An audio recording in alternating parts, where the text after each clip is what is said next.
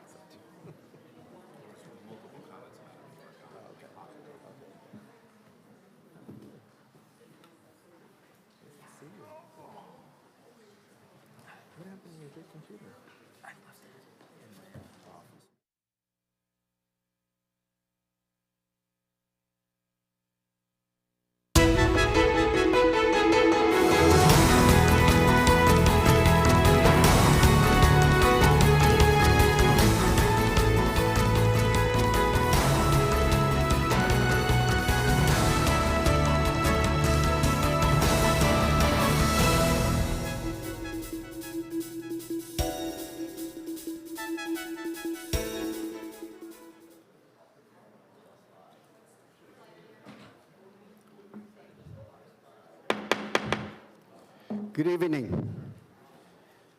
The time now is 6:06 on June 28, 2023. I'd like to reconvene the City Council successor agency to the Westminster Redevelopment Agency meeting regular sessions and call to order. Roll call, please. Mayor Nguyen, I'm here. Vice Mayor Nguyen, I'm here. Councilwoman Fan West, I'm here. Councilmember Monzo, I'm here. and Councilmember Ho is absent. Mayor, you have a quorum. Thank you. Salute to flag today is going to be Vice Mayor Nguyen, and invocation will be by me. So please stand. Please put your hand over your heart. Ready? Begin.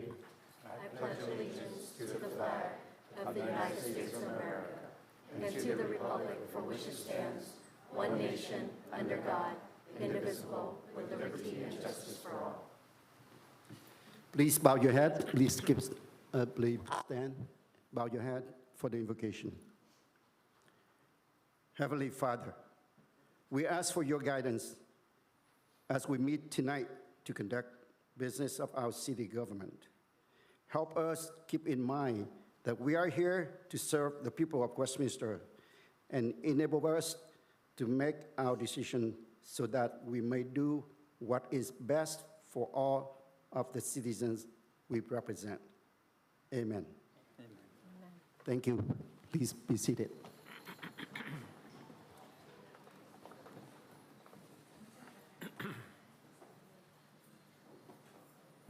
We do have the closed session this evening, so I'd like to ask City Attorney to report it out. Yes, Mr. Mayor, a discussion occurred on the one closed session item, and direction was provided to staff. Export communications, do we have any from the council? Seeing none, hearing none, so moving on to City Clerk report, please. Thank you, Mayor and members of the City Council. I just want to note for the community that there are still opportunities to serve on a board or commission with the city. Applications are available online and in the lobby of council chambers for any member of the public interested in serving. If you have any questions on this process, please feel free to contact your city clerk's office directly, and that concludes my report, Mayor. Thank you. Next is City Manager report. Thank you, Mayor and members of the City Council. So first and foremost, just wanted to announce that Council Member Kimberly Ho sends her regards, and she's not able to make it tonight. She had surgery and is unfortunately having complications, and so she's not able to attend. And so she wishes everyone well, and we also wish her well. Next, United States Police and Fire Championships.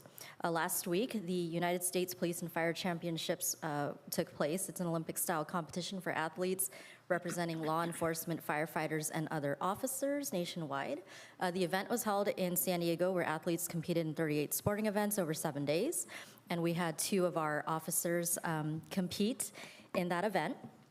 So we have our school resource officer, Ayala, who took gold in the 1,500 meter, 5,000 meter, and cross-country individual races, and silver in the cross-country team race.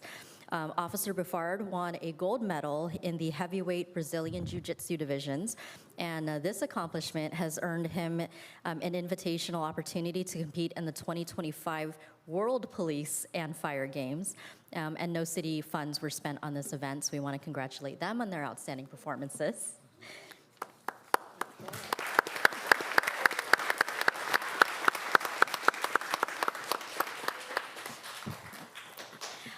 Coming up, Westminster PD, City of Westminster, is announcing the National Night Out event. That's going to be taking place on Tuesday, August 1st, 2023.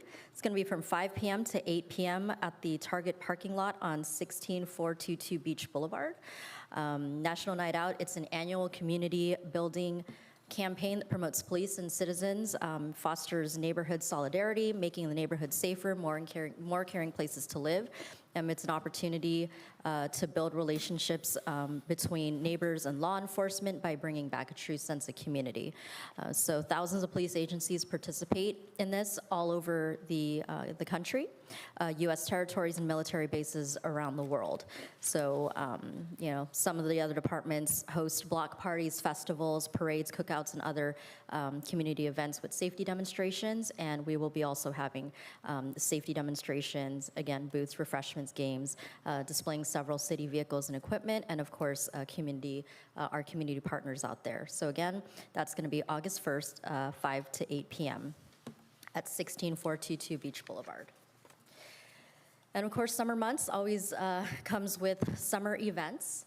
And so we have our summer movies and music series. Our first movie night begins on Thursday, July 13th, and it'll feature the movie Puss in Boots. Puss in Boots: The Last Wish. There will be pre-movie activities for the family starting at 6:30 in the Civic Center, and that's here. Movie will begin at dusk. Senior Center Independence Day Luncheon is going to take place on Monday, July 3rd from 11 a.m. to 1 p.m. Tickets are $5 each. Seating's limited. If you're interested in Senior Center activities, including the luncheon, call 714-895-2878. Safety Day. It's an annual event that we are really proud to host every year. It's going to be at Sigler Park on Wednesday, July 19th from 11:30 a.m. to 1:30 p.m. And it's a popular event where you can just meet your local safety heroes, and PD always puts a great SWAT demonstration and a pursuit, as well as OCFA, they bring down their helicopter, when they're available. So it's just a lot of fun activities for the family. Our second annual Fall Festival is going to be bigger and better this year. It'll feature a carnival and a taste of Westminster. The festival is going to take place over 3 days, Friday through Sunday, September 22nd through the 24th here at the Civic Center. Vendor and sponsor applications will be available tomorrow. So please check the website or contact Community Services for updates. And then, of course, our youth committee, you may have seen them at many of our events, including our pop-ups and Earth Day cleanup and just, helping out wherever they can. But we'd like to take this time to congratulate a few of our fellow youth committee members who've graduated high school and will be going off to college. So from Westminster High School, Kan Jung and Kimi Ho, they'll be attending UC Berkeley. Tiana Lai will be attending UC San Diego. Terry Pham over at Golden West College. From Marina High School, Jessica Nguyen, she'll be at San Diego State University. And Ocean View High School, Kimberly Santiago, she'll be attending Chapman University. So we want to thank them. A lot of them have started out since the 7th grade, and they've basically stayed throughout their entire junior high and high school career here. And it's great to see some of them return as rec leaders or just still being involved in community, as they graduate and beyond. So, we want to thank them for their service and congratulations. And of course, we'd like to introduce, I'd like to introduce. So we have Eileen Martinez, who is now she's our administrative analyst. If you want to wave hi to everybody. She's actually taking place, someone who took care of our social media, our website, photography, events, and other communications related type functions. And it's something that we've been lacking for a long time.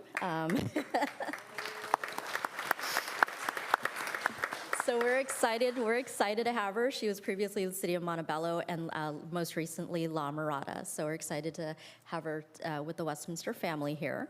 And then with that, as you know, a few years ago we launched the WIN newsletter, which is the Westminster Insider News. And unfortunately, just due to staffing challenges, we haven't been able to put that out in the last year or so. So I want to announce that it is coming back with the first issue being released on July 1st. So you will get the WIN back. It's an electronic newsletter that is sent out twice a month.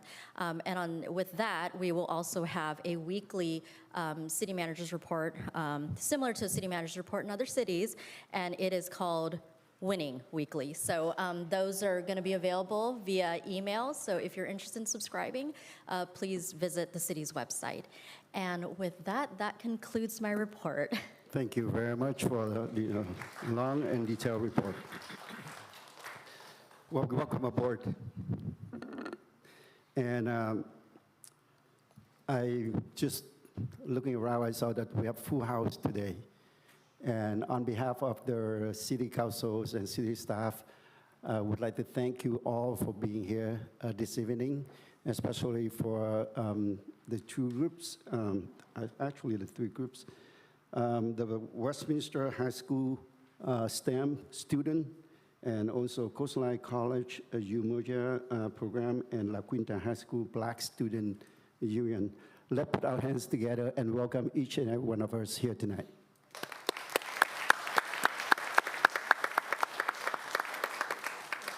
With that, I do have special presentations. I know it's a little bit late.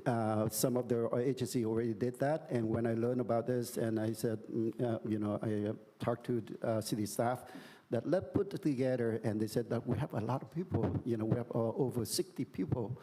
So how do you want to do it? So I said, well, why don't we choose 15 because the limitation of their city council. So we actually recognize the 15 today, although we have the certificate of recognition for all who got chosen to be in the Westminster High School STEM student.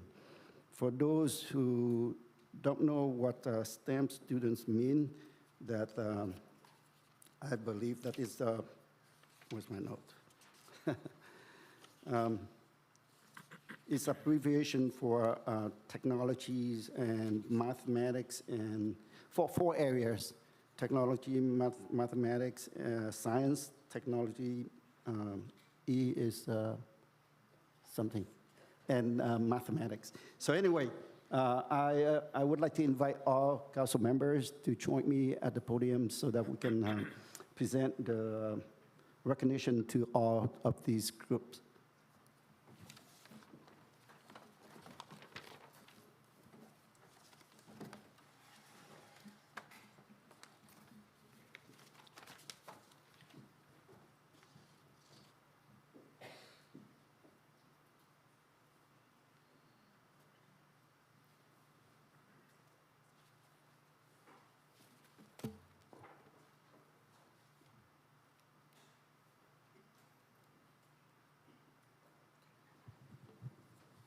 Thank you. I found my note now. So STEM is common abbreviation for 4 closely connected areas of study: science, technology, engineering, and mathematics. Okay, let's put the hand together for all the students here.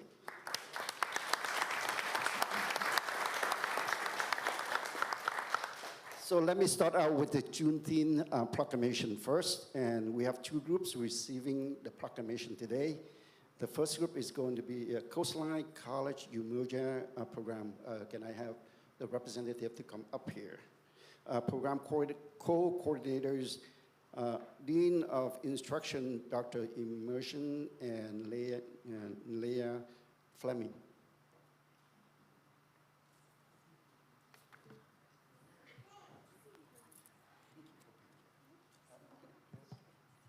So I will read once about proclamation because it's the same thing presented to two groups.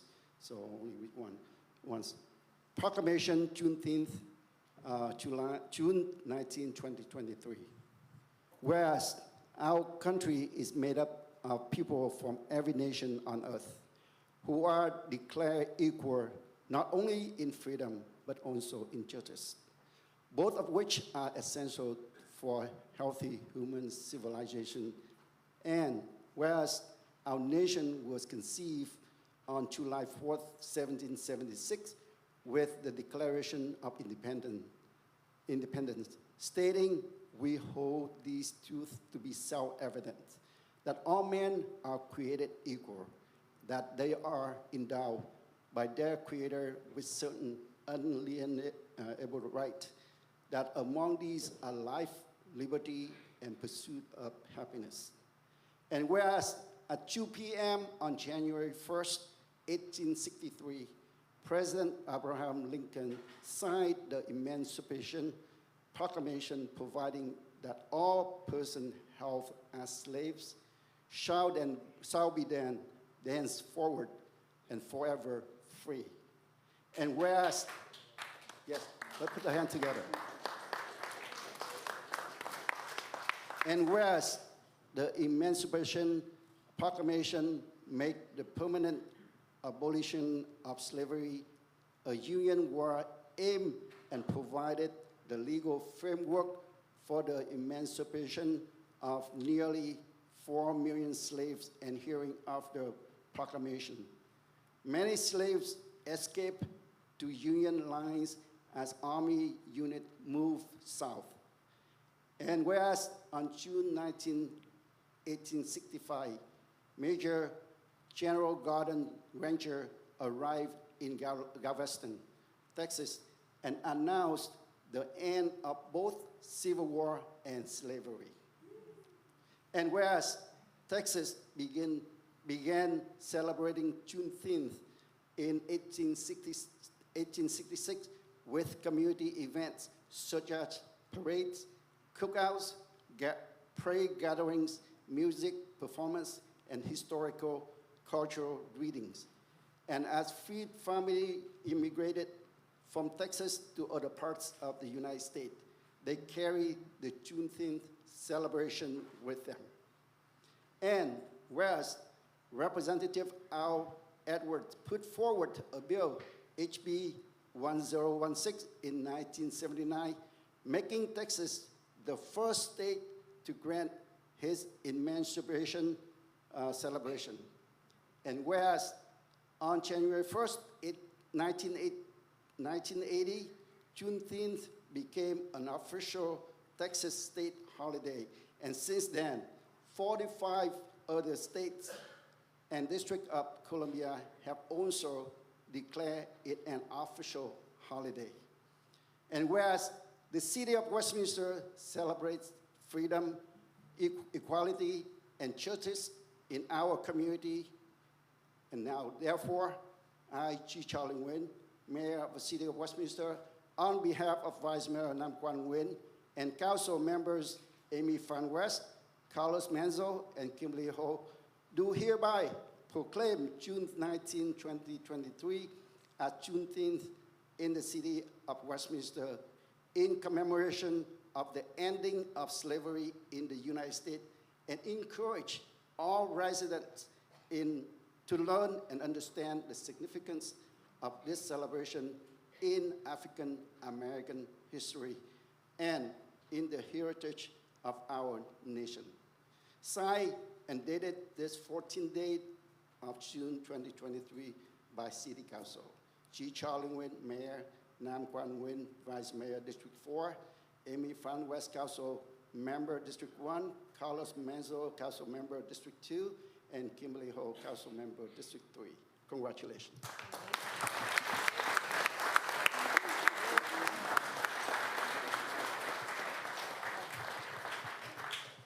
Well, thank you so much. I am Dr. Dana Emerson, and I am the Dean of Coastline's Westminster campus, which is just across the street from here. In case you didn't know, Westminster is super special because it does have its own college, and that is Coastline. And as the mayor said, if you wanted to learn more about Juneteenth, feel free to come and sign up for classes just across the street. We are very happy to educate you. Thank you so much, and thank you all for this. This is such an incredible, incredible moment for all of us. Thank you.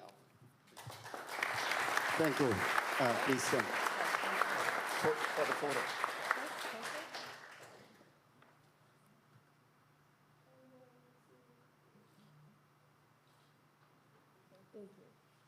All right, thank you very much. The next group that I would like to invite to come up here is La Quinta High School Black Student Union.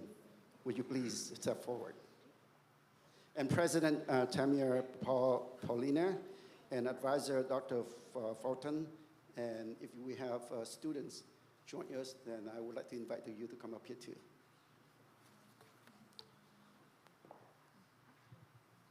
Like I said earlier, I'm not going to read that again, so I'm going to present it to you. Congratulations.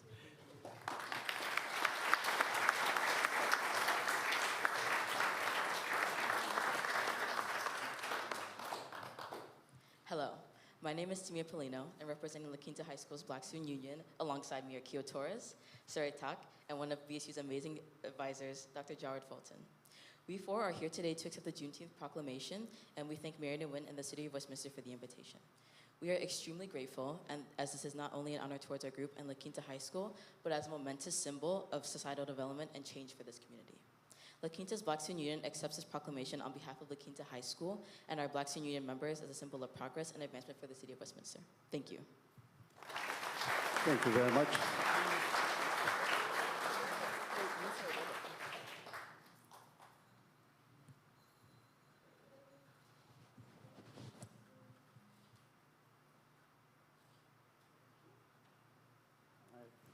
Thank you very much. Next, well, I'm excited to do the proclamation and presentation, a special presentation. But now I would like to invite the Westminster High School STEM, STEM student to come up for recognition. So there are more than 50 awardees, and due to limitation of the room capacity, only 15 students will show up to represent the rest of the student. Do we have you here? Can I have you come up here to join us?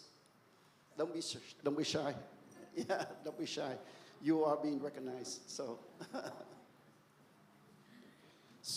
before we present you with a certificate of recognition, I'd like to go through a little bit with you about the achievement that they have done.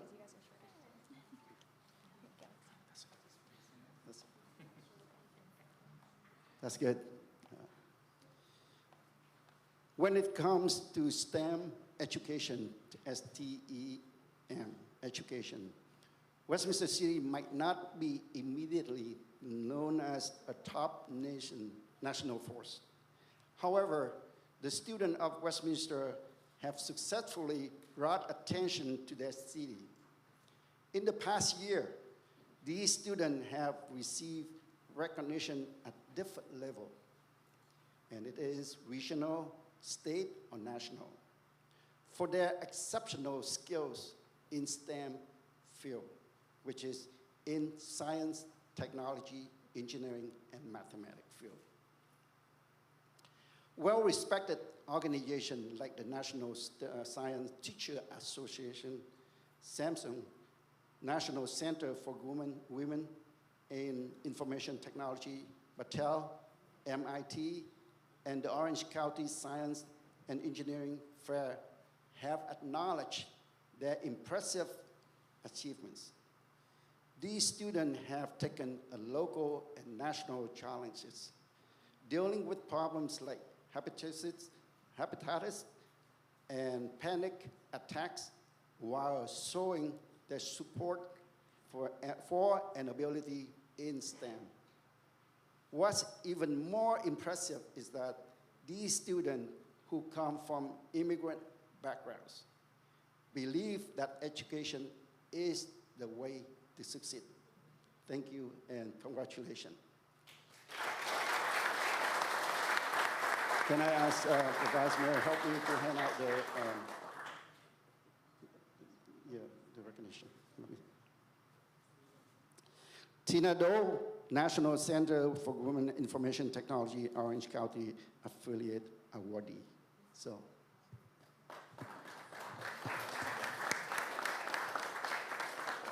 actually, she got all 3 awards, so I'm not going to read all those, but congratulations.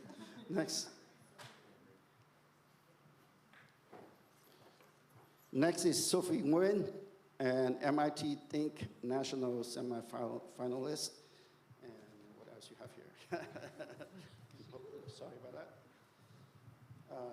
And STA, what that's it? Explorer Vision National Honorable Mention. And the next one is National Center for Women and Information Technology, Orange County Affiliate Awardee. So, congratulations. Next is Rachel Fernandez, National Center for Women and Information Technology, National winner. Congratulations.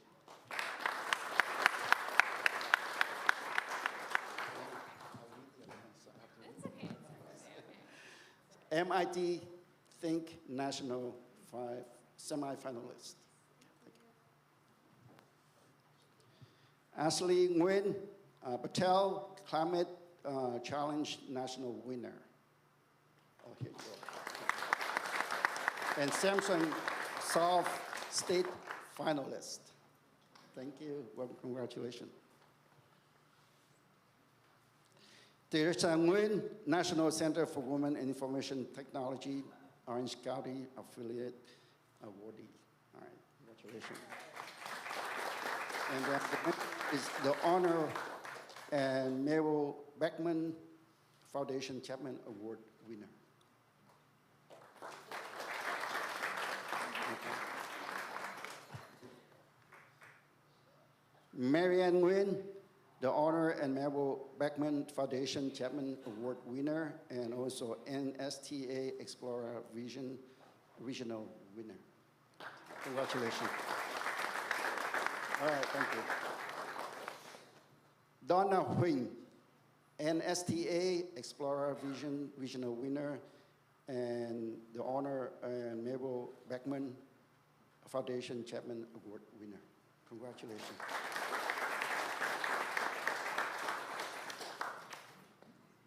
Next is Andrea Calderon.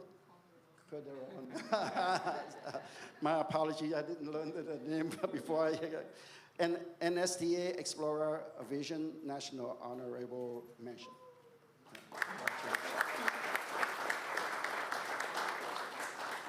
Emily Fan, NSTA Explorer Vision National Honorable Mention. Congratulations. Matthew Lopez, Samsung Soft State finalist. Lopez. Okay. Congratulations. Janet Palafox, California Chief Science Officer Pioneers. Do we have? She's not here. So, okay. Yatali Lopez, Broadcom Coding with Commitment. Do we have her here? Oh, okay. Thank you. Congratulations.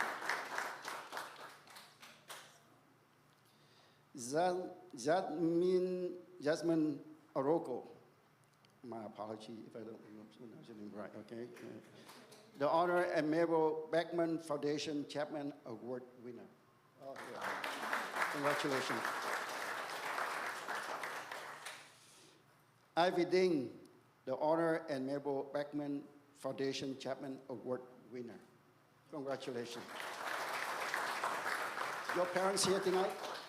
No, I mean for all your students here. Any of you have your parents here? All right. Yeah. Okay, good. Thank you. One more. Sophia Lay, Chief Science Officer, California CSO of the Year. Wow, congratulations. That's it.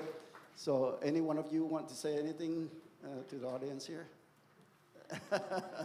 Oh, yes, we have one, we have two. I would like to thank everyone for being here today and this evening, and I would like to thank all of my support from my community, teachers, and parents, as well as peers for being here today and to pursue my passions in science. All right.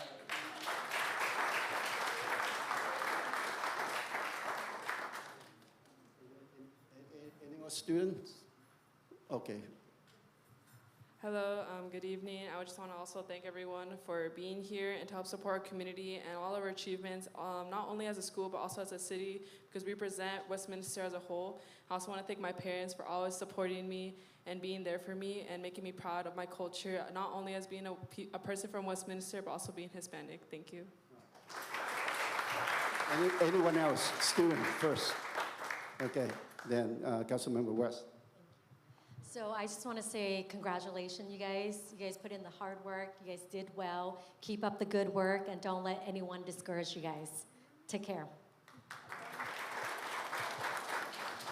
Thank you. Yes, congratulations to all of you. And this is so, you guys work so hard, and thank you for representing Westminster with such honor and integrity. And congratulations to all the parents as well, because and neighbors and families. I know it takes a village, so congratulations to all of you.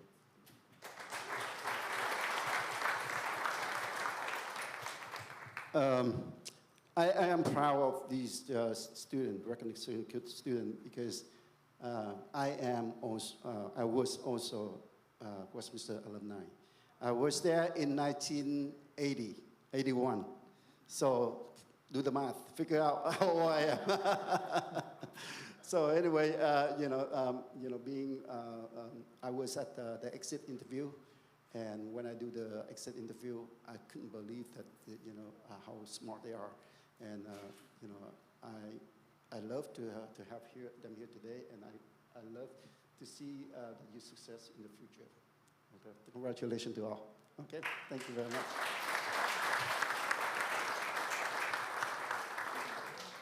Oh, did we have a photo yet? Okay.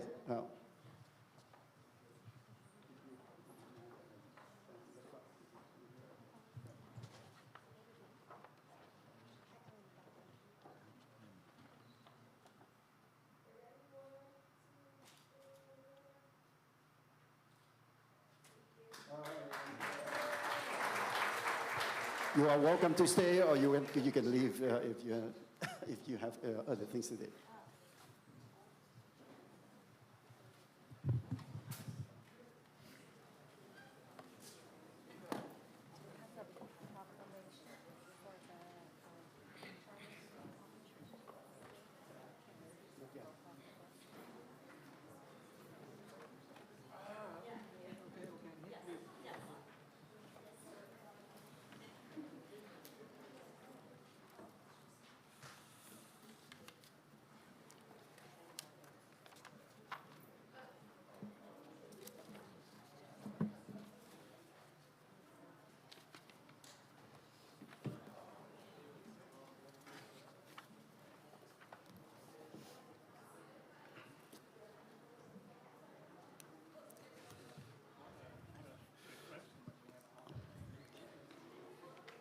I also noticed that we have the recipient for the flag recognition, but we are not going to do it right now because we need to go through the process of approving the proclamation before we can present it. So if you don't mind, we'll come back to you after we have the council approve it first.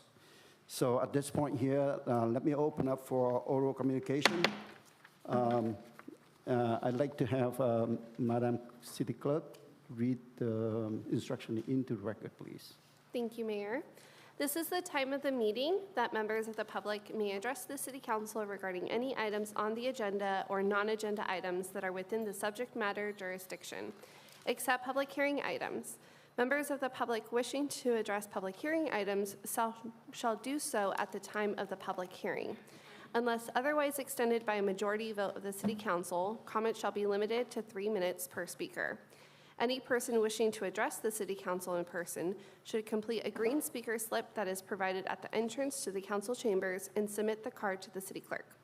When your name is called, please step to the podium at that time and state your name and city of residence for the record.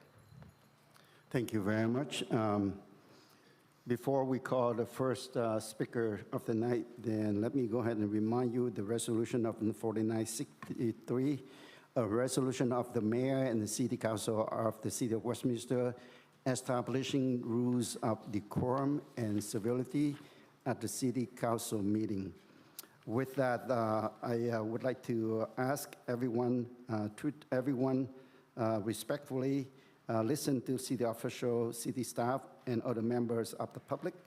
Respectfully exercise self-control and avoid threats of violence and loud, insulting, demeaning, or offensive communication. Be open-minded and consider all viewpoints. Focus on the issue and avoid personalizing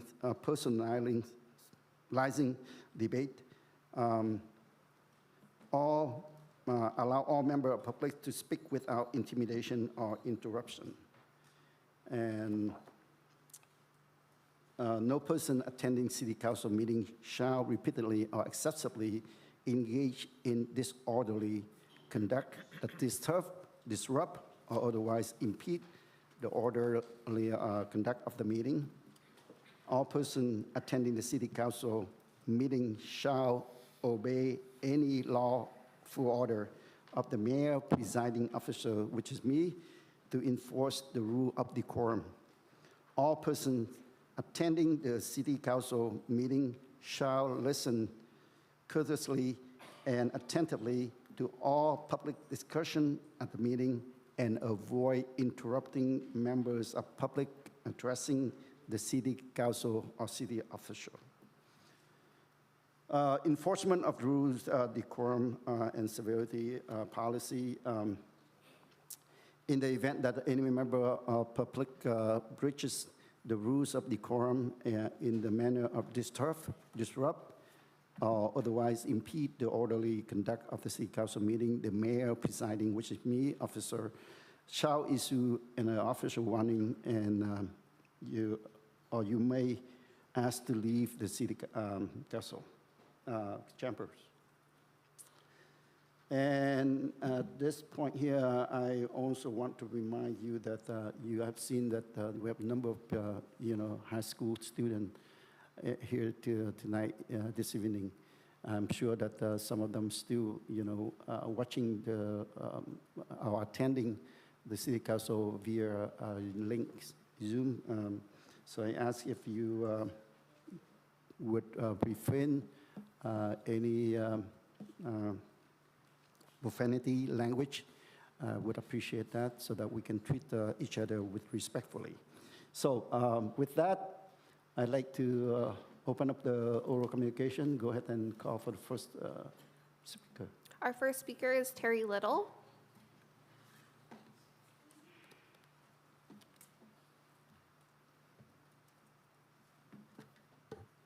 Good evening, Mayor and council members. My name is Terry Little. I've lived in Westminster for 35 years. I would like to address the proposal to rename part of the 405 Freeway Little Saigon. I am against this idea and cannot understand why there is a need or desire to change it. The 405 Freeway does not even run through Little Saigon. Dedications of freeways are most commonly named to honor a fallen hero or a person who provided extraordinary public service. The California Senate and Assembly Transportation Committee enacted policy in 2019 for naming highways. One of those policies is that the proposed designation must reflect a community consensus and be without local opposition. This proposal is not without local opposition. In light of our well-known budget concerns, why would we choose to fund this name change? Regarding the changing of the street name near 9600 Bolsa Avenue to Hai Ba Trung Way, the city of Westminster is located in America. The revolt the two sisters led against China occurred in Vietnam, not in America. It would be very patriotic in Vietnam.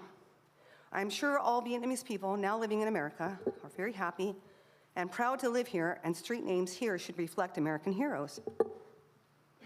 There are already many cultural attributes in our city to be proud of. If you feel the need to change a street name in Westminster, please consider choosing the name of a fallen officer or fireman from our own city. That is where our hearts should be. Councilwoman West, I was disappointed in the meet and greet last Friday. When thanking the residents for coming, you mentioned it is important to have open dialogue. The definition of open dialogue is both sides speaking about their concerns. At your meet and greet, there was only 3 questions from your District 1 residents. That is not open dialogue. Our district has questions which we would like answered for the betterment of our community. In addition, I would like to inquire about the empty land on the corner of Willow and Milton. It has been an eyesore for over 30 years. We residents pay top dollar for our property taxes. We deserve much more effort to beautify our neighborhoods. Lastly, is there any update on the Big Lots property? It is looking pretty bad there as well. Who is currently responsible for the removal of overgrown weeds and trash? Has there been any interest in this property? Thank you all for your best efforts to improve our city. Our next Our next speaker is Kim Springer. Can you also announce the next one so that they can be prepared? Absolutely, Mayor. After Kim is Pam. Good evening, Mayor and City Council. I want to thank first the Westminster Police Department and the partners that they worked with for cleaning up the encampment over off of Willow. Great job, honestly. That was huge. We just need to get them off Westminster now. I'm Kim Springer. I've lived in Westminster for the past 33 years. I continue to be concerned that Westminster is only focusing on one portion of its population. We are a very diverse city with many ethnicities. The one thing that we all share in common is that we are all Americans.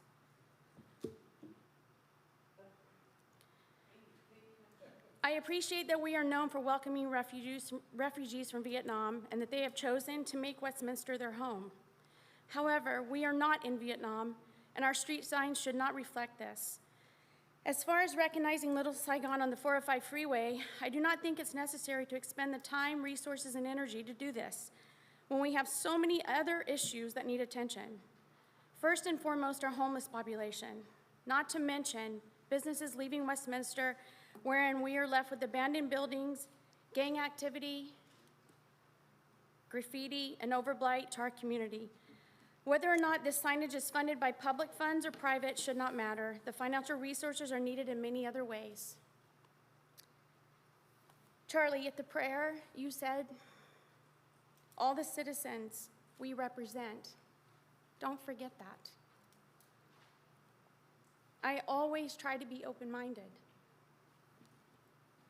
Last but not least, I was able to attend the meet and greet with Amy Fenn West, but I was able to watch it on YouTube. It concerns me that what was supposed to be an open dialogue, and I was so hopeful for that, so hopeful, ended up as accepting only 3 or 4 questions. I still believe that District 1 needs representation that includes all of its constituents and their issues. Limiting it to 3 or 4 questions does not allow enough open dialogue with all the matters we have to address in our neighborhood. I would love to have a meet and greet with all of you. Nam Kwan, Charlie, Carlos, I would come and see what we're talking about. So that you can hear all the issues of District 1 and fully understand the frustration that we continue to express. Thank you for allowing me to speak with you. Please help us. Before you call the next speaker, I do have my office hours that I announced at the beginning when I sworn in, and it's still my office hours. If you contact the secretary, then they will put you on schedule. And I believe that we met you last time. I will continue to encourage if there are residents, if you want to meet me, then I will make a chance to that. I have the right to make a brief announcement, so please don't interrupt me. Next. Our next speaker is Pam, and after Pam is Nguyen Hung. Good evening, Mayor and City Council. You know my name. My name is Pam Gremling. I've been a resident of Westminster for 43 years. I've had the privilege of working for the City of Westminster beginning in '95, and I retired in 2023. When I read item 6.3, I knew I had to come to this meeting and share my experience of interacting with an elected official at my job.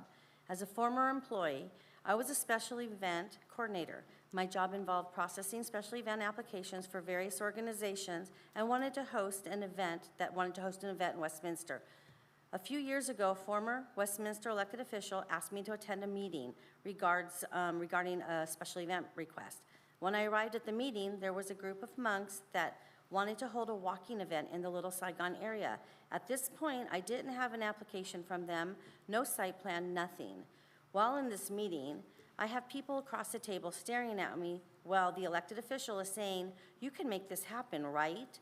I felt pressured to push this event through the process. It wasn't fair to me to put me in that situation and push aside other events that were submitted in a timely manner. I've had a few other incidents with elected officials, but this one really stuck with me. There should be a chain of command for everyone. In my opinion, council should share their requests with city manager or assistant city manager. City manager can pass that request to the appropriate department head, and department heads can share that with their staff. This alleviates the confusion with too many people having to giving directions to staff. These are amazing people that work for the City of Westminster. I would hate to see staff pulled in so many directions from council interfering with their everyday duties performed by staff for our Westminster residents. Please take a moment and reflect on why you're here. You were elected by the people, for the people. You are our voice. We elected you to represent us. I feel there are a few of you that need to focus more on caring for the people in your district and their concerns than you wanting to be the center of that attention. Lastly, I follow several Facebook groups, and I see a few members of this council that continually text the staff at all hours. Please be mindful that when staff goes home, they want to engage with their families. It's their time to unwind and relax with their loved ones. Your questions can wait until the next business day. Thank you. Mr. Mayor, may I address? Mr. Mayor, may I address? Yeah, go ahead. Okay. Brief comment, please. Thank you. Ms. Little and Kim and Pam, I just want to address your guys' concern. You know, with the meet and greet, I'm happy you were able to come out, Ms. Little and Pam. You know, we have more than 3 questions for my section. I can say about 6 people who asked, and then when a person asked, like, you know, can we have the police up? And I say, I'm ready to have the detective up to speak on internet safety and how to protect our children. The people say, no, we have more questions. So I took those questions.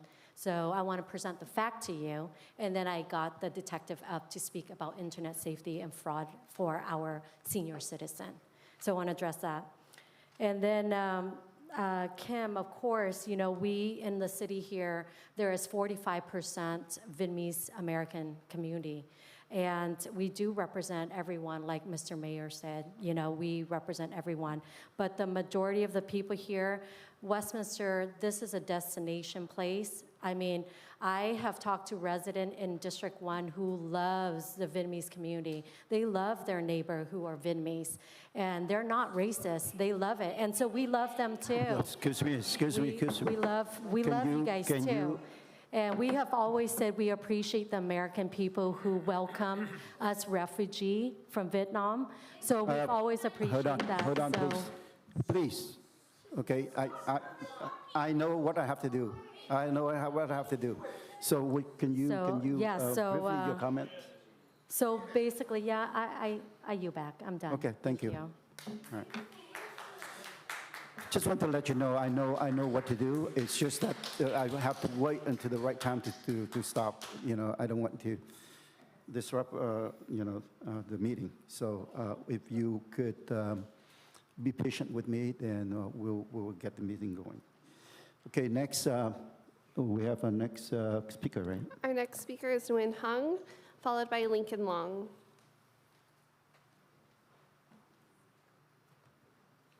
Thank you very much. Thank you for being patient with me on that. I know it's difficult.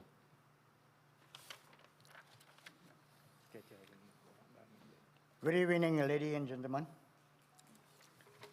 Ngày hôm nay tôi muốn báo cáo về tai nạn xảy ra ngày 27 tháng 5 năm 2023 gây ra bởi thị trưởng Charlie Chí Nguyễn.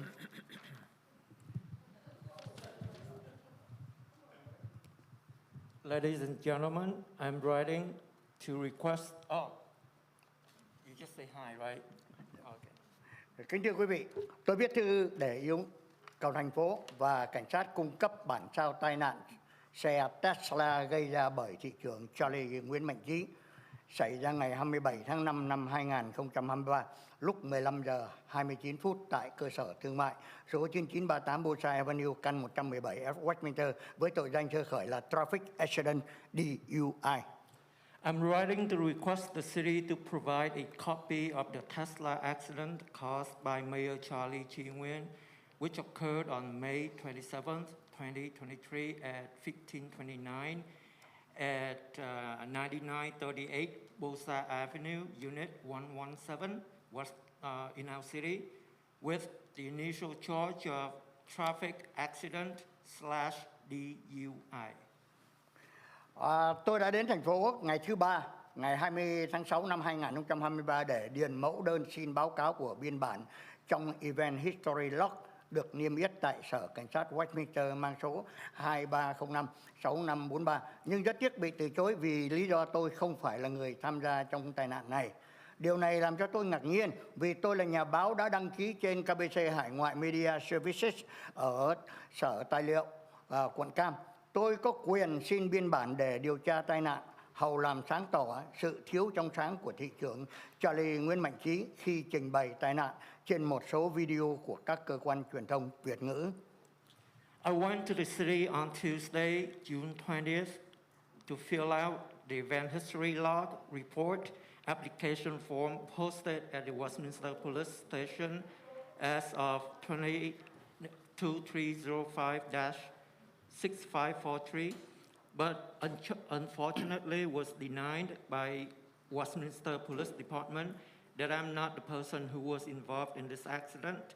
This surprised me because I am the journalist registered as KBC Overseas Media Services with the Orange County Department of Records. I have the right to ask for a report to investigate the accident to clarify the lack of transparency from Mayor Charlie Chi-Nguyen when presenting the accident on some Vietnamese language media agencies. Tôi chỉ muốn giúp cho cảnh sát và thành phố giải quyết một vấn đề tai nạn xe cộ đơn giản, thay vì ông thị trưởng Charlie Nguyễn Mạnh Trí lại cố tình dẫn dắt sự kiện càng ngày càng rắc rối và thiếu thuyết phục, nên càng ngày càng làm cho dư luận hoang mang, nhất là cộng đồng người Việt tại quận Cam cũng như tại Hoa Kỳ hiểu lầm hệ thống tư pháp của Hoa Kỳ. Tại Mỹ không ai có thể ngồi trên pháp luật, kể cả tổng thống. I just want to help the police and the city to solve a simple car accident instead of Mayor Charlie Chi-Nguyen deliberately spinning the event to become more and more confused to most Vietnamese communities in Orange County. In America, no one can sit above the law, not even the President of the United States. Hai lý do chính đáng mà tôi hy vọng quý vị thông cảm là tù chính án số 1 và thị trưởng Charlie Nguyễn Mạnh Trí là người của cộng đồng. Tôi xin nhắc lại, thành phố đã từng bị thua vụ án với cựu cảnh sát trưởng Kevin Baker năm 2017, buộc phải cung cấp tài liệu liên hệ. Cái link của tờ báo Voice Orange County. Nay tôi viết. Two good reasons I hope you understand are the First Amendment and Mayor Charlie Chi-Nguyen is a public figure. I would like to remind you that the city that lost the case to former sheriff, chief of police Kevin Baker in 2017 was forced to provide contact documents, and he gave a link. Nay tôi viết thư này yêu cầu thành phố, cảnh sát và Hội đồng thành phố Westminster, California vui lòng cung cấp bản báo cáo cho tai nạn mang số 23056543 ngày càng sớm càng tốt. Tôi không muốn làm lịch sử là một sự tái diễn như tờ báo Voice of Orange County đã làm trước đây. Nhưng nếu cần, tôi cũng phải làm như vậy để giúp cho dư luận tránh hiểu lầm thành phố và cảnh sát đang bao che cho thị trưởng. Người đã có quá nhiều lầm lỗi không xứng đáng được tiếp tục công việc. Thị trưởng chưa nói đến cái âm mưu xóa bỏ tai nạn qua việc thu xếp của một doanh nghiệp, không phải là cảnh sát hay là viên chức thành phố để qua mặt bảo hiểm. I'm writing now to request that the police and the city of Westminster please provide the accident report, hashtag 2305-6543 as soon as possible. I don't want to make history a repeat like Voice of OC did before, but if necessary, I must also do the same to help the public avoid misunderstanding the city while the police are covering for the mayor who has made so many mistakes and bad reputation does not deserve to continue as our mayor.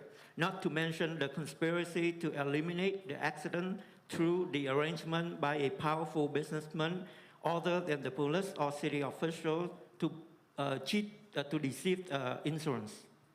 Tôi hy vọng trễ nhất là ngày thứ Hai, mùng 3 tháng 7 năm 2023, tôi sẽ nhận được báo cáo. I hope that he would receive it by Monday, July 3rd. I again Asia 71 too. Let's, before you call the next one.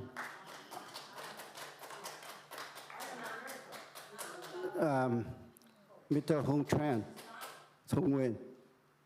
I know I respect you that every time that you come here and you speak, after you speak, you leave right away. But if I ask if you can stay until the end of today, we'll have the report out to you. So can you stay until then? I would like to ask you to stay.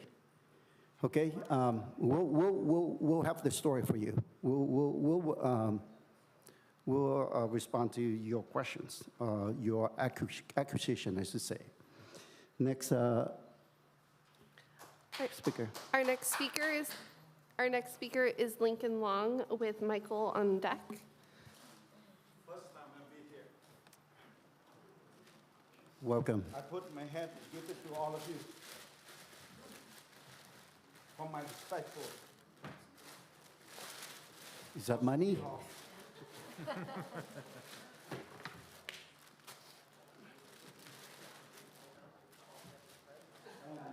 picture for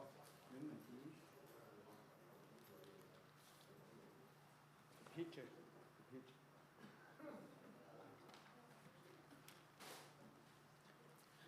Thank you. Namo Sakyamuni Buddha. My name is Lincoln Long. 408-960-4903. I'm from San Francisco. Today, I would like, I come here, I would like to bow all of you. In God we trust. Buddham Saranam Gacchami. Dhammam Saranam Gacchami. Sangham Saranam Gacchami. I would like to bow all of you. You know, I am an national traveling missionary Buddhist monk. I just be back from Australia. Today I would like to. Why I bow you guys for? For respectful. I have trees. I bow you guys everything from your mind and heart and bow. When you bow, you have to kill your ego first before they kill you. Be gentle, be patient, be humble. I would like to say only 3 steps to be free. Only 3 steps to be free. Three steps to be successful in your future. We are the world. If you love people, how can you love Jesus? How can you love Buddha and Allah?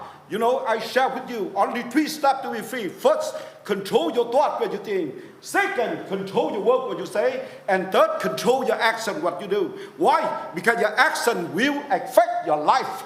Karma, what goes around comes around. So you saw yourself, you reap what you sow. I believe in karma. If you don't believe it, look at you in the mirror and you will know exactly who you are. Look at you in the mirror. You smile, your reflection will smile back. You're angry, they will angry back. So you are what you do, you are what you think, they will come to you. So what goes around comes around. You reap what you sow. We are the world. Non-party, no enemy, non-ego, no enemy. Thank you for listening. The more you listen and the more you know, the more you learn and the more you understand. You got it? We are the world. You don't.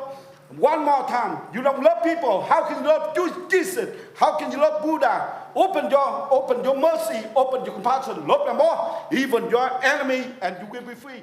And drop it, you will be free. Drop what? Drop greedy, selfish, hatred, anger, delusion, ignorance. Drop it, you will be free. Thank you for listening. The more you listen, and the more you know, the more you learn, and the more you understand. Thank you. I come here to my statue, but I will talk later. Thank you. Our next speaker is Michael with Kim on deck. Thank you. I actually had quite a few things to say, but because you won't give us 5 minutes and I only have 3 minutes, I'm going to have to make this quick. Item 6.3, you want to repeal code 2.04.130. Some of you are already violating this code, and we have somebody sitting up here right now in the red dress over there that consistently does not follow the chain of command. And if you don't know what the chain of command is, I suggest you look it up. Those of us who are in the military, myself, this fine gentleman back here, or law enforcement, these gentlemen up here, you follow the chain of command when you want something to be done. The other thing that upsets me about this, and he's not here tonight, but his stand-in is, your city attorney is not even bothering to tell you, don't do it. If you haven't read Chief Kevin Baker's lawsuit against the city, you probably should, because if you don't read it, you're going to wind up doing the same things that those previous councils did.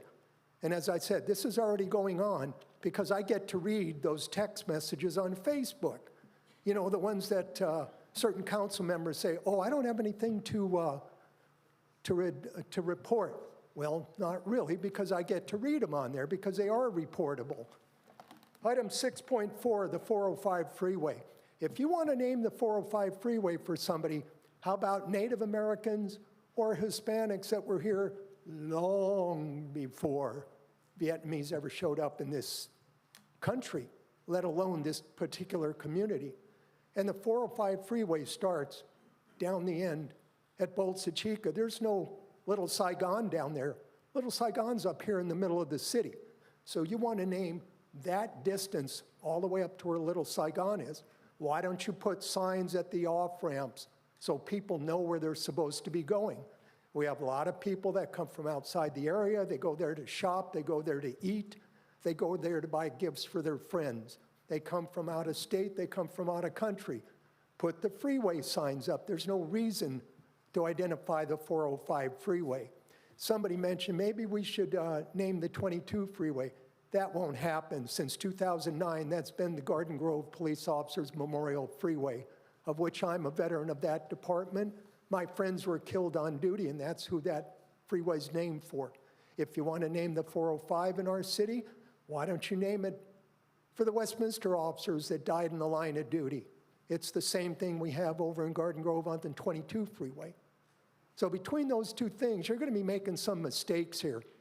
And if you repeal 6.3, you're going to wind up with lawsuits because these city employees are not going to want city council members calling them up going, hey, man, can you do this for me? Thank you. Our next speaker is Victoria Kim. Sir, I believe that you left something here. Do you want to take it away or you forgot about it? Can somebody talk to him? Thầy ơi, Thầy- thầy đẩy mấy cái này về nha. Tại vì hồi nãy có rồi, hồi chút Amy sẽ cho họ, ok? Please, Thầy đẩy cái này về đi. please.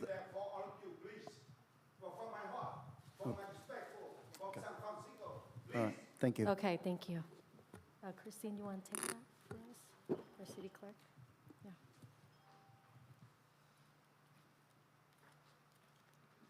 Thank you. Trước hết là xin được chào hội đồng thành phố cũng tất cả những cư dân, cảnh sát ở tại cuộc họp này.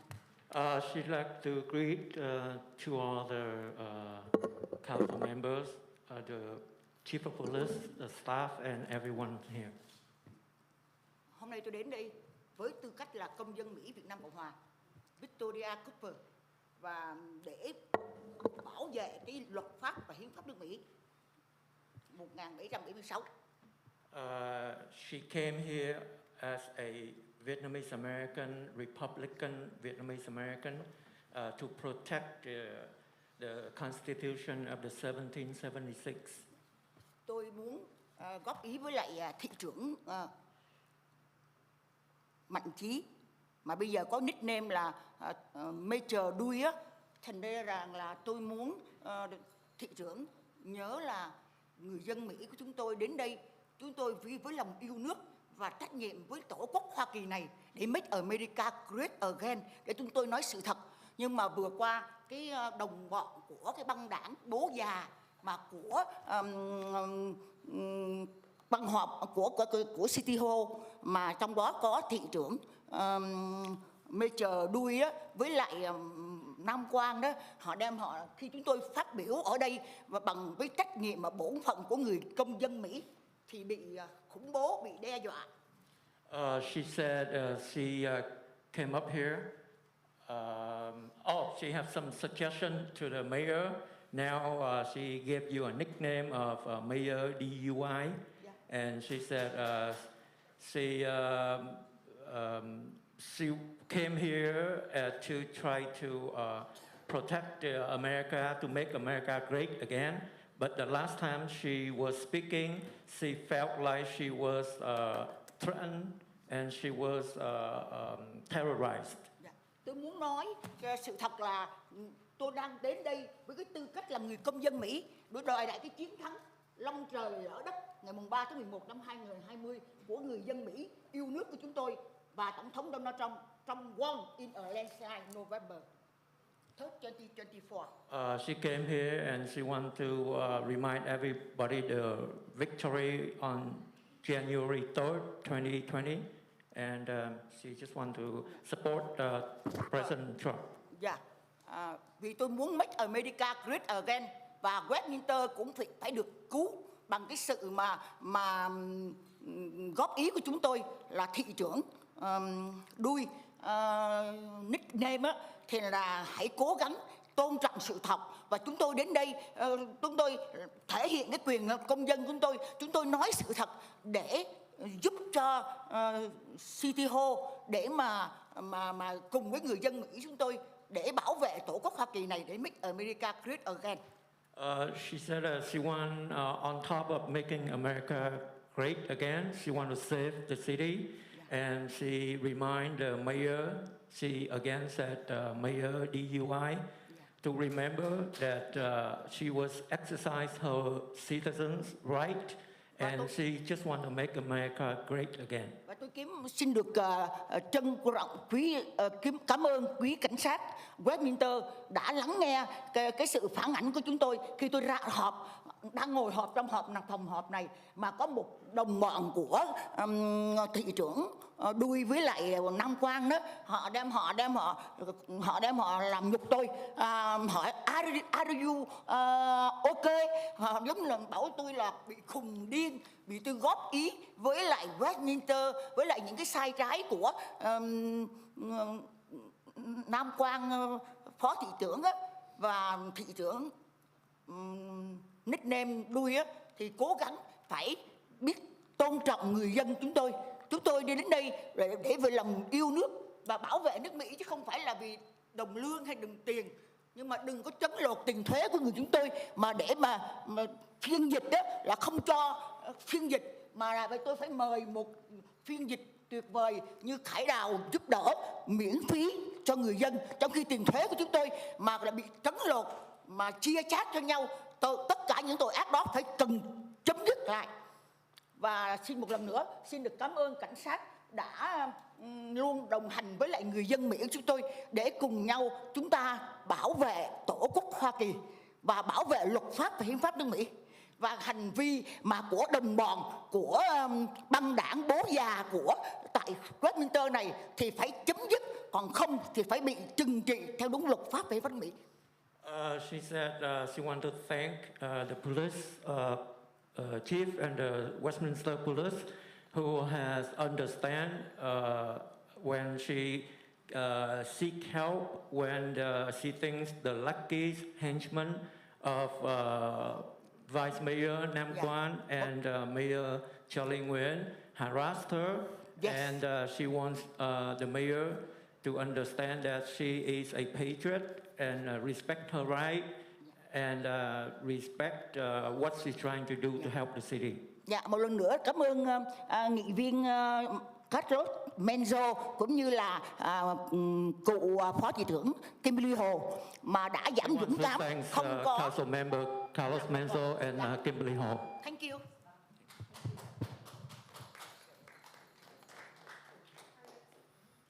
Our next speaker is Dao Tran with And He Eats on deck.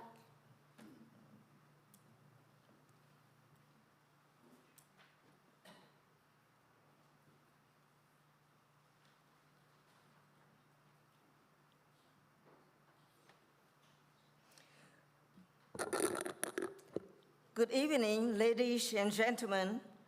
Just 2 weeks ago, we celebrated the 35th anniversary of Little Saigon. Most of you were at Asian Mall from Mayor Charlie Nguyen, Vice Mayor Nam Quan Nguyen, and Councilwoman Amy Phan West, to the city manager and assistant manager to congratulate the growing up of Little Saigon, and Westminster City is the center of it. I did not see council members Menzo and Ho there. You have missed a big event while Westminster City is a great part of it. Westminster is moving forward to make our city prosperous and safe, a good place for people to live and build their families and business. Along with the growing of Little Saigon, I would like to support the replacement of Little Saigon entry signs at 9600 and 9637 Bonsa Avenue from Pagoda to Hai Ba Chung. The Chung sisters in the 1st century have stood up against the Dong Han, the invader from north of Vietnam, a monster that always wants to swallow our country from the beginning of the world history until now, the 21st century. As you can see now, Red China always claims the land and sea of all other countries around as Philippines, Vietnam, and Japan. I also support the designation of a portion of I-405 Freeway as Little Saigon Freeway between Bon Sa Chica and Magnolia. It helps the visitors to come and explore Little Saigon and bring up our business. Together, we'll build this city safe, prosperous, for people to live and do business. People will judge you based on what you do for them, not on what you say. Thank you for listening and good night.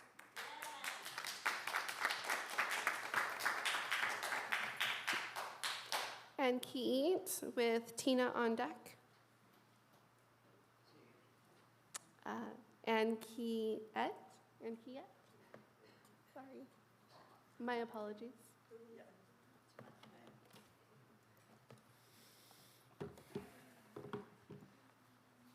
I need help from my friend. Okay.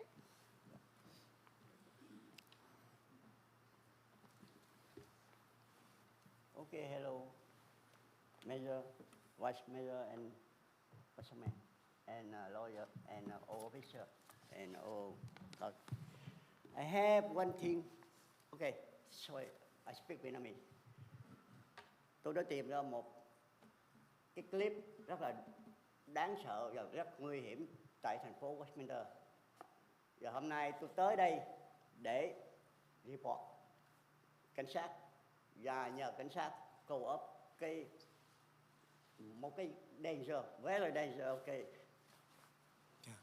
I have already found a video clip which is very important to the people of Westminster, and I would like to show to all of you the scenery of the people who harass and kick another Vietnamese lady. Also, tôi đã khám phá là cái người này là một YouTuber.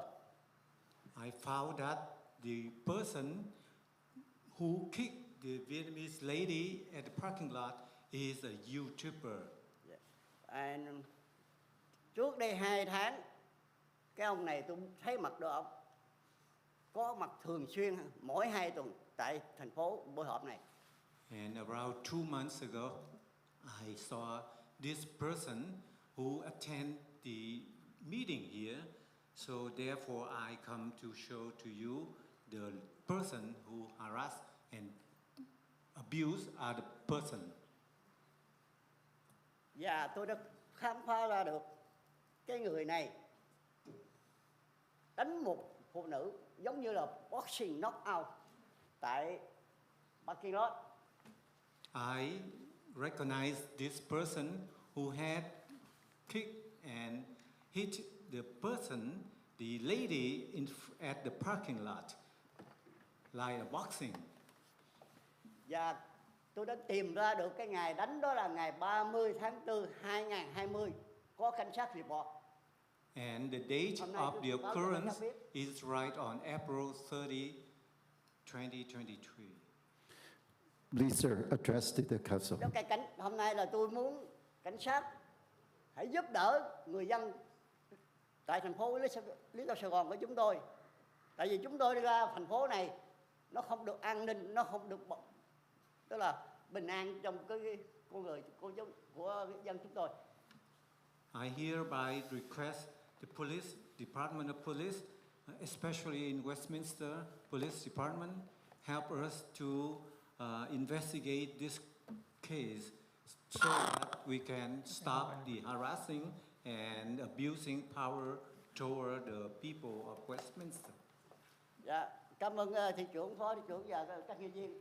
Và thành thật cảm ơn quý vị cảnh sát. Xin chúc đêm yên bình và bình an. Thank you for all of you listening to this, and best wish to you all. Mr. Mayor, can I have a brief comment? Yeah. Mr. Kidd, we heard you, and at the city, we strive for safety. We consider safety for the resident is the first thing, priority. So I would like our chief to take a look into this to see what happened. Thank you, Vice Mayor. Commander Weber has already spoke with this individual and gave him his contact information about this crime. WPD is aware of it and is investigating, and there's some other details that this might be up to 3 years old, but we are in receipt of this assault. Thank you, Chief. Thank you. Next speaker, please. Our next speaker is Tina with Kaido on deck.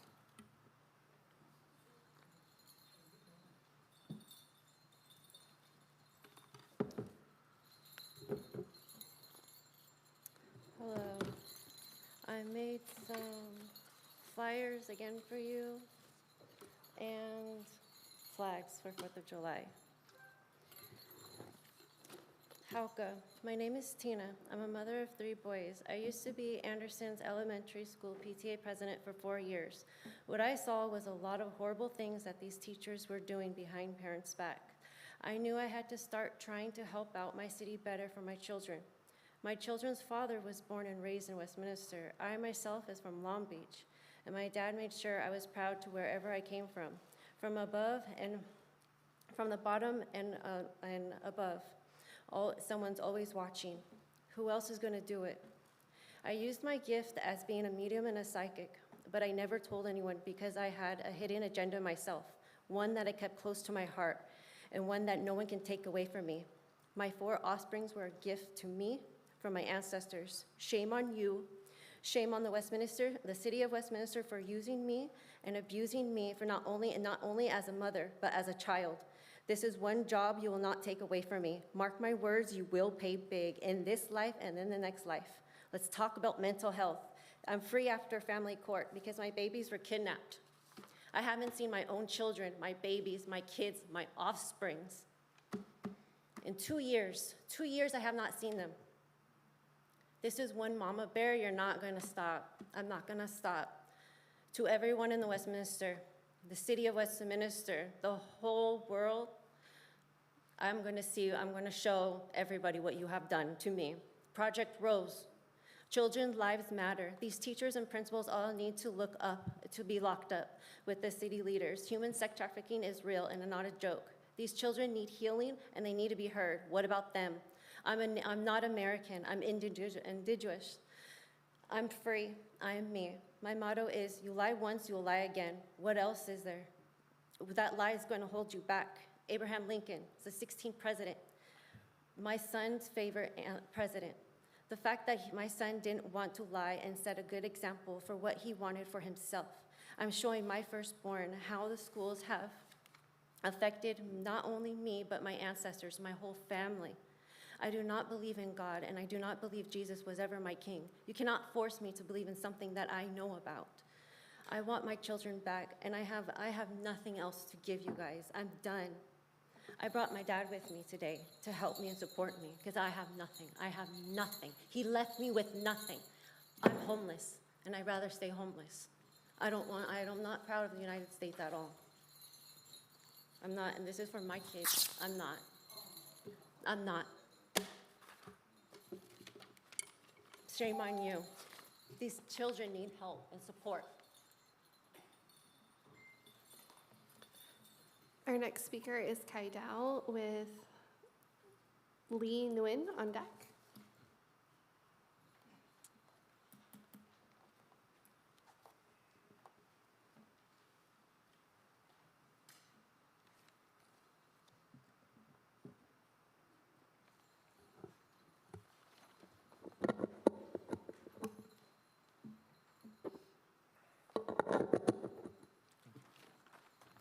Oh, I didn't start yet.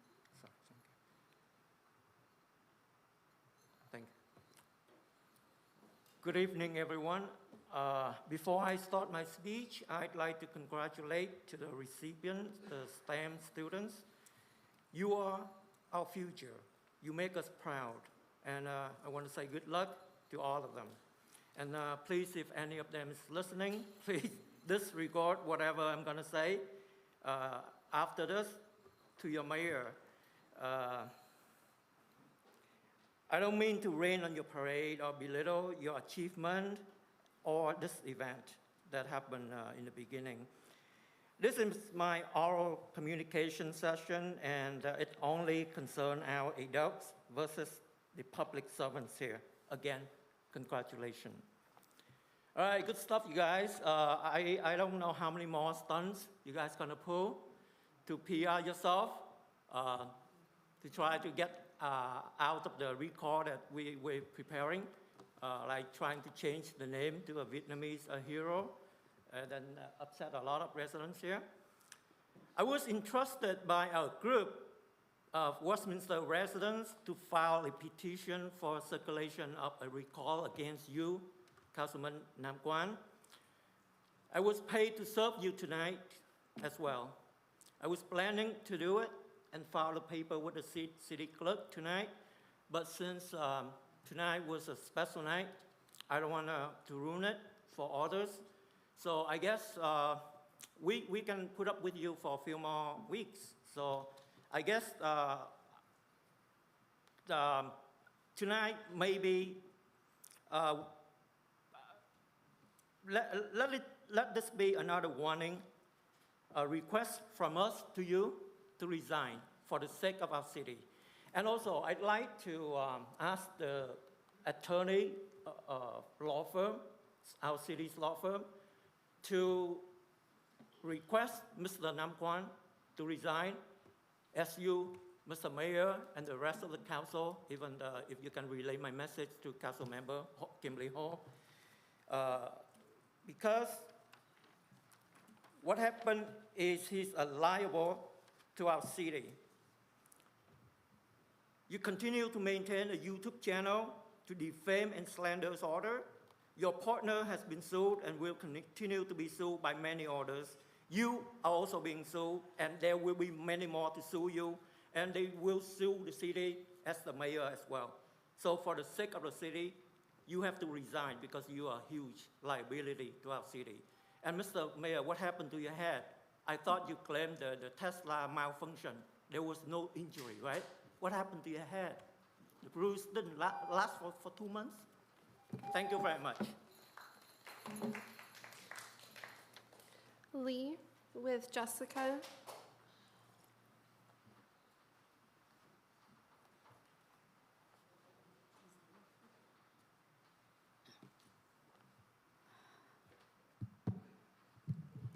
Good evening, everyone.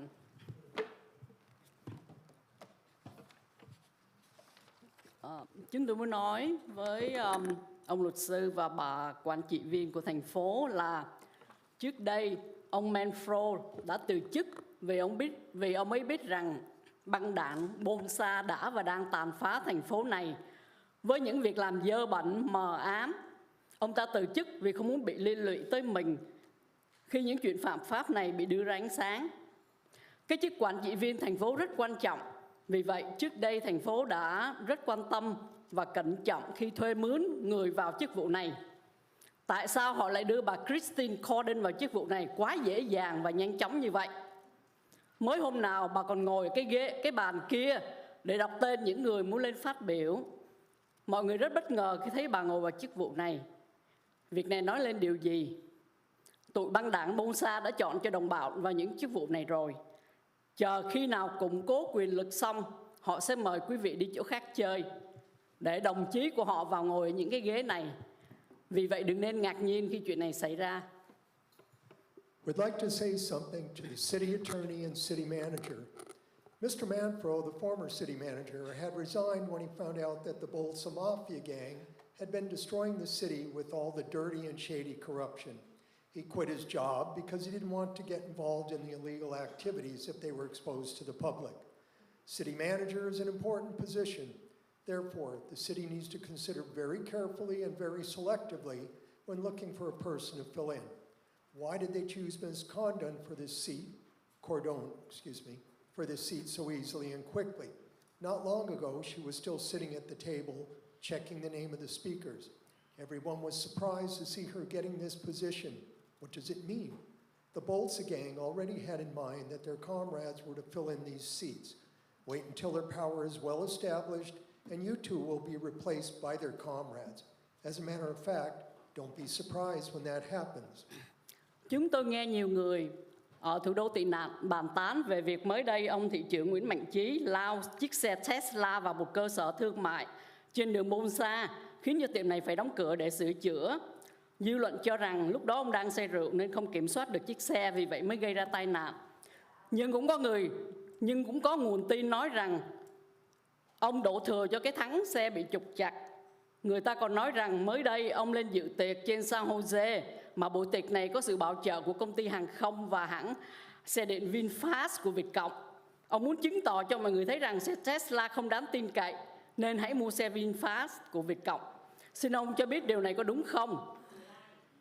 Nếu có ông có kiện hãng Tesla ra tòa vì đã làm mất mặt ông không? Ông có lời khuyên nào cho những người trẻ tuổi khi ở vào tuổi của ông và là thị trưởng của một thành phố mà còn vi phạm tội lái xe dưới ảnh hưởng của bia rượu và ma túy không? Recently, the Vietnamese community has been talking about Mr. Charlie Nguyen, who just slammed his Tesla into a shop on Bolts Avenue. The shop has been closed for fixing the damage. It's said that the mayor was drunk, and that's why he could not control the vehicle, which led to the accident. However, there's a rumor that he blamed it on the brakes, which didn't function properly. Also, people are talking about the grand party that some of you guys attended in San Jose a few months ago. The party, which Vietnam Airlines and VinFast electric vehicle companies were among the sponsors. Is it true that you, Mr. Mayor, want to prove that Tesla is not reliable so people should buy VinFast? Are you going to sue Tesla because its malfunction made you lose face? Do you have any advice for the younger generation when someone your age, and also the member of a city, got a DUI violation? Thank you.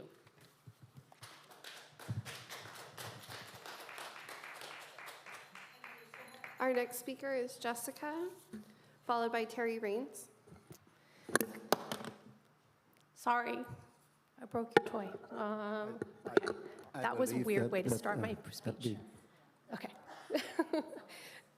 All right, good evening. I'm here tonight to request that you vote no on item 6.3 so that the city can keep the ordinance that governs how elected officials interact with city employees. Elected officials should refrain from interfering in the day-to-day business of city employees for two main reasons: to promote productivity and to ensure impartial governance. When politicians start meddling in the routine details of city business, it can disrupt workflows, cause confusion, and even undermine the effectiveness of those who know their job best.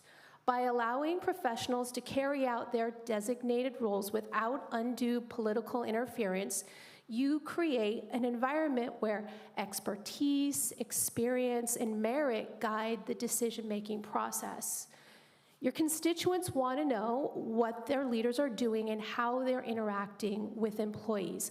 By keeping these guidelines in place, we can make sure that there's no inappropriate pressure going on behind closed doors. We want everyone to have an equal chance, regardless of who they know or how much influence they wield. This ordinance is a safeguard to guarantee that the employees of this city can do their job without undue interference. It's not about stifling you, it's about setting reasonable boundaries and making sure that the city is protected from litigation related to political favoritism. This ordinance ultimately benefits the community at large, so please vote no on item 6.3 and protect the employees and the city of Westminster. Thank you. Our next speaker is Terry with Jody Boyd on deck.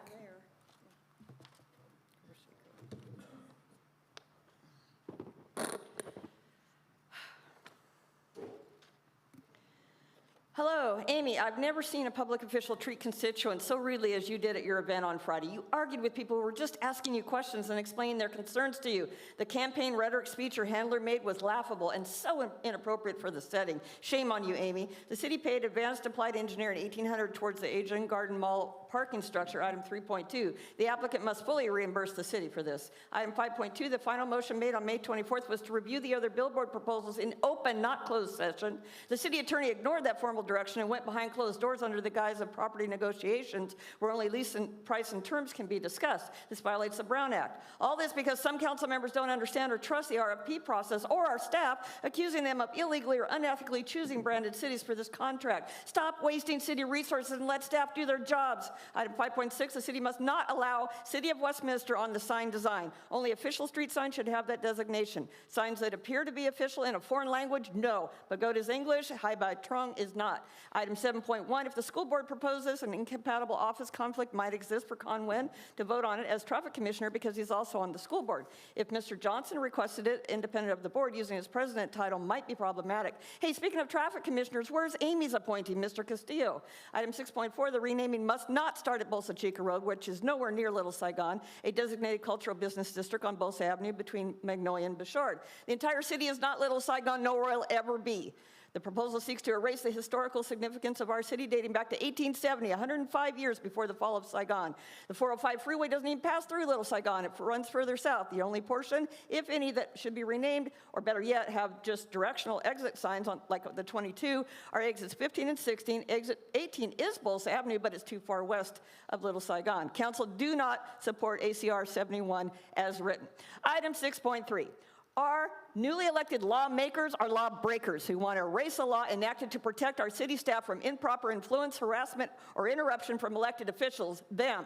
A law that deters corruption and preserves integrity of the organization. The city attorney failed to provide copies of the law that they want to repeal, I gave you them, in the staff report until late yesterday, only after I sent an email on Monday.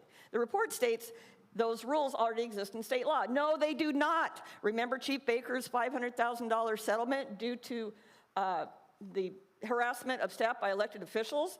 Margie Rice, at her very worst, was a saint compared to Amy, and I have voluminous public records to prove it. These two ran as law and order candidates, but violate and repeal laws instead. I'm pleading with you, Mayor Nguyen, wherever you are, stand with your employees and vote no on this item. If you vote yes, major news organizations and employee unions across the state will be notified and there will be consequences. You can bank on that. And Vice Mayor, quit leaving during public comments for 20 minutes. Our next speaker is Jody Boyd with Roger.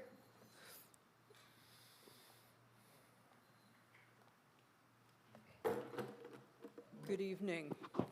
My name is Jody Boyd, and it is truly a pleasure to be here to speak with you this evening. I wish the mayor was here, because I'd like to compliment him on his ties this year.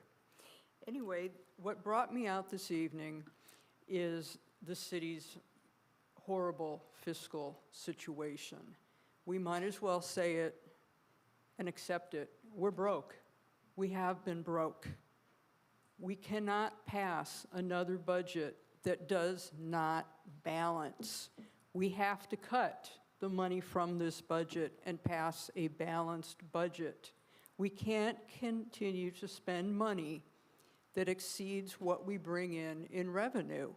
It's not sustainable. This is going to be the legacy of all of you, the Honorable Mayor, Mayor Nguyen, and each one of our city council members. This is your legacy. It's not the legacy of the people that were here before you. It's not the legacy of past mayors or city council members or inflation or even COVID.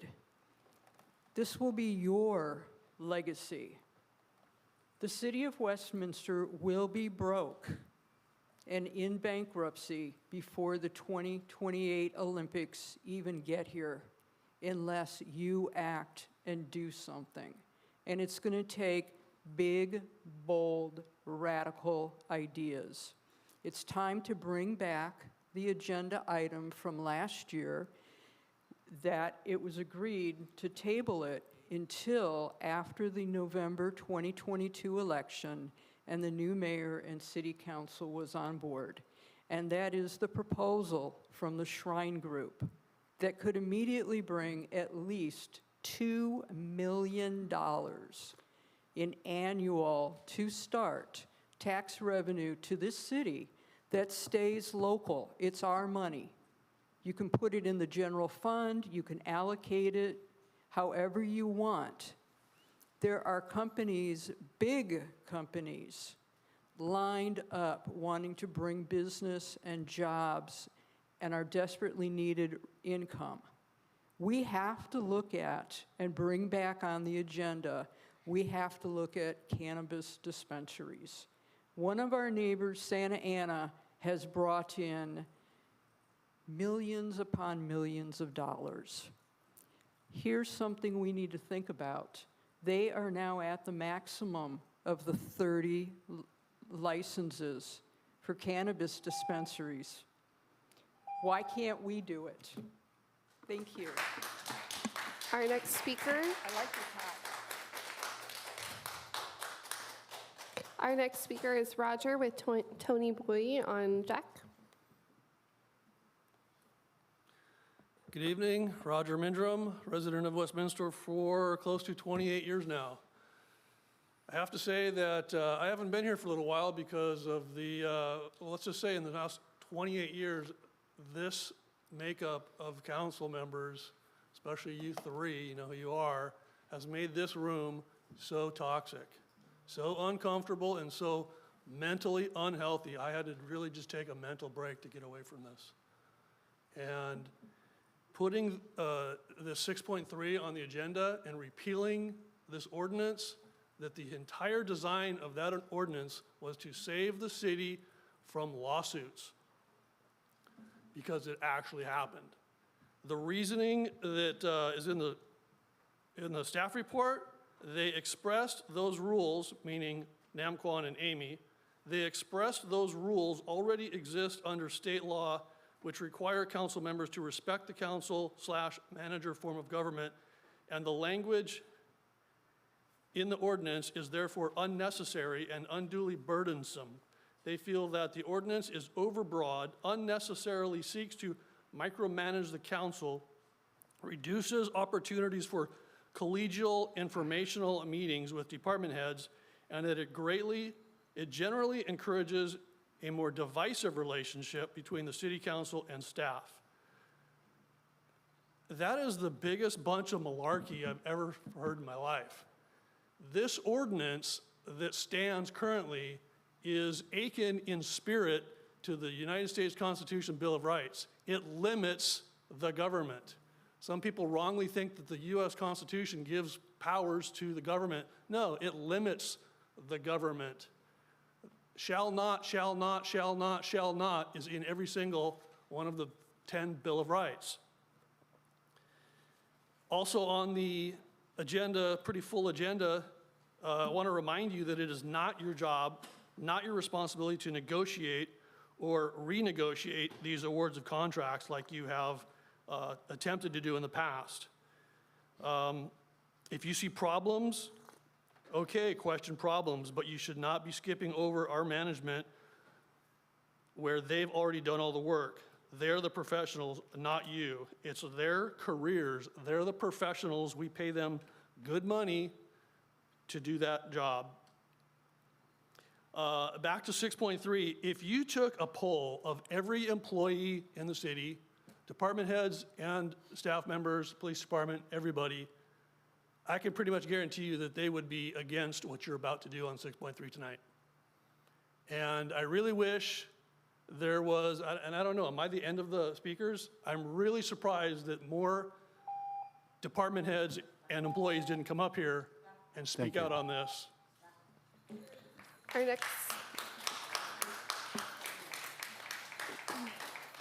Our next speaker is Tony Bowie with Gigi. Following, Tony.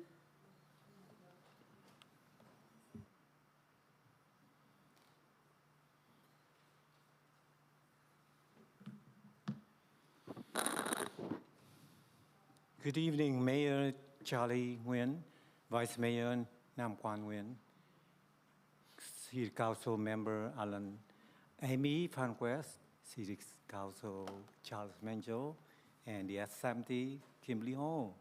I came here to raise my concern about changes in our city of Westminster. Every time we have to change for the better. In every minute, our body has changed too. Billion cells die and billion new blood cells grow up. That is change in our body. The same thing with our city. It has to be changed for the better.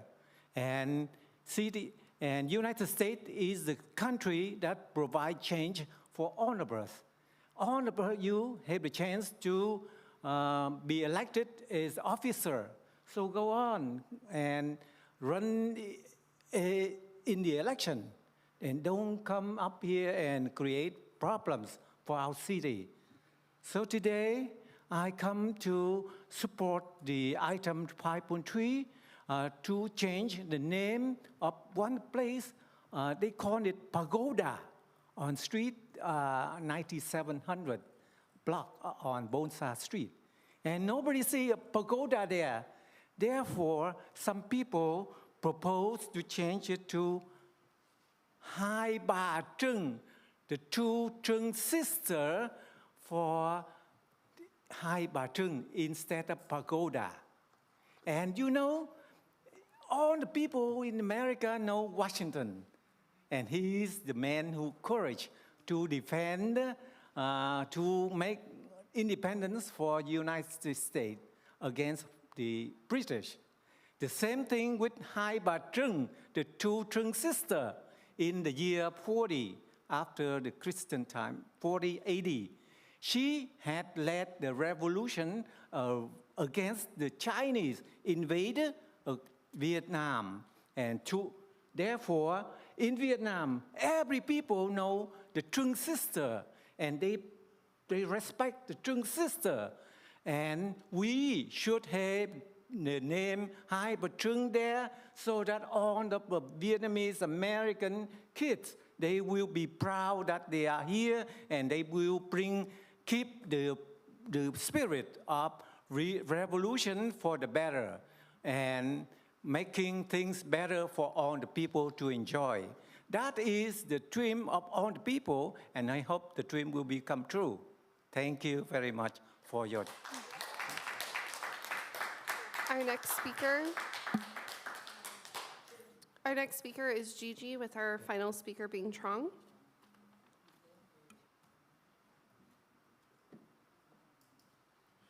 I believe the Gigi, right?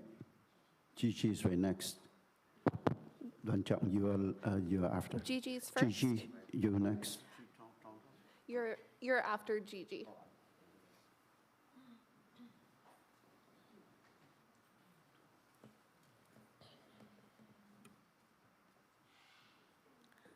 Xin kính chào tất cả quý vị trong Hội đồng thành phố Westminster. Tôi là một cư dân của Lido Sài Gòn. Hôm nay tôi đến đây, tôi muốn ủng hộ và hoan nghênh cái dự trình của Phó Thị trưởng Nam Quang và cô nghị viên Emily về vấn đề đổi tên con đường Pagoda thành con đường Hai Bà Trưng. My name is Gigi Vo. I'm resident of Little Saigon, and I'm here tonight, and I support the changing of they call the Little Saigon entry sign from pagoda, like Mr. Tony said that it is no pagoda over there. So we would like to change, and she support the idea of changing the pagoda to Hai Bà Trưng. Khi mà đọc đến chữ Hai Bà Trưng làm cho người dân Việt Nam tị nạn chúng tôi ở đây nhắc nhớ đến là Hai Bà là hai người nữ lưu anh kiệt đã đem đất nước Việt Nam chúng tôi nếu mình nhắc lại thì trước công nguyên năm 40 thì quân Nguyên Thái thú Tô Định đem quân đánh vào miền nước Nam chúng tôi thì ông Thi Sách là chồng của bà Trưng Trắc đứng ra đánh đuổi quân Nguyên, nhưng vì thế yếu nên ông Thi Sách đã không cầm cự được và đã mất. Thì với cái lòng căm thù để muốn trả thù cho chồng, bà Trưng Trắc mới đứng lên cùng em là Trưng Nhị chiêu quân. Lúc đó người dân Việt Nam chúng tôi theo rất là đông và đánh đuổi được quân Nguyên ra khỏi bờ cõi nước Nam, và ông Tô Định phải bỏ mình. Rồi bắt đầu từ đó nước Việt Nam chúng tôi trở nên được êm, không còn giặc Tàu sang đánh chiếm nữa. Đó cũng là nhờ công ơn oanh liệt của hai bà đã hy sinh. Đó là một cái tấm gương rất là lớn để cho những hậu vệ, những người sau này Việt Nam của chúng tôi noi gương theo, thấy được những gương hy sinh rất là cao cả của những người phụ nữ Việt Nam. Anytime when we think of Hai Bà Trưng, we are very proud because at the first century, then the woman, Trưng Trắc is the older sister and Trưng Nhi is the younger sister. Because Trưng Trac's husband is killed by the invader from the north of Vietnam, and then because of the country and because of her husband, then they both stood up to chase the invader. That time, the commander is Toding, and she won that time, and our country is out of the invader for some time. Và tôi cũng xin hoan nghênh về Exit Lido Sài Gòn do dân biểu Tạ Đức Trí đã cùng với Hạ viện Quốc hội đã xin được cái Exit Lido Sài Gòn. Thì cái Lido Sài Gòn Này, tất cả những người dân Việt tị nạn chúng tôi sống ở đây là đây là một cái trung tâm tị nạn lớn nhất của người Việt chúng tôi. Sau năm 1975, người Việt chúng tôi đã có mặt tại Lido Sài Gòn này và đã cho đến ngày hôm nay đã rất là thành công về mọi mặt, về phương diện chính trị, học vấn, thương mại, quân sự và nhiều đóng góp khác cho rất là nhiều cho đất nước Hoa Kỳ này. Đây là một cái trung tâm mua bán sầm uất của người Việt chúng tôi, và đây cũng là một trung tâm du lịch cho tất cả không những người dân bản xứ ở đây mà cho toàn thế giới. Những ai có về Cali, nhất là về miền Nam Cali thì sẽ đến trung tâm này để mà vui chơi, thưởng thức những món ăn của Á Đông và những hội chợ, những cái picnic, và những sinh hoạt lớn của cộng đồng tị nạn Việt Nam chúng tôi ở đất nước Hoa Kỳ này. Xin cảm ơn dân biểu Tạ Đức Trí nhiều, cùng Năm Quang Nguyễn, Emmy West và quý vị. Và tôi cũng muốn xin kêu gọi quý vị trong hội đồng thành phố này vui lòng, mở rộng lòng ra và chấp nhận những cái nghị trình này để cho Lido Sài Gòn chúng tôi mỗi ngày một thăng tiến và phồn thịnh hơn, hầu đem lại những lợi ích rất lớn cho đất nước Hoa Kỳ này nói chung và cho thành phố Westminster này nói riêng, cả Cali này nữa. Xin cảm ơn. I also support the Lido Saigon Freeway as a portion of 405 Freeway to Lido Saigon and exit Lido Saigon exit because Lido Saigon is a good district of business and like a Vietnamese people everywhere in the world and in this country, when they come to Southern California, they would go to Lido Saigon. Thank you. Our final speaker is Trong.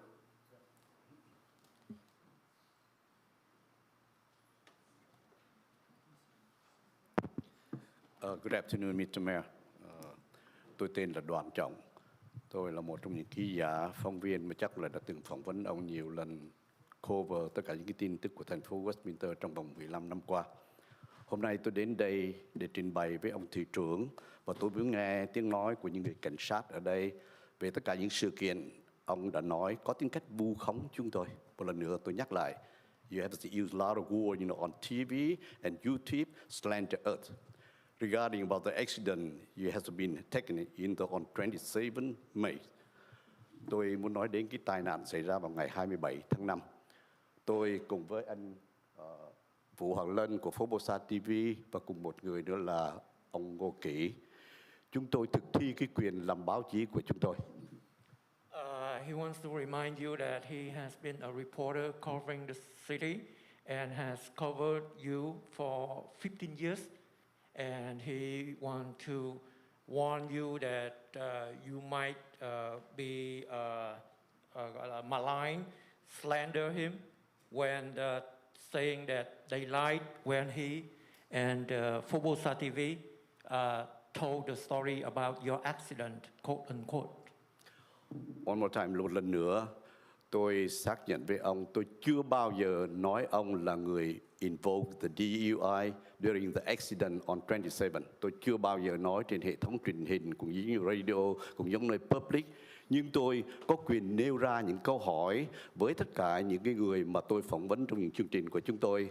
Và đặc biệt nhất, chúng tôi có mời nghị viên của thành phố Garden Grove, ông tiến sĩ Rô Đỗ Binh, để nói về tất cả sự kiện liên quan đến về luật pháp. Một lần nữa, tôi luôn luôn đặt câu hỏi, nếu cái sự việc đó nó xảy ra như vậy thì cảnh sát sẽ làm gì? Và tôi sẽ tiếp tục đưa ra tất cả những cái sự kiện để cho ông hiểu rằng chúng tôi không bao giờ và chưa bao giờ nói ông là người DUI trong vụ accident này. He wanted to remind you that he never reported that you were under DUI. He said he never stated that you were under DUI. He said during his reports, he has the right to question the guests and put out scenarios. What if they were driving DUI. So that's only his theory, his question. He never reported that you were driving under the influence. The reason, cái lý do mà tôi muốn nói với ông là cái báo cáo của cảnh sát. Nếu ông xem lại cái báo cáo của cảnh sát thì người ta đề rằng là trong cái báo cáo traffic accident slide DUI, và chúng tôi có hỏi một vài chuyên viên về vấn đề luật pháp tại sao lại có cái chữ này ở ra. Chúng tôi một lần nữa nhắc lại ông, cái quyền tự do báo chí của chúng tôi có quyền hỏi ông về tất cả những sự kiện liên quan đến vấn đề tai nạn này. Chúng tôi không nói ông là người DUI. Nhưng bây giờ trở lại một trong những vấn đề quan trọng. Vào ngày 27 tháng 5, chiếc xe Tesla của ông đậu ở parking lot, hay là ông đang operate cái chiếc xe parking lot, chiếc xe Tesla của ông?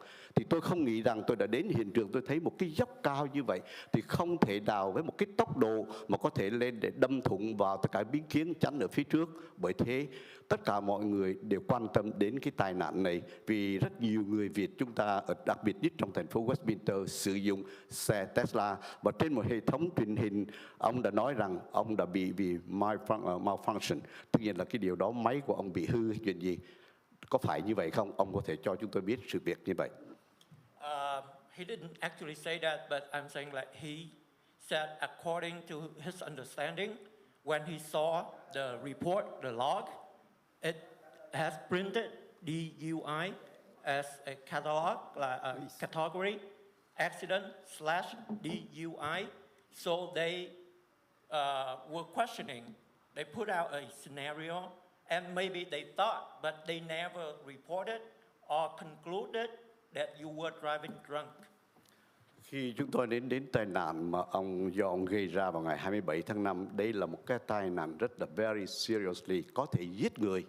Và thế tại sao chúng tôi muốn đặt với cảnh sát? Tại sao khi cảnh sát đến lại không lập biên bản? Theo lời như ông nói là không có biên bản, nhưng chúng tôi biết được rằng là có một cái biên bản, một cái số biên bản đã lập ra giữa người cảnh sát đến. Và ông có thể cho chúng tôi biết vào cái thời điểm đó, sau khi cái tai nạn xảy ra, ông đi đâu hay là ông còn đứng đó cho đến khi cảnh sát rời khỏi hiện trường? He said when he visited the incident, the area, he can tell that it was a very serious accident because the car rammed a bush, rammed over the sidewalk and into the business, the store, broke all the window, a very concrete structure. So he was questioning, what did you do? Where were you after the accident happened? Did you stay and wait for the police to come? Tôi đã contact với một vài người, cái nạn nhân, cái chủ của cái tiệm đó, và họ cho biết rằng đến bây giờ họ vẫn chưa nhận được cái tiền bồi thường, và họ đã email cho ông nhưng ông không có trả lời họ. Và ông cử một người, đó là ông Triệu Phát, đến đại diện cho họ. Và tại sao lại đặt ra điều kiện chỉ thưởng 3.000 thôi, trong lúc họ yêu cầu phải thưởng 10.000? Thế tại sao có những cái sự kiện nó khác hẳn như vậy? Store owner said you never replied to them, but sent Mr. Frank Chow to come offer them $3,000. Một cái sự kiện quan trọng và có thể... Time's up. Thank you. I want to hear from you, please. No. That concludes oral communications, Mayor. Okay, thank you very much. A short, yeah. Mayor, we don't have a quorum at the dais. Oh, I didn't know that. I didn't know. So we don't have the quorum right now, so we have to wait. Next time, I think that the council should take a look around before you leave. I was waiting for Nam Quan to come back before I leave. I left earlier because if I leave... Let's take a recess. So Mayor, if we could just take a recess until we get a quorum back? Yeah, he's coming back, so... Right, thank you, Vice Mayor. A short answer for you before I go on. Mr. Duan Chang, we are living in the United States, and you have all the rights to take me to court if you think that I did wrong.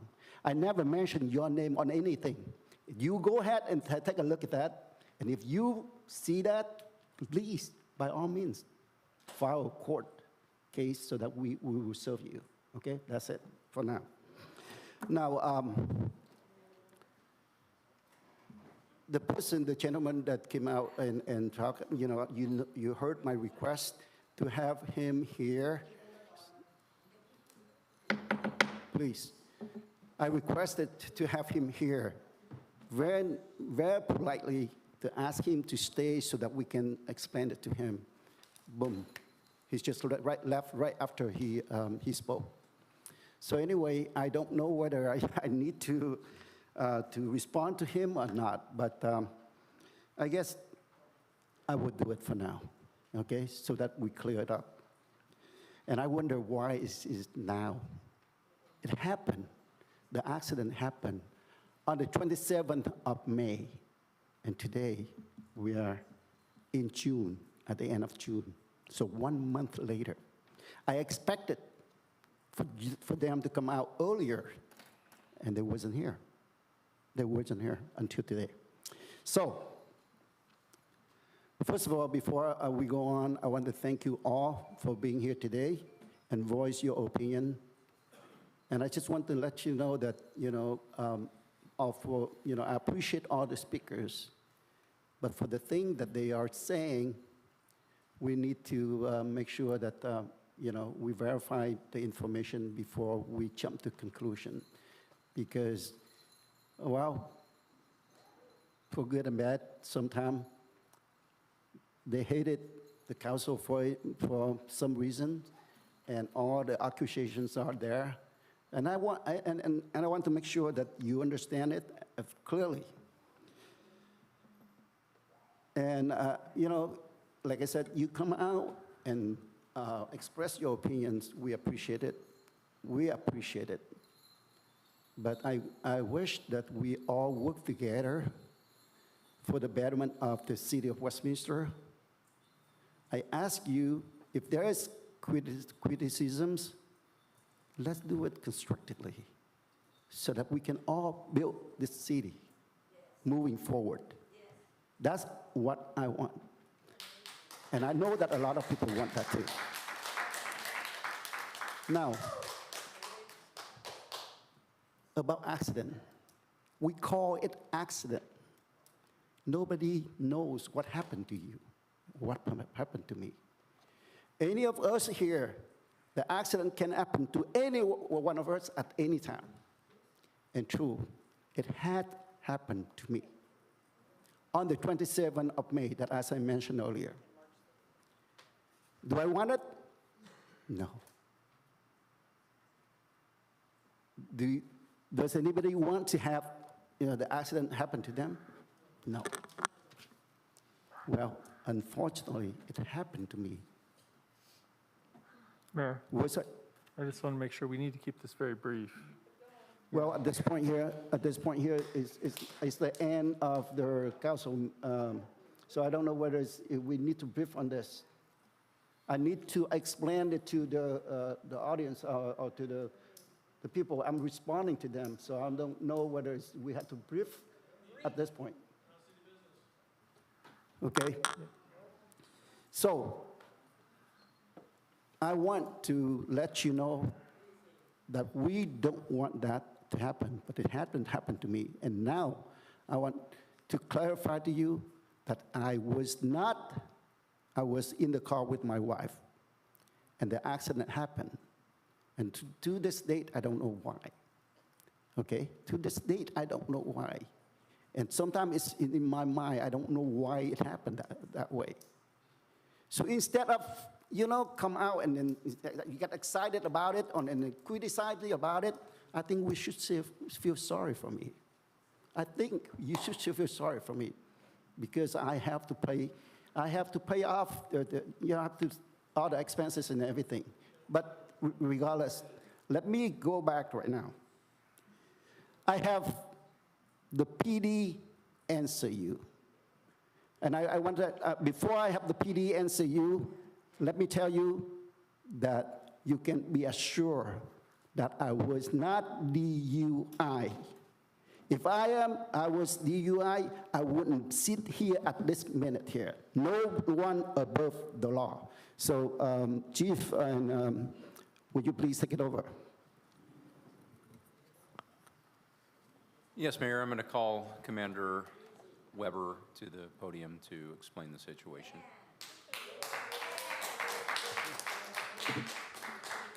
Mayor, Vice Mayor, Council, City Manager. So we're speaking of the traffic accident. On the day of the accident, we dispatched an officer to respond to the scene. It was determined that no alcohol or drugs were involved in the accident.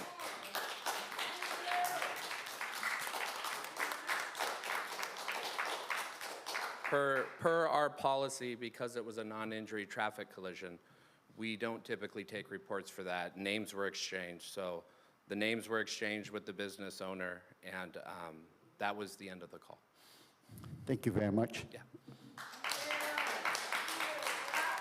Okay, I would like to close the, is there any, I would like to close the oral communication, and let's move on consent calendar. All matters. Oh, go ahead. All matters listed under the consent calendar are considered routine and may be approved by a single motion, followed by a roll call vote. There will be no separate discussion of these items unless members of the City Council or staff request that specific items be removed from the consent calendar for separate action. So is there Mr. Mayor, may I pull item 3.4, proclamation? 3.4? Thank Mr. you. Mayor, staff is requesting to pull 3.7. It was erroneously listed as a consent calendar item, so it warrants separate discussion. Okay, is there a motion to approve the rest? A motion to approve, I second it. except items 3.4 and 3.7. Okay. Motion by... So I have a motion by Councilmember Monzo, a second by Councilwoman Fan West, to approve the consent calendar with 3.4 and 3.7 moved for separate discussion. I'll go ahead and call roll. Councilwoman Fan West? Yes. Councilmember Monzo? Yes. Vice Mayor Nguyen? Yes. Mayor Sorry. Nguyen? Yes. 4-0, motion passed. All right, so now we go back to 3.4, approval for proclamations. Councilmember West?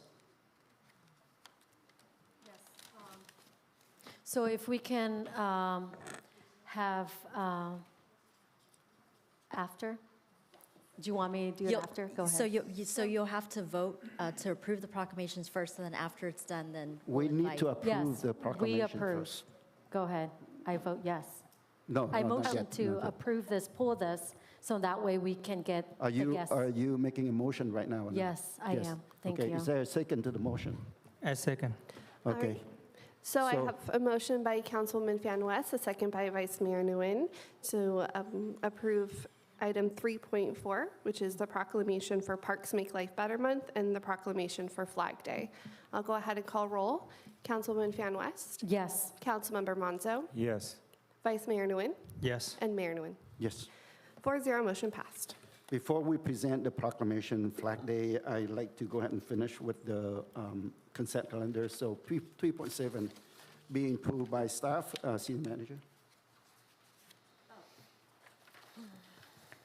What, did council want a staff report presentation? We're just I supposed, think it take a while Yes. to get that. So why don't we go ahead and do the proclamation because it's Yes, probably take he's a while. waiting. Okay. Okay. Thank you. We have, for 3.7 will be a discussion on that, so I changed my mind to go ahead and present the proclamation Flag Day now. So I invite all the council to join me at the podium. And also I would invite the recipient to come forward to receive it.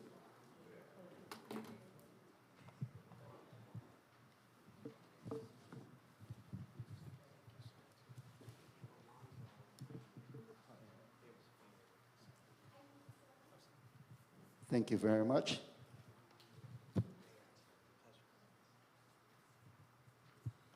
So on behalf of the City Council and City staff, it's my privilege to present you with a proclamation for Flag Day, June 14, 2023. Whereas Flag Day commemorates the adoption of the flag of the United States on June 14, 1777, by resolution of the Second Continental Congress.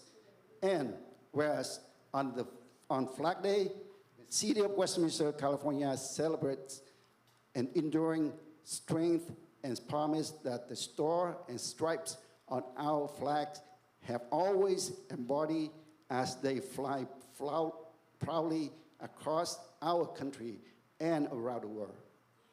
And whereas our flag tells America's story, the story of an ever-evolving nation, of 13 colonies joining together and winning independence, forming a great union of states that has grown bigger across generations, and creating a place where everyone is entitled to certain unalienable rights, among them life, liberty, and pursuit of happiness.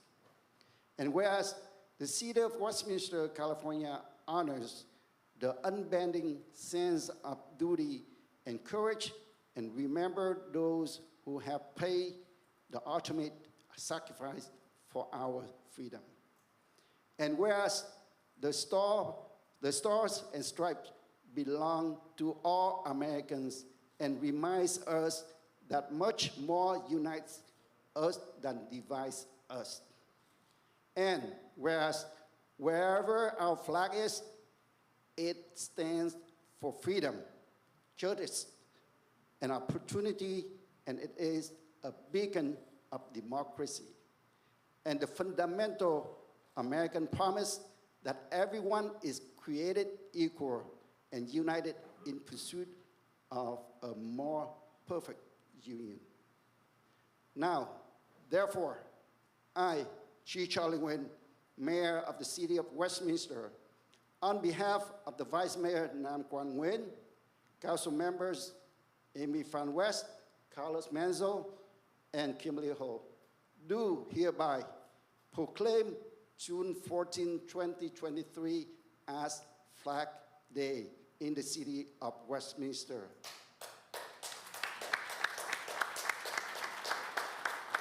And in honor of all our brave service members and those who give their lives defending our freedom, and encourage all residents to celebrate our history and foundational values we strive to uphold, and publicly recite the Pledge of Allegiance to the flag of the United States of America.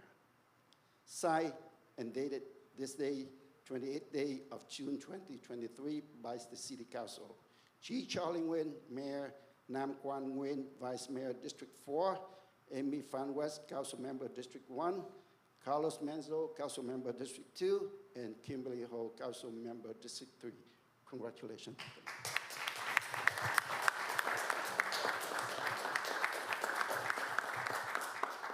Mayor, council members, I want to thank you for this opportunity to receive this. It means a lot to the veterans, to all the veterans out there. Thank you for your service. I'm a commander of the American Legion Post 555, Midway City, and I know that we take pride in our flag.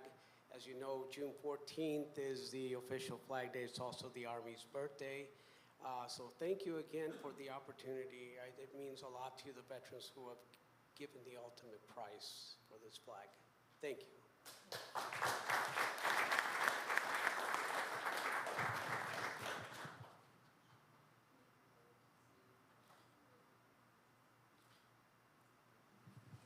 Thank you very much. Thank you for serving our country.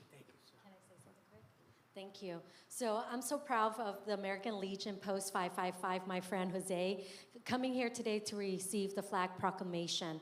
Ladies and gentlemen and distinguished guests, veteran and fellow Americans, the American Legion has been a beacon of hope and support for our veterans for over a century. From its founding in 1999 by the World War I veteran, this organization has been at the forefront of advocating for the rights and well-being of those who have worn this uniform.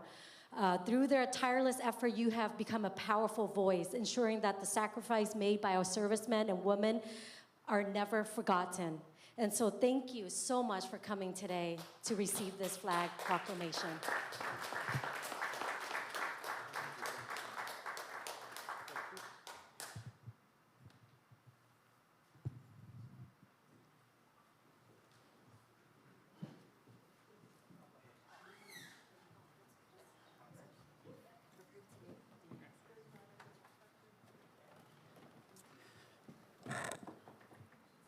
We're still in the consent calendar, so item 3.7, may I ask staff, city managers to go ahead and present it?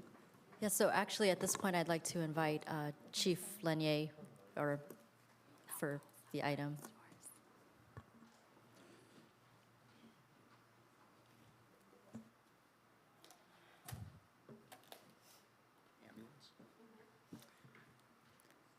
Good evening, Mayor, Vice Mayor, and council members.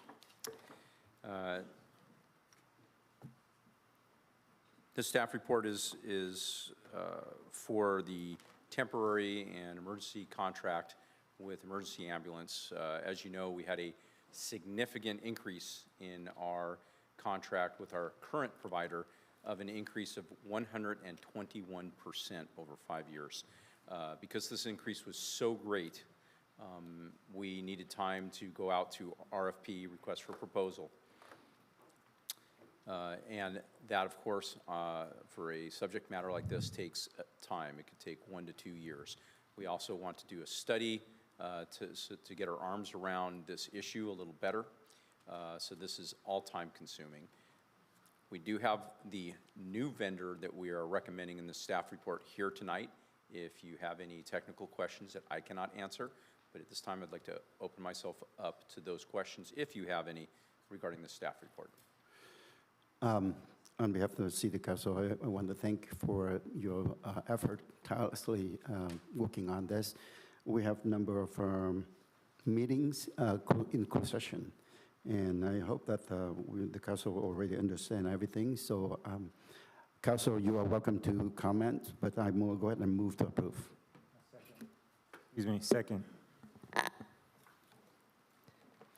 Is there anything else? We have motion by the mayor and seconded by Councilmember Menzo as recommended. Roll call vote, please. Okay. Councilwoman Fan West, Yes. Councilmember Monzo, Thank you, Chief, for your presentation and all your hard work on this subject. Yes. Vice Mayor Nguyen, Yes. and Mayor Nguyen. Thank you. Yes. 4-0 motion passed. Thank you. Thank you. Thank you, Chief. Okay, now public hearings. Can you read that into the record, please? Yes, Mayor. Anyone wishing to speak on an open public hearing may speak in person. Speakers during public hearing comments will each have 3 minutes to speak on each public hearing item. Any person wishing to address the City Council in person should complete a green speaker slip that is provided at the entrance to the council chambers and submit the card to the city clerk. So now it's 4.1. Mayor, we no longer have a quorum at the dais.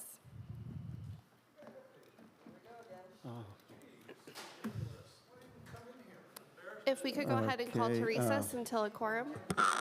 I will call for 5 minutes recess. Thank you. Okay, thank you.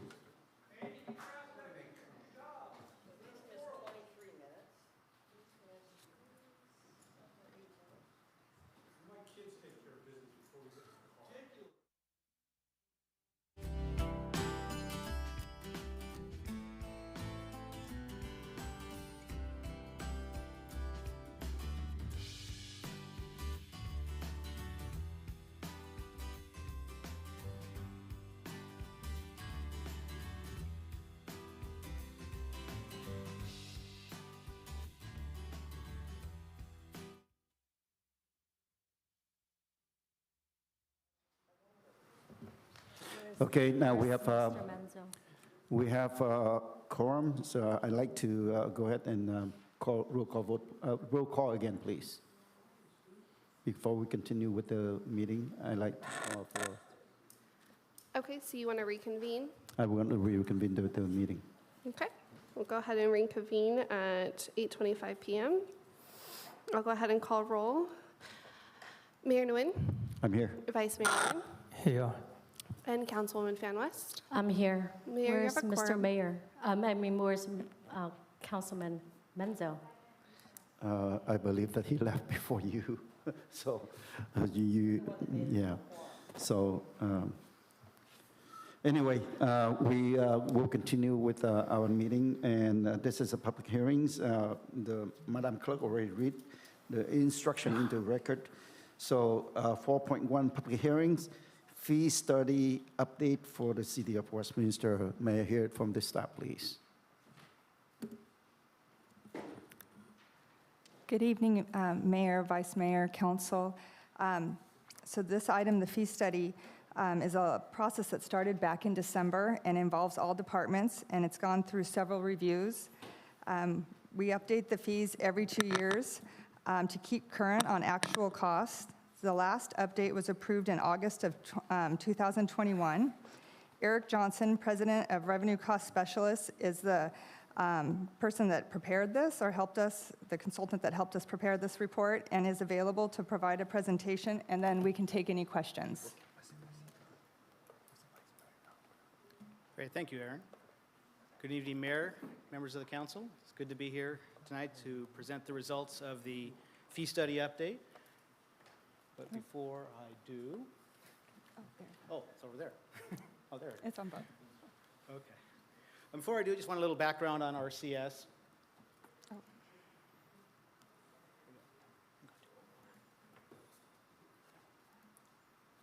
Forgot about all the steps in the slide there, sorry. We've been around for over 40 years, 43 years. We were founded to do fee studies like this in the wake of Proposition 13 in 1980. We're a small company that relies on referrals and repeat business. We've been working for the city of Westminster for a number of years and are proud of that. We're all former city employees, and so we bring that experience to the table when we're doing these studies. So what have we done? We've recast the city budget with a business orientation. We did this because the voters told us to. In 1978, they passed Proposition 13, which limited property taxes. Then a year later, they passed Proposition 4, which said that fees that do not exceed the cost reasonably borne of providing the service are not considered taxes. They wanted government to act more like a business and know its cost.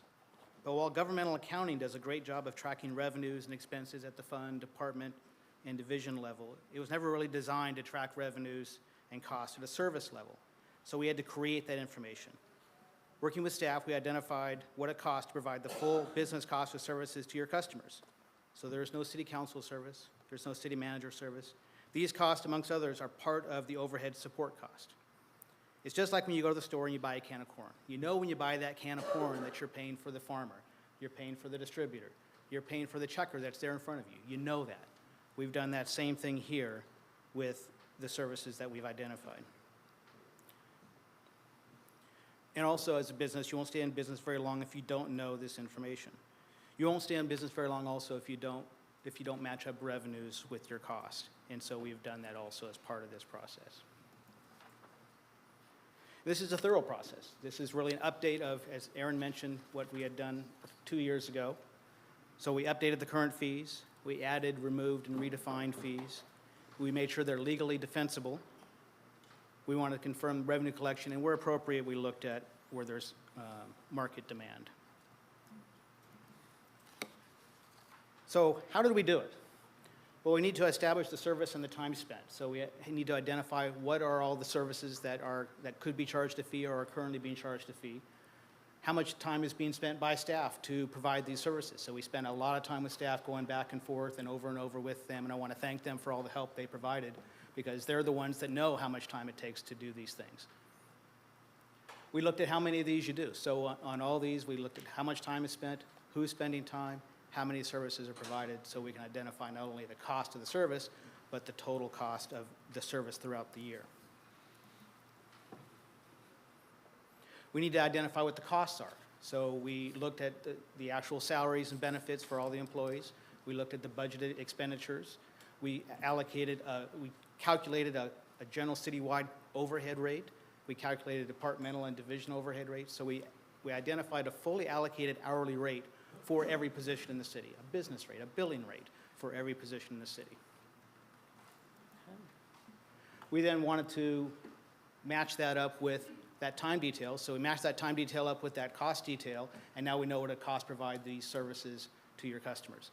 We looked at what are the various fees that you're charging now, how does that compare to the cost, and how should we adjust the fees to make sure it's only recovering its cost and not over-recovering or under-recovering.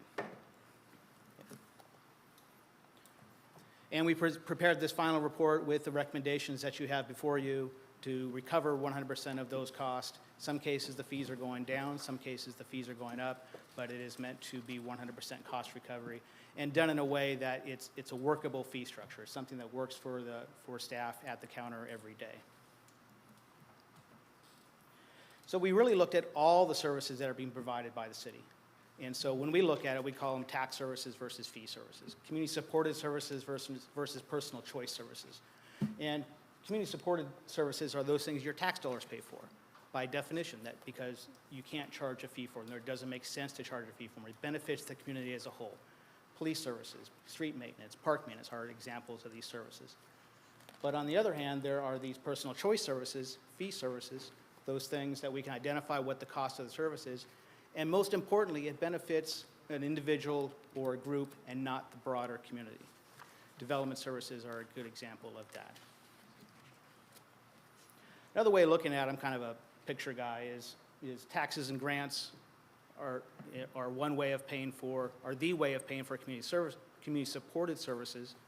Fees are the only way to pay for personal choice services, unless the fee doesn't cover the cost of the service, and then taxes have to pay for it. So to the extent that the fee doesn't cover the cost of the service, then the tax dollars are making up that difference. The costs are occurring. The question now is who is going to pay for these services? The person receiving this service or the taxpayer? Those are your only options. And if the taxpayer is going to pay for it, then that's less money for community-supported services like police, streets, and parks. So we identified about $2.8 million in current subsidies of fee services. But we're not saying that if you adopt all the recommendations in this report that you're going to get $2.8 million. There are a number of costs in here that we had to calculate to be able to determine what the fee should be. We think a reasonable number is $641,000 in annual new revenue from these fees to cover the costs. The reason that there's a difference between some of these, especially in the public safety area, where we had to calculate the cost and there really isn't a reliable revenue stream, code enforcement services and police report copies that are limited by state law that staff spends a lot of time on. DUI, emergency response, animal control is never designed to cover its full cost. So those could be continued subsidies. And of course, in the recreation area, there's going to be continued subsidies there. So that's why there's a difference between that subsidy number and that possible new revenue number. So our goal was to identify what are the full costs for the various services being provided by the city. We, working with staff, have made recommendations for all those things that either could be charged a fee or are currently being charged a fee. It's now up to the city council to decide which services should be charged the full cost and which services should be subsidized with tax dollars. And that concludes my presentation. Oh, sorry. Good. And one more. And that concludes my presentation. Thank you. Thank you for the report. Is there any question from staff? Do you have anything to add, or? No, but we're available for questions. Okay. Before I call for city council input, comments and input, I'd like to open for a public hearing. Is there anyone signed up for public hearing? Yes, Mayor, we have Terry Raines.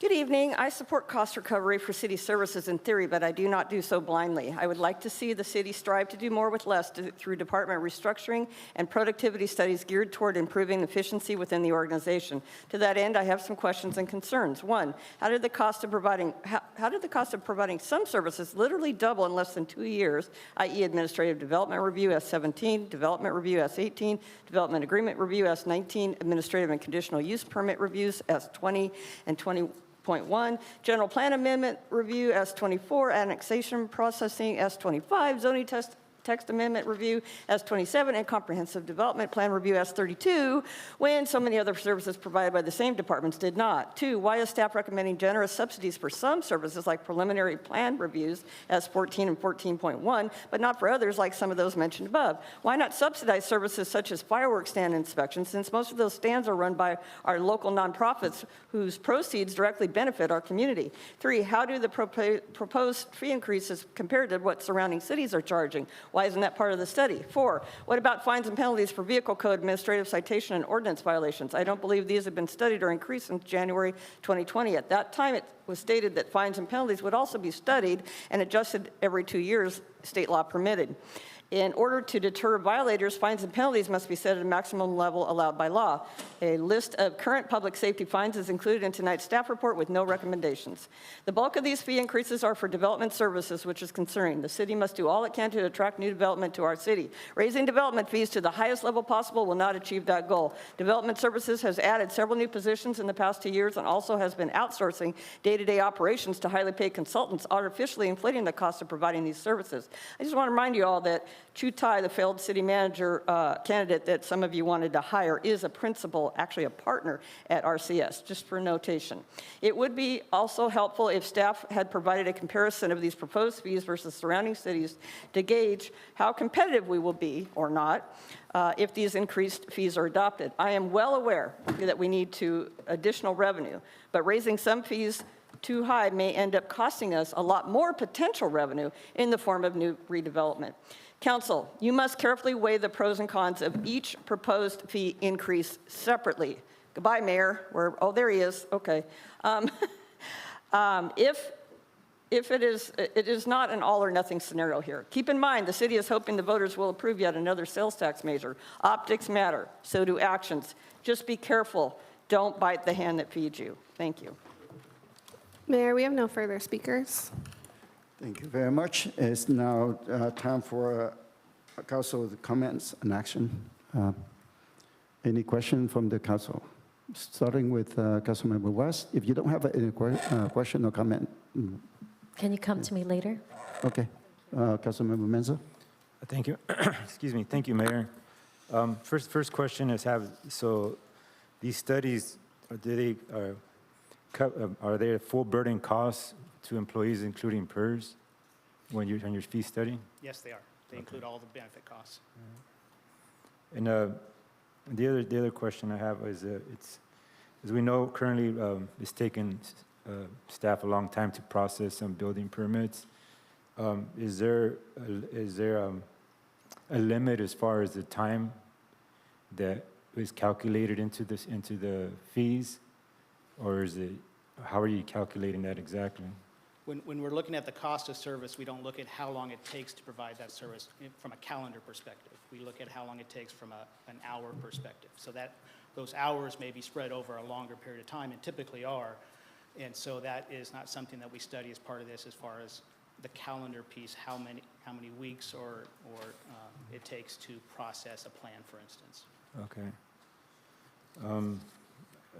And I noticed that, I don't know if this is a question who's this for, but I noticed that there was an expedited plan checking. Question is, what is the time difference between the standard and the expedited? I don't know who can answer that one. Is that a Steve question?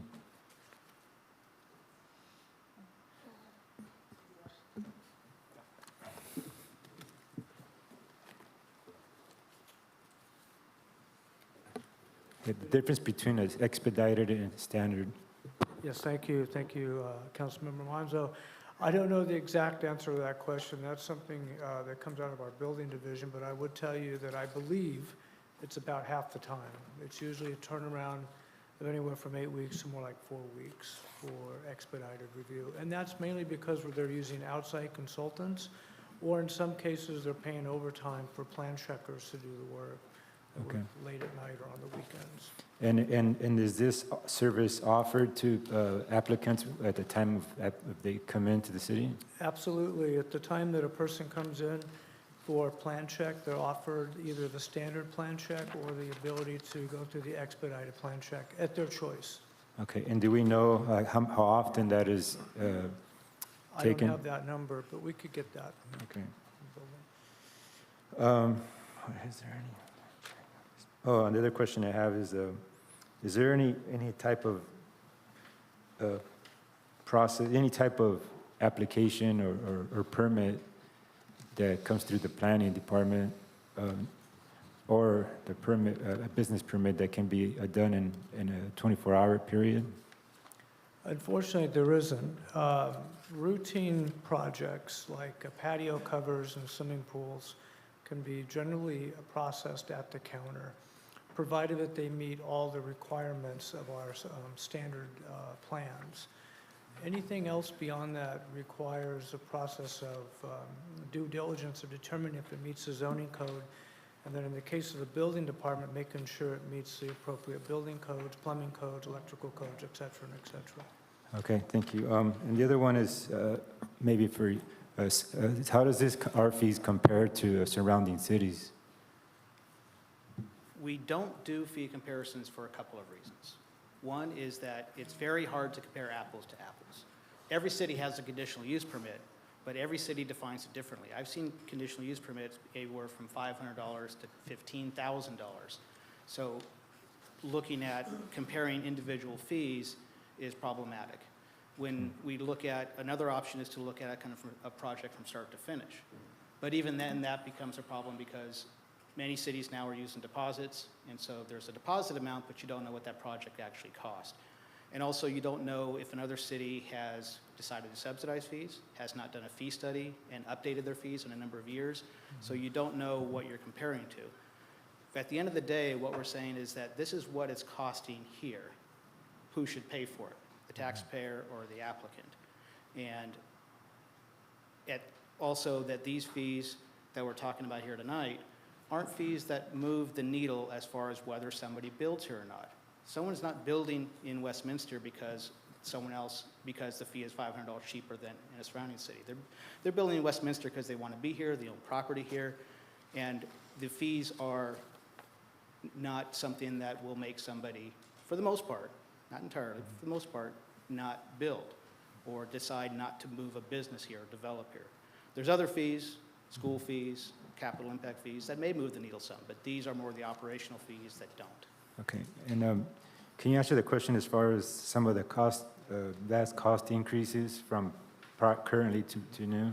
Yeah, and so as part of this process, as I mentioned, we looked at how much time is being spent on these projects. And so there was a number of services where, working with staff, they identified they're spending a lot more time than was identified. And so where you have big increases, it's because the time that staff is spending on these projects has increased. The cost have stayed relatively stable. There's small increases in the cost, and that's why on a lot of these, you're seeing small increases in the fees. But when you see the larger increases, it's because they're spending more time than we identified previously. And then how, and I think how often do we do these? Is it every 2 years? Yes, every 2 years. All right, thank you. And then the other one is vehicle code violations. I know we did those before, but that's separate, right? A separate. That was a separate study before, and we can do that study again. It was not done as part of this one. When would that be done, do you know? We can start the process and bring it back to council. And then also the parking fees, that's different. We're going to bring that back, Adolfo? Yes, council member. Parking fees was adopted with the implementation of the paid parking system program many years ago. And as a part of that, there were fees that were identified in order to allow our police department to enforce the parking areas. Mm-hmm. So we'll be bringing that separately. All right, thank you. That's all I got, Mayor, for now. Thank you very much. Vice Mayor Nguyen. Thank you, Mr. Mayor. Actually, I have the same question, just exactly like Councilmember Manzo, but you already answered that. But just go into more details. I am an appraiser, right? Appraiser, and when we appraise property, we take comms just within the radius of like half a mile, like 5 comms, and with like the same, like a similar categories, right?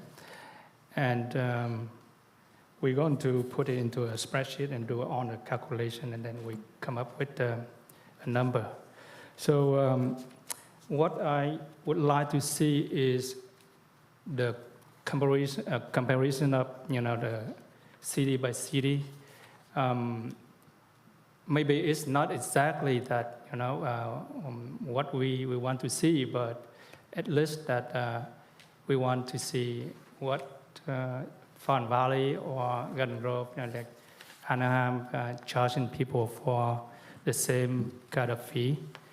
So that's what I would recommend, that you have like at least 2 cities or, 1 city, next to us with the same, similar,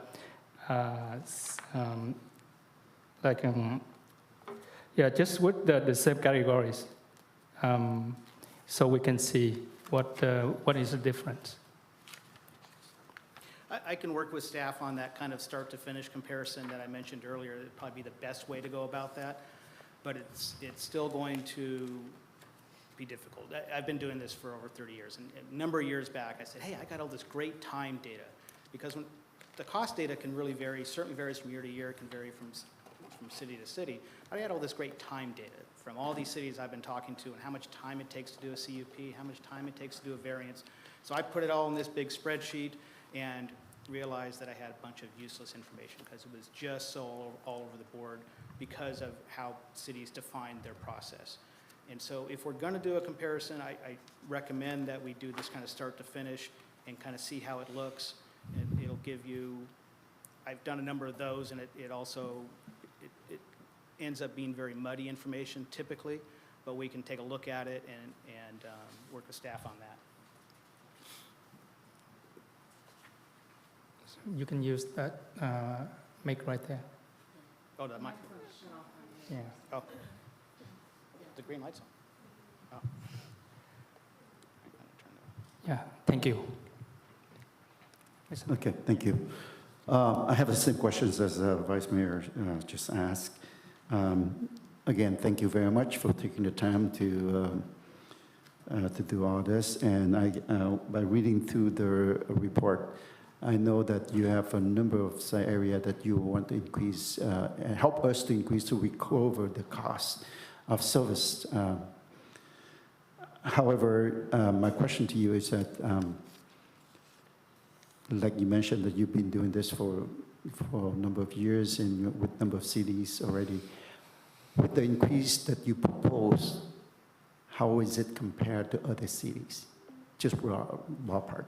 Yeah, the increases that we're proposing here, for the most part, other than that, so a couple of those large increases are very minimal, because you guys keep up on the fees on a biannual basis. I've gone into cities where they haven't updated their fees for 20 years, and they've got 400%, 500% increase, and they have to phase it in because it's too much to do at one time. So the City of Westminster has done a very good job of keeping on top of the fees, and for the most part, other than fees where kind of the process changes, there's minimal increases from year to year. Okay, when you say minimal increase, it's still very compatible with other cities in the surrounding area, neighboring city. Broadly, like I said, it's something that's hard to define. When I'm going through the process with staff, I have an idea of how much time certain steps should take. And if certain steps take different times than what I'm used to seeing within a range, then I ask, why is that? And sometimes it's because how the code is here, that is how things are done. Sometimes we redefine those. So it's something that's hard when you're looking at it at a service level, but when we look at what's involved in all these different steps to provide that service and how much time is that being spent, that we can do a better comparison with other agencies that I've worked with. Okay, with the report that you put together, I know that you do the best that you can, but I hope that you do it diligently so that we are not cripple our developments or developers coming to the City of Westminster. I feel pretty confident about that. Okay, just because, that's what I want to hear. Okay, Councilmember West. Thank you, Mr. Mayor. So, I see that you guys do diligent with this study as I am looking at it and studying up on it. You guys work hard and getting all the information that for us to re-up on. So I appreciate your time and effort in it. Now, I do support from what I'm hearing you that, it won't cripple developer to come into our city. And I'm looking at it, I mean, the fees are minimal. For example, recreation, $100. I mean, that's not going to break anyone's bank, right? I think what you have proposed, it seems like you did a lot of study up on, so I appreciate that. So I want to also encourage those who have, if the council have any reservation, I want to encourage you that charging fees in a common practice of cities are normal, and I know every city does that. And I know that it does help revenue generation, so that's what we're seeking as we look at the budget, and it is important to do that and up to date on those fees. And then also cost recovery. Some fees intend to recover costs associated with specific services and activities, and that's important. And then also to encourage responsible behavior. Fees can be used as a tool to encourage responsible behavior or discourage certain activities that may have negative impact on our community and environment. So with the fee assessment, I think it's a win-win situation for our city. I encourage the council to vote for this, but of course it's up to their vote. But thank you for doing the study and giving us all the information to study up on it. Okay, with that, I don't believe that we have any more of... Mayor, I got a... Okay, go ahead. Thank you, Mayor. Can somebody walk me through the process of the fireworks stand review/inspection? Because we have, currently is 11:45. I mean, we do this every year since it was allowed back a few years ago. I don't know how long, I think when it was back, but we do it every year. So, I mean, what is the time? Like, how much, why is it so much? Like, to process your application and then you inspect it? Who would know about that? That would be something that's handled by code enforcement. There's no one here to answer that question at the time. Okay, it just seems like a pretty big amount for that particular. So I'm assuming it's taking a long time. Fireworks page 28. And if I could speak generally about that, we identified as part of this process, there's an application review process where there's a lot of back and forth with the applicant. And then there's an initial inspection when the booth is set up, and then there's ongoing daily inspections, a total of 4 daily inspections that occur also. So all of those costs, in addition to some other administrative costs, are wrapped into the cost of this fee because that's the cost of city staff to provide that service. So excuse me. So once the stand is up and running, we inspect it multiple times once it's up and running. Yes, we had the conversation with Vicki about it this morning, our code enforcement manager, and she did talk about this being a very busy time for her because of the potential harm that comes with fireworks.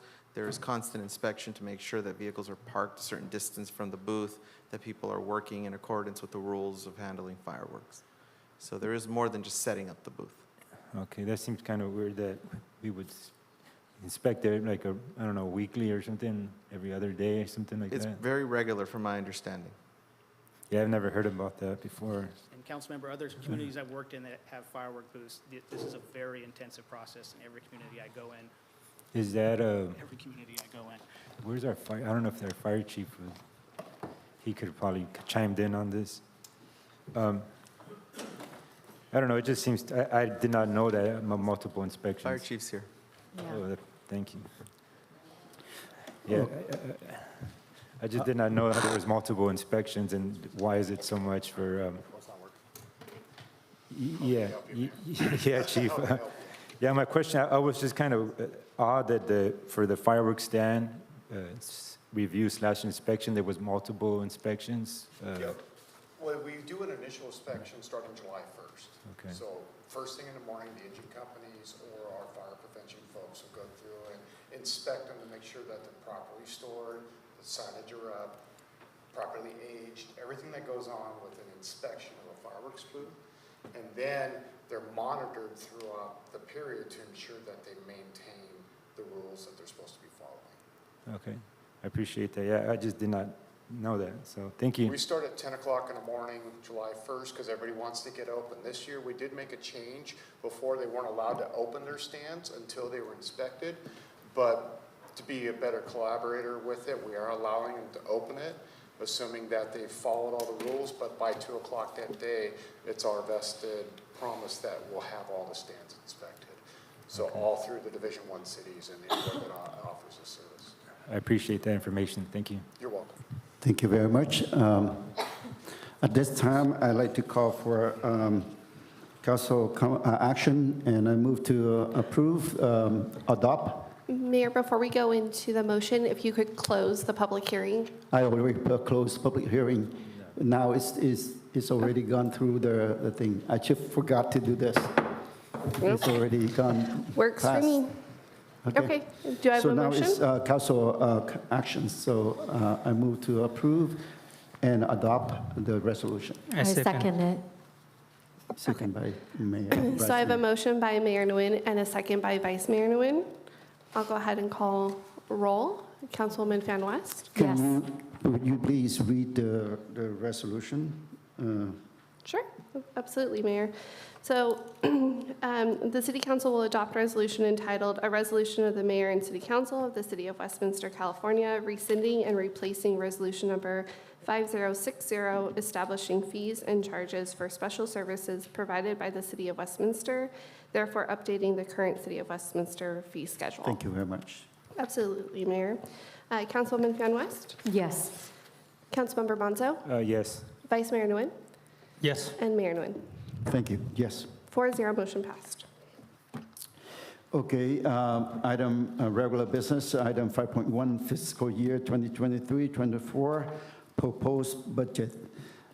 We have gone through at least three budget study sessions, and I know that it's difficult for us to, and we spent hours for each session. By now, I think that we are come to consensus that the proposed budget is a way to adopt for fiscal year 2023-2024. However, let me ask for the most updated, if you have one, staff report. Good evening, Mayor, Vice Mayor, Council. Yes, we have an updated presentation if you'd like. Do we need to, council members? If not, then we can go ahead and move to adopt or approve as staff recommended. I have a suggestion, a thought. I noticed that since I got on 6 months ago, all the big holidays like coming up, 4th of July, and we have not have anything in the city. With that budget, if it is approved today by the council, I want to set aside an amount, like maybe $25,000 to set aside for 4th of July. This is American Independence Day. We don't have it. Cyprus have one coming up. We have Huntington Beach.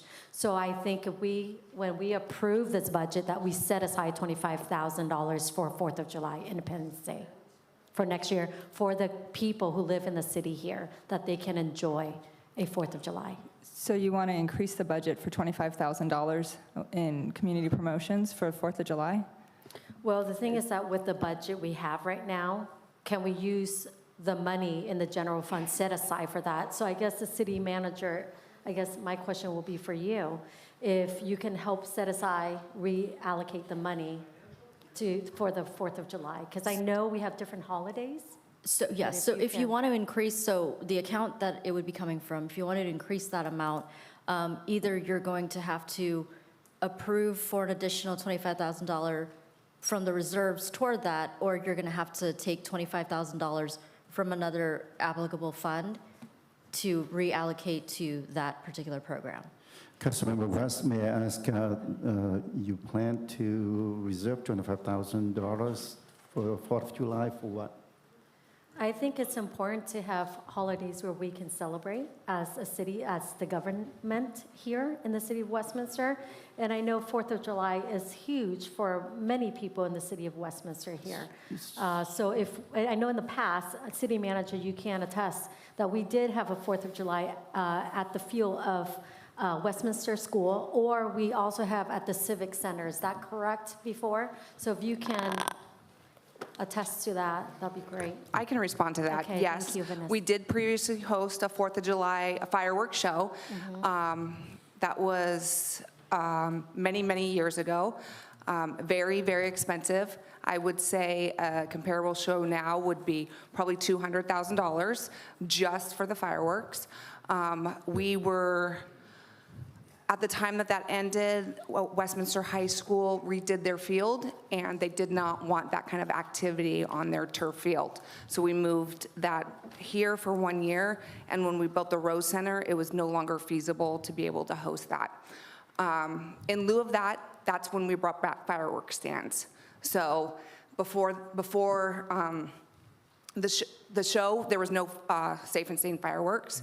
And so when we eliminated that show, we allowed those activities to happen again. Okay, that's good. Now, you know, since we can't do it here at City Hall, right? Is that what you're saying anymore? We no longer can do the fireworks here, is that correct? That's correct. Okay, so if that's the case, I mean, can we allocate any, you know, to host an event here for 4th of July, like a barbecue for the people or whatnot, something like that? Simple as that. So events that we have, we can certainly, it's kind of like when we allocate for Fall Festival or now Tet Parade or what have you. It just requires an increase, and we just have to plan for it, but it would be considered a community event. And I think with the foundation, we can utilize that for the Sure. well-being of the city, so that's part Sure, of the they well-being. could, and the foundation, being a separate entity, could go through the special event permit process and host it themselves. Okay. We could also, because we're, you know, 4th of July is over a year away. I mean, planning obviously takes, you know, some time for that. We can always, at some point, bring, you know, for a budget adjustment if this council wants to allocate funds for that, you know, separate from here, so it gives staff time to look at some of our other events and maybe repurpose them or reallocate some of those funds toward, you know, this event. But we can certainly do that. That way, it's not impacting your decision on tonight's budget. Okay, that's perfect, thank you. Yeah, I was going to say that technically, I mean, you could be done. I don't want to say that you couldn't have the fireworks. You just need the location, right? That's the issue. There isn't a big location for it. That's correct. We would have to work with OCFA, and there'd have to be a significant fallout zone. It would be determined on the capacity of the viewing audience. Like I said, Westminster High School has a turf field. I'm not sure about the other surrounding fields, if they'd be welcomed to hosting something like that. There is not a city facility, a park, a beach, a pier to do that at, so we would have to look at a outside property that would host us. Yeah, so I would just say we should have this as like a separate agenda item maybe. Maybe the foundation too could discuss it as an idea and come forward with an event, or maybe work with the city to see if there is some location, but Yes. that'd be for next year.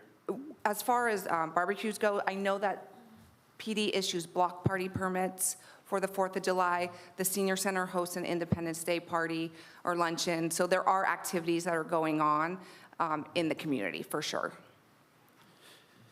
Okay, I guess that we can go ahead and if there's no question, we can adopt the proposed budget, and if there is any change, we can always request to bring back and add more or, you know, chop off. Depend, but for right now, there's a motion to approve the proposed budget. A second. Okay, I have a motion by Mayor Nguyen, a second by Vice Mayor Nguyen. I'll go ahead and call a roll call as soon as I read all of these items into the record, so bear with me. You guys are adopting a resolution entitled, "A Resolution of the Mayor and City Council of the City of Westminster, California, adopting and appropriating the budget for the 2023-2024 fiscal year, and authorizing the city manager to increase the 2022 and 2023 operating budget." And you're adopting a resolution entitled, "A Resolution of the Mayor and City Council of the City of Westminster, California, establishing the article appropriation limit for the 2023-24 fiscal year." And a resolution entitled, "A Resolution of the Westminster Public Financing Authority adopting and appropriating the budget for the 2023-24 fiscal year." And adopt a resolution entitled, "A Resolution of the Westminster Housing Authority adopting and appropriating the budget for the 2023-24 fiscal year." And adopt a resolution entitled, "A Resolution of the Mayor and City Council of the City of Westminster, California declaring a fiscal emergency." And adopt a resolution entitled, "A Resolution of the Mayor and City Council of the City of Westminster, California adopting the fund balance policy." And Mayor, let me just clarify, there Yes, was an please. agenda, some staff report amendments that I believe you have here. So I just want to make sure the vote incorporates those amendments that were proposed by staff. Correct. In the late communication. Yes. Okay. Roll call vote, please. Roll call vote is Councilwoman Fan West, Yes. Councilmember Monzo, Yeah, before I vote, I just want to have a brief comment. You know, there's a lot of concerns out there that, you know, that we're not being fiscally responsible because we're spending money that we don't have as far as pulling money from the reserves. But I think there was a consensus from the council that the only way you can really operate the, you know, a balanced budget is to slash and cut positions. And our city, our residents are already suffering as far as we already have a lack of staff in every department, and to cut more, it would just be a tremendous burden and a negative effect on our residents to cut even more. So pulling the money out of the reserves to fund this budget is, I think it was more important. That was more concerning to us, for me anyways, that we continue to provide the essential services to our community. And hopefully that we're able to do something in the future to get ourselves in a better economical position. So thank you, Mayor. So my vote is yes. okay. Vice Mayor Nguyen, Yes. and Mayor Nguyen. Yes. 4-0, motion carried. Okay, before I move on to 5.2, I guess it's my role. I don't want to do this, but I have to. We have a policy that we have to enforce that policy, and if I am wrong about it, I'd like to have the city attorney to get involved. A couple of weeks ago, or a couple of meetings ago, we had a policy that we for people who have signs need to be in the back row. And this is not specifically to anyone, but I want to remind you, if you have the signs on hand, then you have to be at the back row. You can't be in the front or in the middle.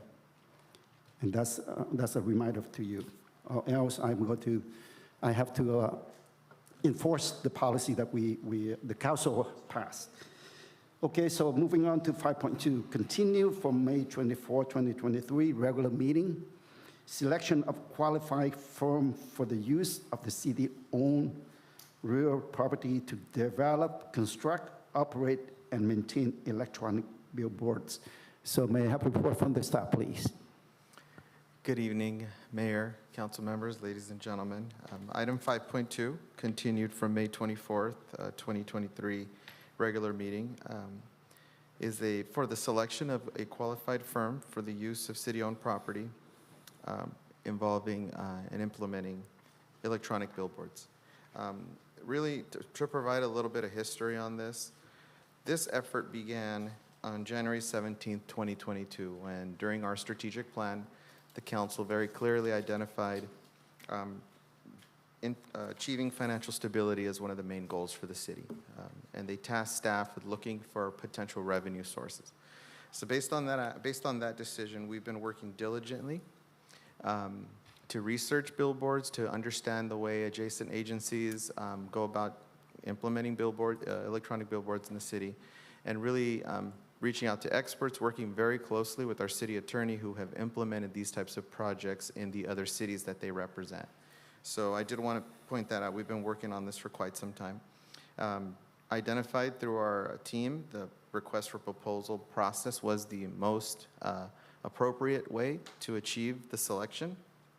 I can attest that I've worked on proposals as a consultant when I was trying to earn jobs, as well as a city staff member for 18 years, and I've led a lot of proposal efforts for the city of Westminster. I can tell you that our team conducted themselves with the utmost professionalism, and we respected the process.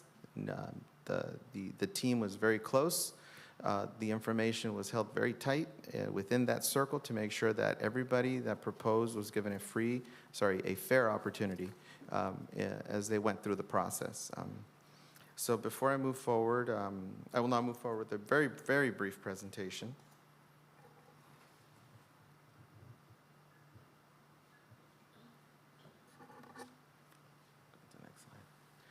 So again, there were 4 proposers. As you can see here on the columns, on the farthest left column, you see branded cities. That is the firm that we as staff are identifying as the most qualified to deliver this project to the City of Westminster. Again, professionalism is very, very important to us. We've blanked out the names of the raters, but they were city staff members. It is a very common. Every other city that conducted this type of an effort in Orange County was handled through staff, internal staff. We interviewed 4 firms. Branded Cities ranked the highest. As you can see there at the bottom, they're ranked number 1. Proposer 2, again, for professional reasons, we're not identifying the name of Proposer 2, Proposer 3, or Proposer 4. But as you can see between the scores of Branded Cities at number 1 and Proposer 2 at number 2, there was a very clear difference in the scoring. And this is typical. Like I stated before, I participate on these efforts in the city. I lead these efforts for the city, and I participate in these efforts when I'm supporting OCTA on, in some cases, multi-$100 million awards. And we followed a very similar process. What you like to see with the scoring is you want to see a clear-cut winner. The separation between 1 and 2 is significant, so we stand by our rankings. This is qualification-based consulting. We interview the firm, we read their proposal, we make phone calls, and we check in on references. We follow up on projects that they've listed as significant projects that they're proud of. We follow up with that. And we identify essentially the most qualified. The next step, once you identify the most qualified, then you go into the cost proposals and you start looking at what those numbers look like. So from a qualifications perspective, Branded Cities was identified as the clear number 1. And from a financial considerations perspective, what we've done here as well is identified the privacy, preserve the privacy of the proposers. As you can see on the column to the right, it says other interviewed proposers. We provided ranges of what those other firms provided to compare with the Branded Cities proposal. So we'll go from top to bottom, first focusing on term. Branded Cities offers a 30-year term. The other proposers offer anywhere between a 20 to 30 years, so it's very comparable. From a minimum annual guarantee, Branded Cities offers $825,000 per billboard annually. If you look to the right, you'll see that the other proposers ranged from $300,000 to $500,000. The increases over years is pretty consistent. The total term for Branded Cities is $63.6 million. The next closest guarantee for the other proposers was $34 million, significant difference. From a revenue share perspective, again, the minimum annual guarantee is one thing. The revenue share, these are projections. These are conservative projections made by all of the firms. The conservative projection from Branded Cities is that they would estimate bringing in $121.7 million to the city over the term. The next closest estimate that was provided by a competitor was 88.5. Significant difference there as well.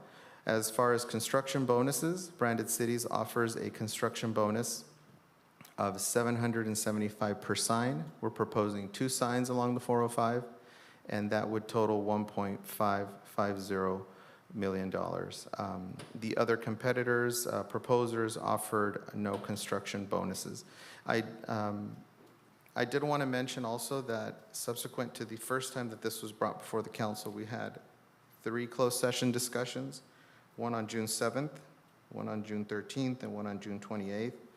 And during those closed sessions, they were necessary to ensure that sufficient data was made available to the council as they were considering a proposed long-term lease of city property. So that was the main reason for having those discussions. And Tonight, we have the Senior Vice President of Branded Cities, Mr. Chris McCarver, that's in the audience. You can raise his hand, say hello. There you go. He's here again tonight. He was here the first time that this was presented to you on the 24th. And that concludes my presentation at this time. Thank you. I have to commend staff for your tremendous effort put into this. At the beginning, when you present this to the council, there were a number of questions, and basically council have to kick back, but then after you work on it and present it to council at the three closed session meeting, I'm pretty sure that what I read is, we have consensus from the council. So at this point here, if there's no question, I would like to entertain a motion to approve this. A motion to approve. Motion to approve, Mayor. Okay, we have motion to approve by Councilmember Menzel and second by Councilmember West. Roll call vote, please. Before we vote, can I just have a brief comment? Sure, please. Thank you, Mayor. This topic here kind of reminds me of something that I know. It's no secret. I've served on the Planning Commission for 8 years prior, and got to know some of the staff. Adolfo. One of the things I've always said to him is like, the Westminster residents work not as hard as other cities. I've said that. I don't know if that's exact words, but yeah, pretty much it's like, sometimes during the Planning Commission, I see some developments come before us, and like, they wouldn't do this in other cities. They wouldn't allow it in other cities. Why should we settle for less? And I just want to thank staff for, going the extra mile to make sure that we got the best possible deal.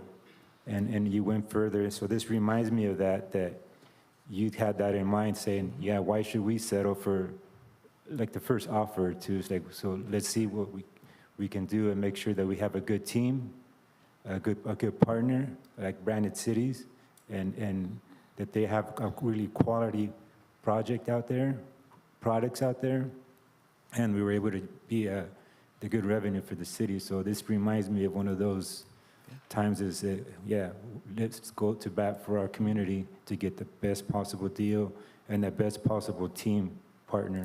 So thank you. Thank you for your hard work. Thank you, Councilmember. Okay, So roll call vote, please. I have a motion by. You want to Yes, speak? Okay, hold on. Vice Mayor. Yeah. Vice Mayor, want to. Yeah, I just want to say a few words to the staff. Thank you for doing the best job so far, since I've been here.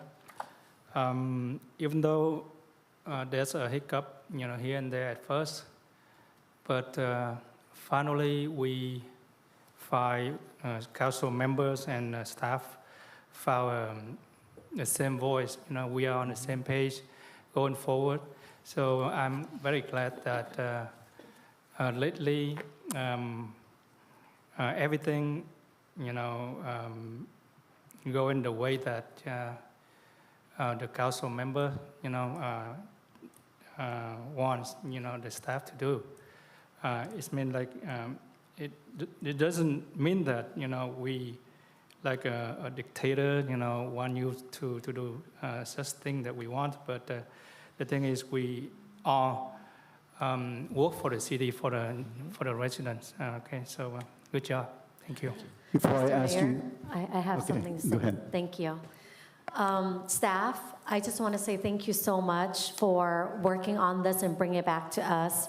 I know at first when you presented this, we wanted to make sure that you give the council at least 2 other proposals so we compare apple to apples, right? And you did that, so I appreciate that. And it's correct, this is the best outcome so far for the city. And yes, we're very excited about it.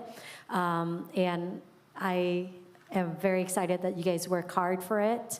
And I would love to, this is another source of income, revenue coming to our city. This is a big one. So I really appreciate you guys work tirelessly, to make this happen. So thank you. Thank you. before I call for a roll call vote, I want to thank Branded Cities And we are glad you partnership with us, and we're looking forward to work with you in this endeavor. Thank you. Go ahead.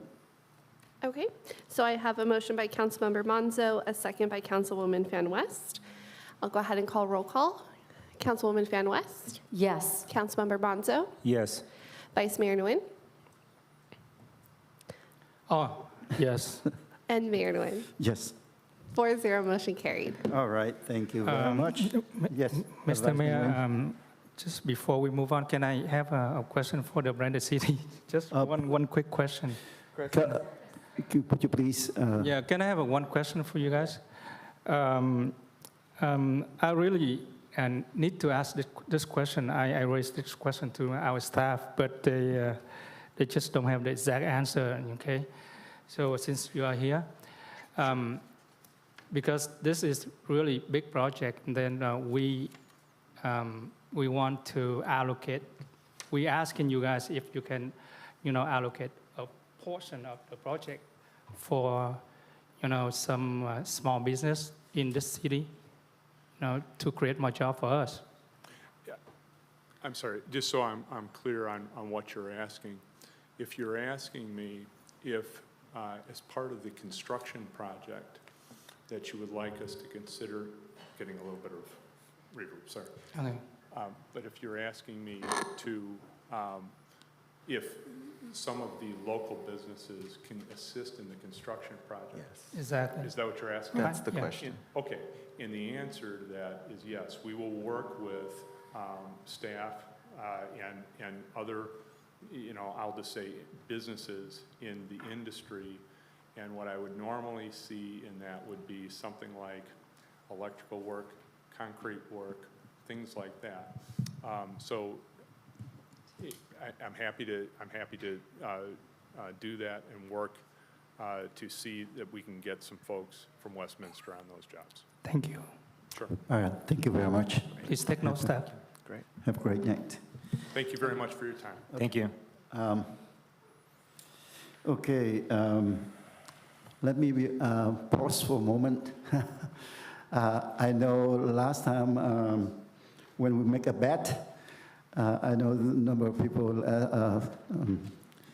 I know you like it. So this time I open up for a bet. What time are we going to finish this? Anything from the council? No. Okay. I'm still on 11:30, so You still what? I'm still on 11:30. That's my Okay. guess. All right. Okay. Anyway, hopefully that we don't go too far or too long. 5.3, award of contract for maintenance of the city traffic signals and appurtenance, interconnect, fiber optics, cables, safety lights, CCTV, internet, and video detection system. Yes. Yes, sir. I'll just walk you through this item. Item 5.3 is the award of contract for a maintenance contractor to maintain and manage our traffic signal system. Again, this process followed the request for proposal process. There's a lot of technical expertise that goes with running traffic signals and making sure that they're healthy and that they work 24/7, right? When no one knows that there's a traffic engineer in the city, that means that he's doing a great job. When everybody knows the traffic engineer, that means he's not doing a great job. A lot of the times that means that the equipment is old, that the equipment is failing. So over the years, we have revamped our traffic signal systems through grant funding, and we boast to have one of the most technologically connected system in the entire county.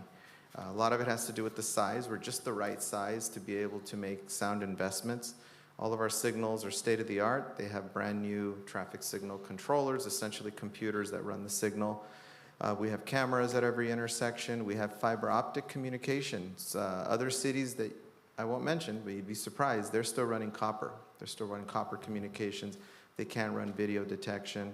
Every signal in our city has video detection. Every signal has vehicle detection. I can talk all day about transportation, so I won't. But what I will tell you is that in order to maintain this equipment, we need a contractor that's qualified.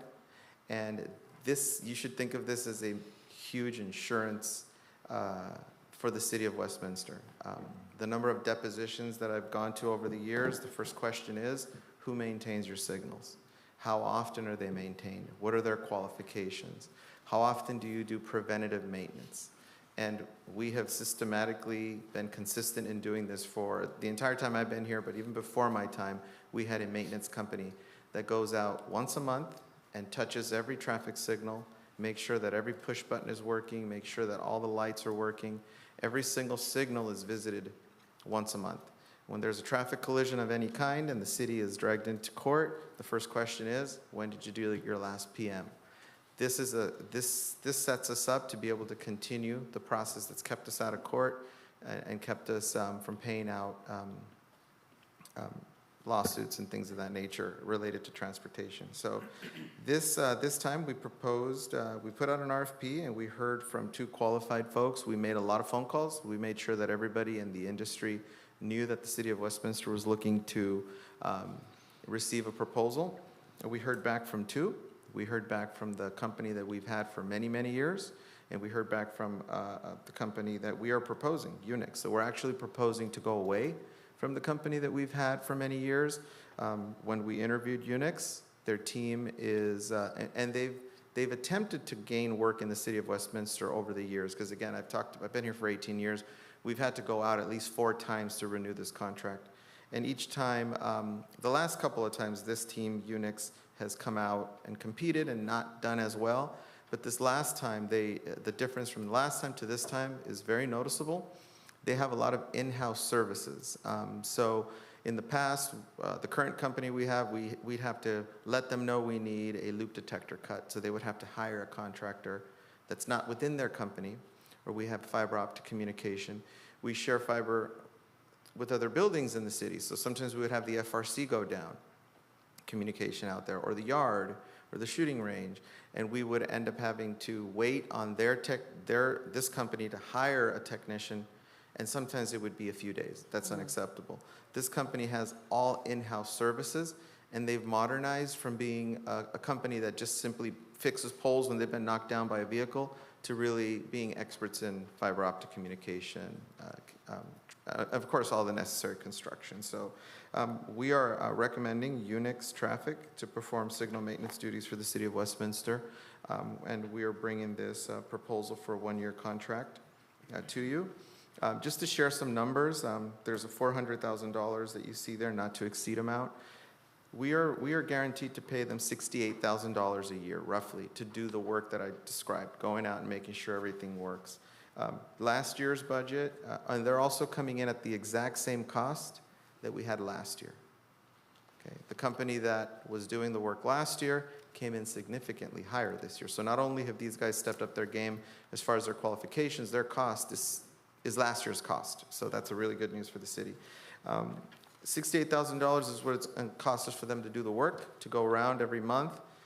Roughly, you're looking at about $230,000 of repairs for the year.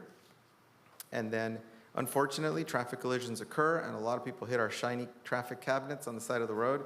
And we range, statistically speaking, we range between $50,000 and $100,000 every year in damage we cannot predict. So if you add those 3 totals, we're pretty much at $400,000. I think in all my years here, we've come back only once to ask for additional money. So $400,000 will definitely get us to there. Really, we're looking at spending about $300,000 this next coming year under this new contract, hoping no traffic collisions take out our equipment. Thank you very much. I trusted that staff have done a due diligent selection on this. From the staff report, it's clearly stated that they conducted a fair interview and selection process.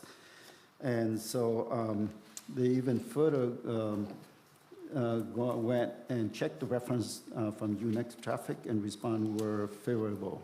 So I think that it's very clearly stated, and I can entertain any motion at this point. I second it. I entertain the I motion. so- motion. I'll second it, but I have a few questions before we Okay, get sure. to that point. Yes, sir. I don't know if anybody else has questions, but I have a question. Can you talk about the extraordinary costs? This is includes and repairs. Like you just mentioned, so that before an extraordinary cost, that would be to replace an item that's broken that can't be repaired, right? Correct. So when they go out and do their preventative maintenance, that's a fixed cost. And part of the inspection is identifying things that are broken. A push button that's broken, a light bulb that's out, an illuminated street name sign that the wind snapped and one of the hinges is off, corroded cables. We've had squirrels eat our fiber. We've had get into the pole box and they chew up our fiber, right? All of those sorts of things is extraordinary costs. Okay, so my other question is, so the company, they typically would fill out a work order, right? And submit the work order to purchase a new part. Yes, And they're. My I know where you're question going with comes is that, do we have somebody that physically inspects Yes. this part before we authorize the work order? This is not a blank check. That's a very good question. This is not a blank check. They cannot make a repair unless they clear it with us. I've gotten phone calls at 2 in the morning from Commander McCormick, who says, hey, they're out here fixing something because a traffic collision occurred. Are you okay with it? Yes, please do so. During the day, we're staffed, our traffic management center staffed with engineers. And any expense other than a light bulb change or things of that nature, they check with us first and we give them the okay. But do we physically inspect, do we We- go out and put eyes on it? Our traffic signal system is set up where a lot of the times the things that they're going to fix, we know they're already bad. So we'll get communication drops. We'll know there's an issue. We'll send them out. They'll let us know, hey, one of your switches is out. One of your battery backups is out. We're getting feedback on the cell phones all the time. And that, in addition to inspecting physically, yes, Okay. leads us to giving them the green light to make the work. Yeah, I just don't want a million work orders coming in, and I just, oh yeah, yes. No one's blanket signing off on them. We're putting eyes on All it. right, thank you. So we have a motion by Councilmember West and seconded by Councilmember Menzo. Roll call vote, please. Okay, Councilwoman Van West? Yes, but before, I just want to say with numbers-wise, fixing all the repair and paying the company for $33,000 a month, estimate about $33,000 a month. With all of that fixing and paying them for their service, I think that's fairly cheap compared to, other services we have in the city. I think that's very reasonable. So my vote is yes. Okay, thank you. Councilmember Monzo? Yes. Vice Mayor Nguyen? Before I vote, I'm going to ask just one question. I thought that I don't have a question, but then I do. The question is, I thought that cable companies, they maintain their own cable network, right? Why we have to maintain ourselves? So our traffic signal system, all of our locations, every intersection in the city is connected to each other with fiber. And one of the reasons that fiber ends up in City Hall, right? And the reason that is the case is because we want to make sure that every traffic signal knows and is running at the exact same time, so that when we are implementing different signal timing patterns and schemes, that all the signals are actually receiving the information. It used to be done over a telephone line. We pulled all that out and we went with fiber, and now we can also bring back images. So it's actually closed circuit television. It's a private system that belongs to the city of Westminster, separate from cable. All right, thank you. Vice Mayor Nguyen? Yes. And Mayor Nguyen? Yes. 4-0, motion carried. Item 5.4, award a contract for... I think it's 4-0, right? Not 5. 4-0, yes. Okay, 4. 5.4, award of contract for maintenance service agreement for concrete and related street repairs at various locations. So is there any question for staff? If not, I will entertain the motion. I just have one question. Okay. Councilman Menzo. Yes, hey, hello, Jake. On the schedule of the bid items 1 through 9, do you have already the locations already determined? Good evening, Mayor, Vice Mayor, and council members. These are the maintenance contracts, so this is going to be based on its need, is out in the field. If our staff cannot able to, do the concrete construction, we will contract it out to this particular company. So we don't have the location identified yet. As long when we have either residents come in or we see some, needed for the concrete improvements, we will contact them. So, okay, because right here, on items, so how do you figure, you just kind of guessing at the items, the definition, like the description, you have remove existing construction curb 18 inches, 24 inches, do you just kind of? So these are the typical size or descriptions out there in the public right of way. The quantity, that's the one we base on the previous years, how much quantity of each year that we're going to go through and require for the improvements. So you know that you only have, like item 1, you listed as, how many did you put on here? Oh, 200 linear feet, so that's how much you have to work with. That's an estimate that we come up with. Like I said, based on the previous years, how many linear foot of sidewalk, a square foot of sidewalk, how many linear foot of curb and gutter that we need to remove. So if you exceed that, then the cost will be more? Correct. If we exceed that amount, then we have set a certain budget aside for the concrete improvements. If we're exceeding that one, then we're going to either go back to the council for additional money, or we're using our own force to do that improvements. Okay, thank you. I move to approve item 5.4. Second. So we have a motion and second on the floor. Roll call vote, please. Okay. Thank you very much, Mr. Ngô. Thank you, Jake. Councilwoman Fan West, Yes. Councilmember Monzo, Yes. Vice Mayor Nguyen, Yes. Mayor Nguyen, Yes. 4-0, motion carried. 5.5, award of contract for tree maintenance and service agreement. Is there any question for staff? No. Or else I will entertain a motion for it. I move to approve. Second. Move to approve by Vice Mayor Nguyen and seconded by Councilmember Menzo. Roll call vote, please. Okay. Councilwoman Fan West, Yes. Councilmember Monzo, Yes. Vice Mayor Nguyen, Yes. Mayor Nguyen, Yes. 4-0, motion carried. 5.6, replacement of Little Saigon entry signs at 9600 and 9637 Bosa Avenue.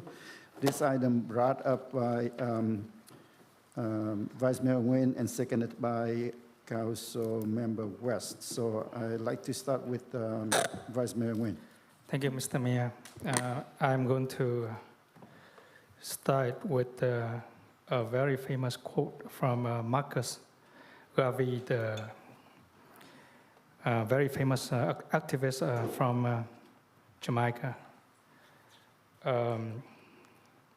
It says, a people without knowledge of their past history, origin, and culture is like a tree without roots.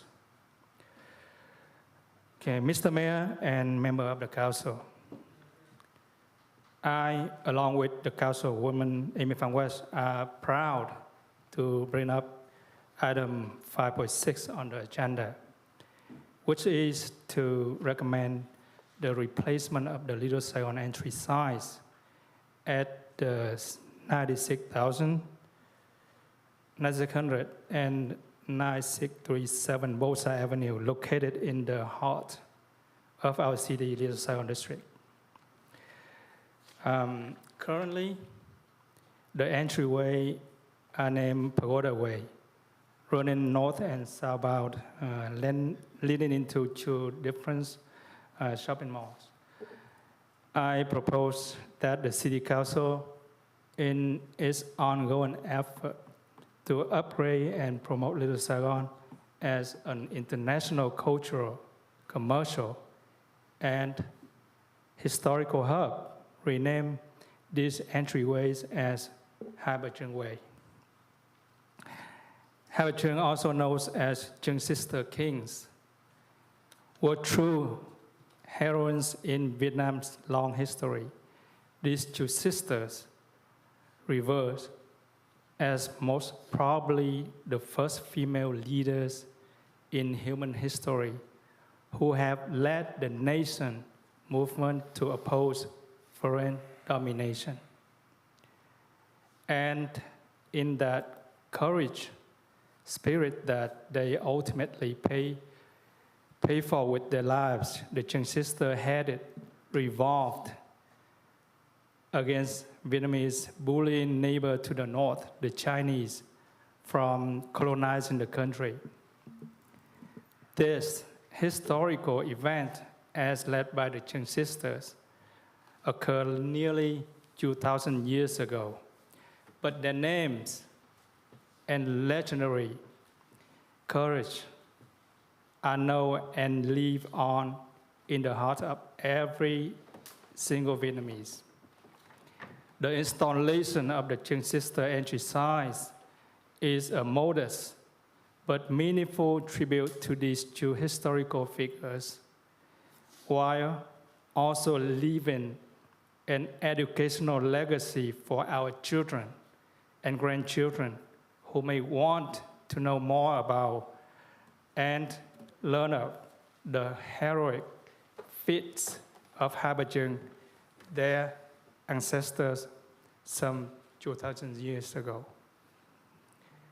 The installation of these signs will not cost any money to the city, as many organizations are happy to sponsor this worthy project. The change will not disrupt any business in the area. This is good for the city, for the Vietnamese American community, which considers Westminster as the spiritual capital of the worldwide Vietnamese diaspora. And it will leave a positive development for our Little Saigon district along Bosa corridor. I respectfully ask for all of your yes vote on this item. Thank you. I'm going to do a very brief in Vietnamese to the Vietnamese community. Tôi xin bắt đầu bằng một câu trích dẫn rất nổi tiếng từ Marcus Garvey, một nhà hoạt động có tiếng gốc Jamaica. Một dân tộc không biết về lịch sử, nguồn gốc và văn hóa trong quá khứ của họ, giống như một cái cây không có gốc rễ. Kính thưa ngài thị trưởng và thành viên hội đồng, tôi cùng với nghị viên Amy Phan West tự hào đưa ra mục 5.6 trong chương trình nghị sự. Đó là đề xuất thay thế các biển báo lối vào Little Sài Gòn tại đại lộ Bosa, nằm ở trung tâm quận Little Sài Gòn của thành phố chúng ta. Hiện tại, các lối vào được đặt tên đường, chùa chạy theo hướng Bắc và hướng Nam dẫn đến hai trung tâm mua sắm khác nhau. Tôi đề nghị Hội đồng thành phố trong nỗ lực không ngừng nâng cấp và quảng bá Little Sài Gòn như một trung tâm văn hóa, thương mại và lịch sử quốc tế, đổi tên các lối vào này thành đường Hai Bà Trưng. Hai Bà Trưng còn được gọi là Trưng Nữ Vương, là những nữ anh thư có thật trong lịch sử lâu đời của Việt Nam. Hai bà là nữ lãnh đạo đầu tiên trong lịch sử nhân loại, những người đã lãnh đạo một cuộc khởi nghĩa thành công chống lại sự thống trị của ngoại bang phương Bắc Đông Hán. Sự kiện lịch sử do Hai Bà Trưng lãnh đạo này xảy ra cách đây gần 2.000 năm, nhưng tên tuổi và lòng dũng cảm, huyền thoại của hai bà vẫn được ghi nhớ và sống mãi trong lòng mỗi người dân Việt Nam. Việc lắp đặt tên đường Hai Bà Trưng là một sự tưởng nhớ khiêm tốn nhưng đầy ý nghĩa đối với hai nhân vật lịch sử này, đồng thời cũng để lại một di sản giáo dục cho con cháu chúng ta, những người muốn biết thêm và tìm hiểu về những chiến công anh dũng của Hai Bà Trưng. Hai Bà Trưng, tổ tiên của họ cách đây khoảng 2.000 năm. Việc lắp đặt các bản đường này sẽ không tốn bất kỳ khoản tiền nào cho thành phố, vì nhiều tổ chức sẵn lòng tài trợ cho dự án. Sự thay đổi sẽ không làm gián đoạn bất kỳ hoạt động kinh doanh nào trong khu vực. Điều này tốt cho thành phố, cho cộng đồng người Mỹ gốc Việt, vốn coi Westminster là thủ đô tinh thần của người Việt hải ngoại trên toàn thế giới. Và nó sẽ để lại một bước phát triển tích cực cho quận Little Sài Gòn của chúng ta, dọc theo đại lộ Bosa. Tôi trân trọng kêu gọi đồng viện ủng hộ và bỏ phiếu yes cho dự luật đầy ý nghĩa này. Xin cảm ơn. Thank you, Vice Mayor Nguyen. Now, Councilmember West. Thank you. So it is very important for us, having the sign where, like Mr. Vice Mayor stated that it doesn't cost the city any money. It will be fundraised to get those signs up there, especially with Pagoda Street. It doesn't affect anyone. It would just change the name because that street, Bosa, has a lot of tourists. As you know, Westminster is known across the country, but as a hub for Vietnamese community, refugee. We are the largest in Orange County. And not only that, but the name signify heroism. It's basically in Vietnamese, is the Trung sister, is the Hai Ba Giang. It shows their bravery, their courage, that they fought against communist China back in the day. And they were the resistant. And usually, it is people like that we celebrate. And it reminds me of, as we go into celebrating Independence Day, our forefather, have this vision and courage. And our founding father, they dared to dream of a society where individual would endow with their rights of liberty and pursue of happiness. That's the same thing with these two ladies that fought for the Vietnamese people in Vietnam against the communist China. And for that, we should be championing for heroes who would sacrifice their lives to fight for freedom. And especially in Little Saigon, it is the hub of Vietnamese refugees. And they are proud of their history. And we should be proud of our own history as well as we celebrate Independence Day. And that's the reason why I second Vice Mayor Nam Quang to put this sign in the city of Little Saigon, and which doesn't affect anyone financially or the city. So with that being said, I motion to approve this agenda, Mr. Mayor. Okay, Vice Mayor I Menzel. second. I just have a couple questions. On the staff report, says that this street name, Pagoda, is not tied to any addresses. But we're here in the staff report, we have 9600 and 9637. What are those addresses? So the mailing addresses for any of the businesses in either side of the street are not tied to the word Pagoda, they're tied to Bolsa. And what is those two names, those two numbers? What is 90? So the address of the complex on one side is 9600 Bolsa Avenue, and the complex on the other side is 9637 Bolsa. And within each complex, I believe it's either Suite A or number 1 or whatever the. So there's going to be a cost for those businesses to change their name? They would not have to do that. They would not? They would not have to do that. Every Why? business in there is a Bolsa address. It is not a Pagoda address. Oh, I see what you're saying. Yeah, it's very similar to the cultural court sign that was in front of Asian Garden Mall. Okay. So the city will not incur any cost whatsoever, that whatever the sign costs, the labor is going to be fundraised, correct? Correct. We're following the same model of what was done in front of Asian Garden Mall. And every step of the way, the accounting, actually our signal maintenance company purchased, installed, closed lanes for the event. All of that was tracked, and all of that was paid for by by whichever nonprofit was paying for it. And Little Saigon, I think I remember there's other streets signs in the past that have been changed. Correct. I think there was one Saigon Street or something. Correct. There was a request several years ago to change the name of Bolsa to, I don't want to say the name wrong, but a famous Vietnamese general's name. And because Bolsa is tied to a lot of addresses, we found that an alternate way to honor this general would be to remove the City of Westminster smaller font at the bottom and put it in that slot, which is typical with what cities do when they're doing districts like the Auto Square or things of that nature. But isn't there another street? I don't know. I just see something about it says Saigon Street. Do you know that? So Cultural Court Cultural Court, which was the street that feeds into the parking lot of Asian Garden Mall. It used to be called Cultural Court.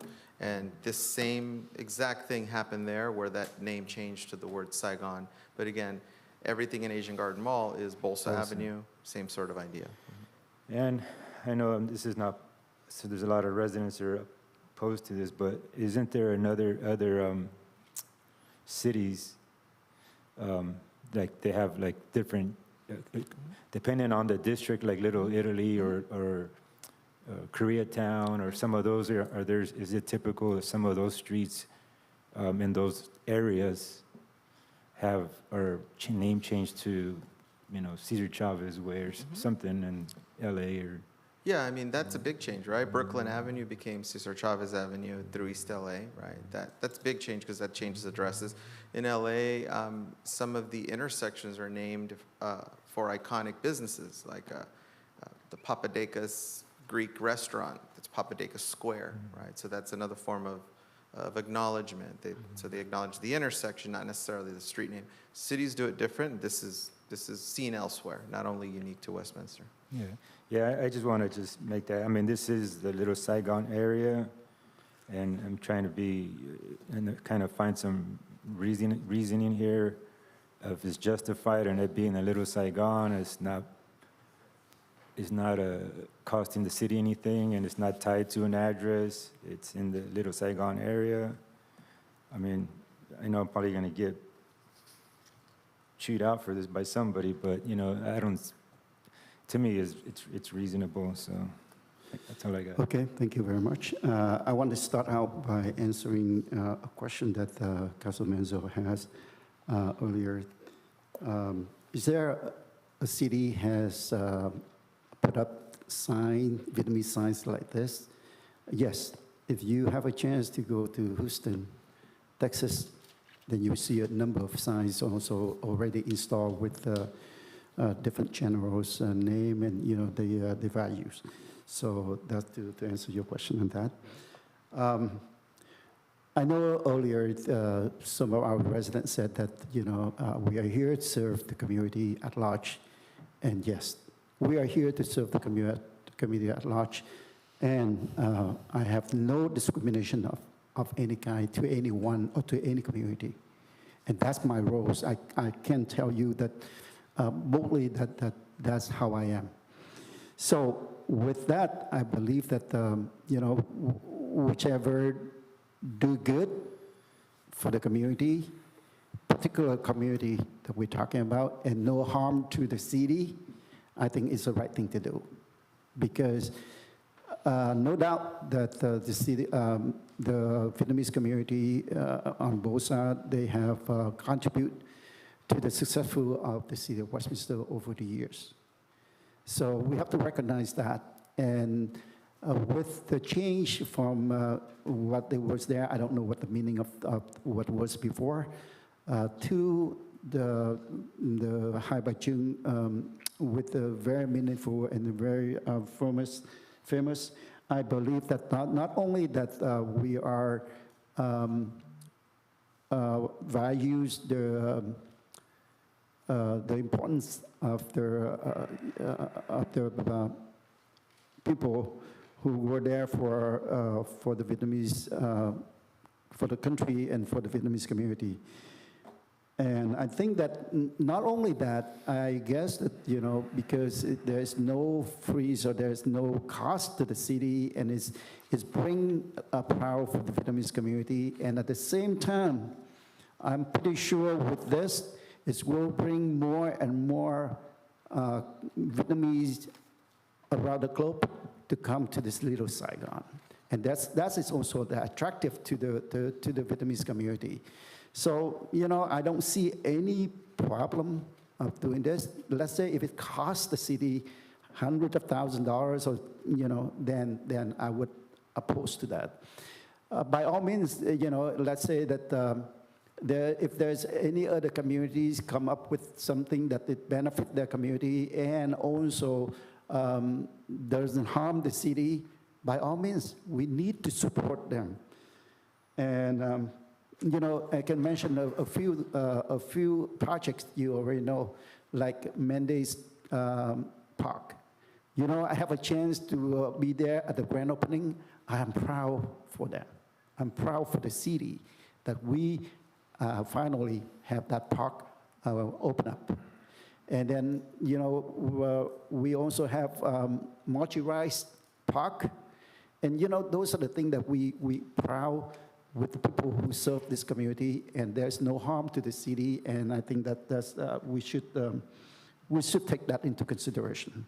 So with that, I believe that we have a motion and a second on the floor. Motion by Councilmember West and seconded by Vice Mayor Nguyen. Mayor, if I Yes, may, please. make a request or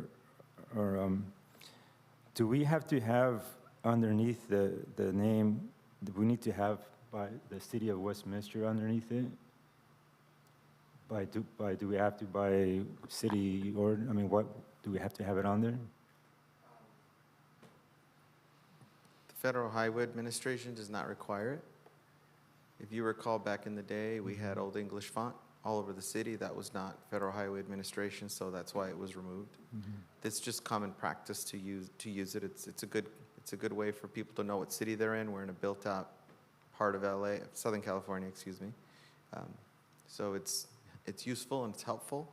Off the top of my head, I want to say this is consistent to what we did on Cultural Court Saigon, but that secondary font is not required by law. Would the council be opposed to not having that on there? I would like to keep it consistent with the other sides. Yeah. Let's keep the Westminster right below it. Okay. Since it's not, require, I think it's good to keep it consistent. It seems like we have consensus if we can keep it consistent. Yeah. Roll call vote, please. Okay. Councilwoman Fan West, Yes. Councilmember Monzo, Yes. Vice Mayor Nguyen, Yes. Mayor Nguyen, Yes. 4-0, motion carried. Okay, moving on to 5.7 for the ADU standard plans update. I believe that there's a request from Yes. this item brought up by Councilmember Ho and seconded by Councilmember Manzo. And I believe that before the meeting, Councilmember Ho requested that we continue with the. Yes, so she has requested, since it was her item, and she And likes to hear. since- If she, yes. And since he's not here, I want to start with you, Councilmember Manzo. Well, I motion to table this for our next meeting when Councilmember Ho is here. So that's my motion to table it, To continue. to continue it to our next meeting. Okay. I second it. Okay, so I have a motion by Councilmember Monzo and a second by Vice Mayor Nguyen to table this item to the next regular meeting date. I'll go ahead and call roll call vote. Councilwoman Fan West, Yes. Councilmember Monzo, Yes. Vice Mayor Nguyen, Yes. Mayor Nguyen, Yes. 4-0, motion carried. Okay, moving on to 6.1. AB 481 military equipment annual report. Okay, okay, thank you for a reminder. At this time, I entertain the motion to extend the meeting. I I second. second it. Well, I entertain it, but okay, I will go ahead, motion it. You're gonna motion. Okay, okay, I motion it, all right. Okay. Yeah. I Okay, second. so I have a motion by Mayor Nguyen and a second by Councilwoman Fan West. Yes. Okay, Councilwoman Fan West, Yes. Councilmember Monzo, Yes. Vice Mayor Nguyen, Yes. Mayor Nguyen, Yes, 4-0, motion carried. thank you for the reminder. Thank you, Councilmember Menzo. Okay, 6.1 AB 481 military equipment annual report 2022. I believe that this is an annual report and is identified really clearly on the report. To me, I don't have any question on that, but if you do, by all means, go ahead and have a question for staff, but I move to approve. Second. So there's no other questions, so move to approve it by Mayor Nguyen and seconded by Councilmember Manzo. Roll call vote, please. Okay. Councilwoman Fan West, Yes. Councilmember Monzo, Yes. Vice Mayor Nguyen, Yes. and Mayor Nguyen. Yes. 4-0, motion carried. Okay, 6.2, designation of voting delegates and alternates for 2023 Annual League of California City, Cal Cities Conference to be held in Sacramento, California. I know a number of years that I have a chance to represent Mayor Ta when he cannot be there. And, you know, whenever he were able to make it, then, you know, either I will be an alternate or, you know, if he for sure that he can be there, then I check back off. I don't want to be there. But for this one here, sorry. Motion to For nominate. this one here, Yeah, you have to nominate. I was checking my schedule, and I am able to attend the conference, and I will be taking my role as a delegate for it. A motion to elect a mayor for a delegate. I second it. Okay, I just don't understand. Mayor. Well, I Mr. guess Mayor? Okay. we have, can I say something, Yeah, Mr. go Mayor? ahead, go ahead. Okay, so I guess we're electing a delegate for the Cal City Conference in September. And I would love, Mr. Mayor, to be a delegate for this because I have been really involved with a League of City. And not only that, but the president, Ali, has come to my coffee meet and greet, very impressed. And I know that he really want me to get into the OC division as well, and which he is encouraging me to do so, and that's what I am doing. And also being a voting member, that's the next step to advocate for different bills, either opposed or against in Sacramento.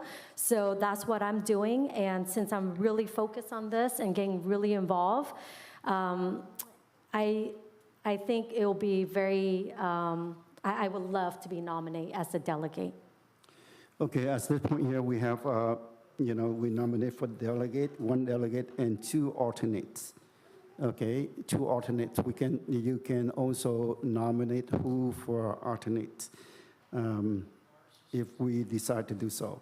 But there's, like I said, I'm a mayor, and I can attend the conference, and I want to be responsible for the city as a mayor role, and I will be the delegate for that. And you know, if you don't want it, you don't agree with that, you can go ahead and make substitute motion. You know, let me ask the city manager. So is this a requirement for the mayor to be a delegate, or what was in the past?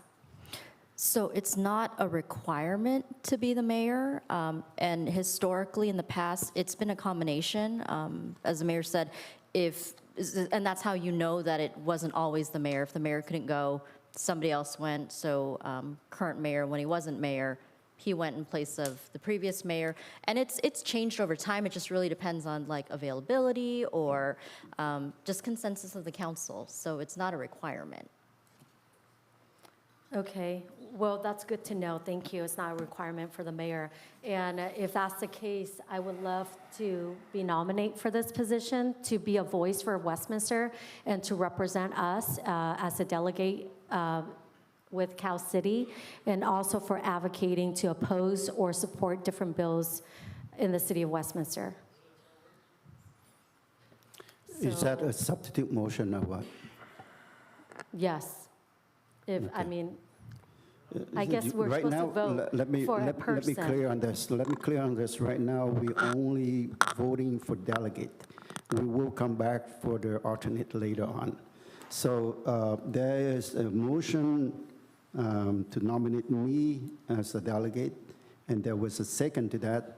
And now we do have the substitute motion for Amy for Council West by her motion to nominate her. So I want to hear if there is any second to that motion. So there's no second to the substitute I motion. thought I did, yeah. I mean, I did. So So Yeah, substitute motion for me, since the city manager said it's not a requirement for the mayor to be a delegate. So I, substitute motion for myself to be there if that's what the council wishes. let me ask the city manager, for the past city council, how many how many council members already get this position besides the mayors?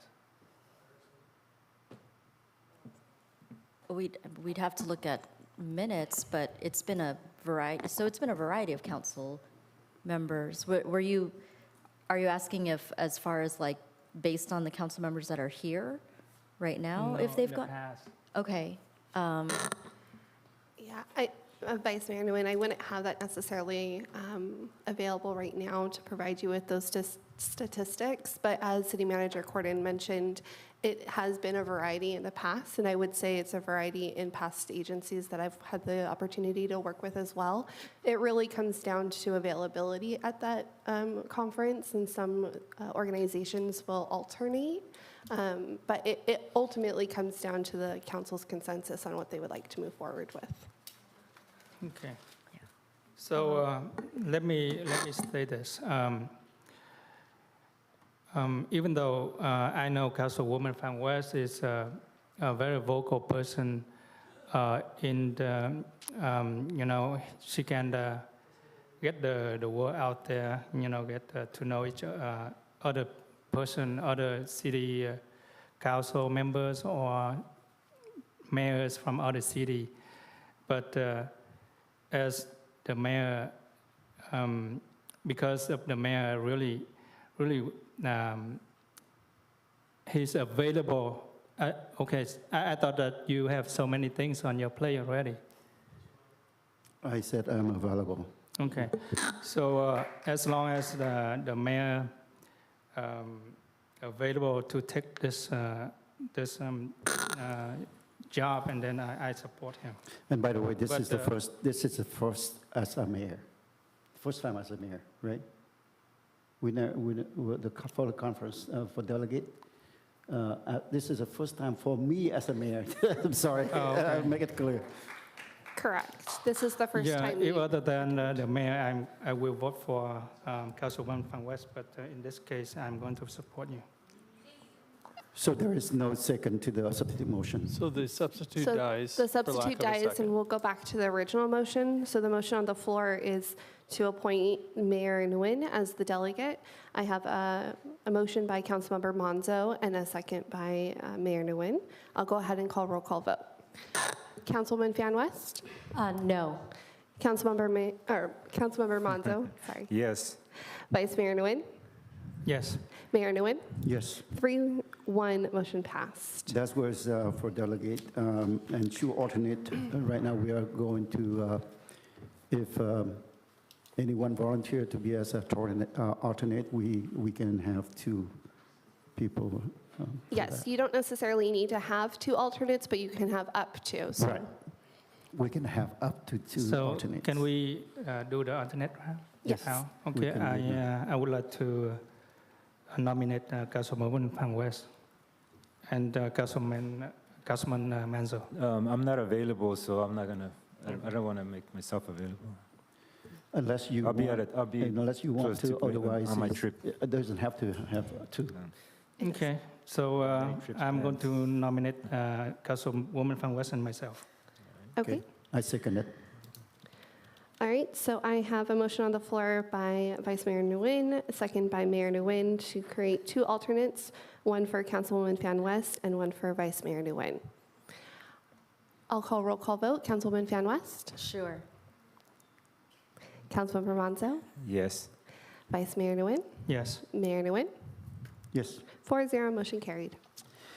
Okay, thank you very much. We are going to discuss item 6.3, introduce for first reading an ordinance repealing section 2.04.130, public official and employee interactions of the Westminster Municipal Code and resolution number 5076, prior policy governing public official and employee interaction. This item brought up by Vice Mayor Nguyen and seconded by Councilmember West. So I'll start with you, Vice Mayor Nguyen. Okay, thank you, Mr. Mayor. Okay, the reason that I placed this item on the agenda because I feel that this policy is overbroad and is completely unnecessary. Even more problematic is that it makes communication between council and key employees more difficult. I have been on the council for 7 months, and now I still have a lot of questions to ask for the input. In my position as a council member, I have a duty to understand all the items I'm being asked to vote on and to do my best to make the best decision possible for the city.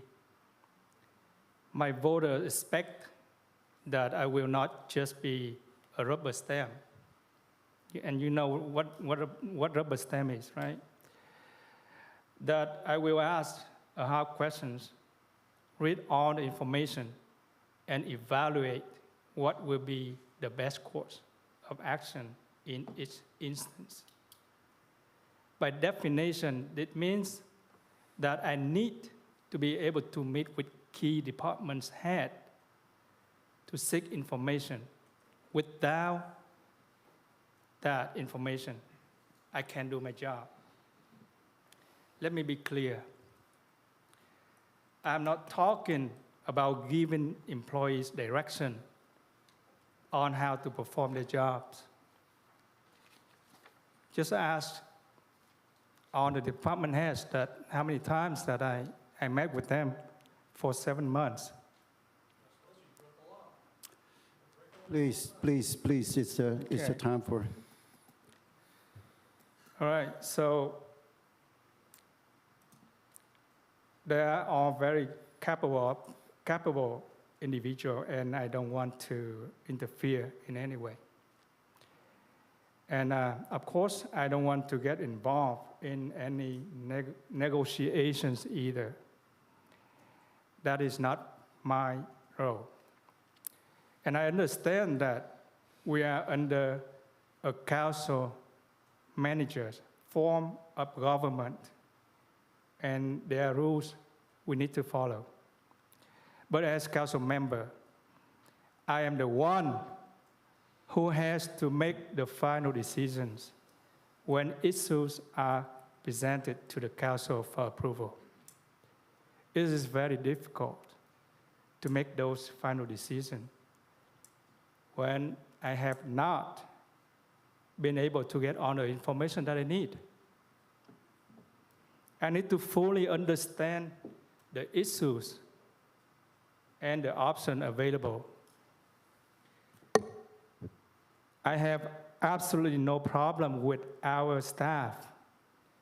They are all professional, and I appreciate their hard work. Our staff have earned my trust, and they continue to have my trust.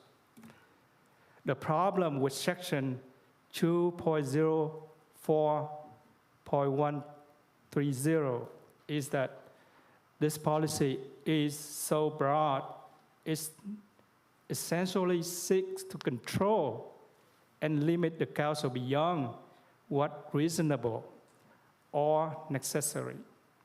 It makes the rules so strict that it creates an environment of fear, so that people are afraid of talk with council members, and council members are afraid to talk to anyone out of fear they might somehow violate the policy. It shouldn't be like this. Let me be clear. State law is clear on what we can do and what we cannot do. We don't need such an overbroad policy like this to micromanage our roles as council members. We need to encourage an environment that is more cooperative toward giving us the information that we need. We need to appreciate each other's roles and that same time work together to accomplish great things for our city. The people of Westminster have elected me to bring new change to this city. It is my job to ensure that the voice of the people will be heard loud and clear. For that, I move to approve this item. I yield back, Mr. Mayor. Councilmember West? Yes, so I believe this is an important item to discuss and to talk and to bring up because maintaining a regular communication with the department head is very vital for fulfilling the responsibility as an elected official on this council. I know with this ordinance, it would not allow us to do so. So effective communication with the department heads can ensure the information flows smoothly between the council and the relevant department, fostering collaboration and enabling the successful completion of tasks and projects. So I think it's very important for us to be able to have that ability to talk to department head in different issues, different specialty within their department, that they can give insight to us as council, because our job is to make policy, and that's what we will be doing. And with that, I agree with Mr. Vice Mayor, so I second it. Councilmember Meza? Thank you, Mayor. A couple questions for first. The current current ordinance, does it prevent in any way council members from seeking just as it stands, just basic information from a department head? Who can answer that question? City manager?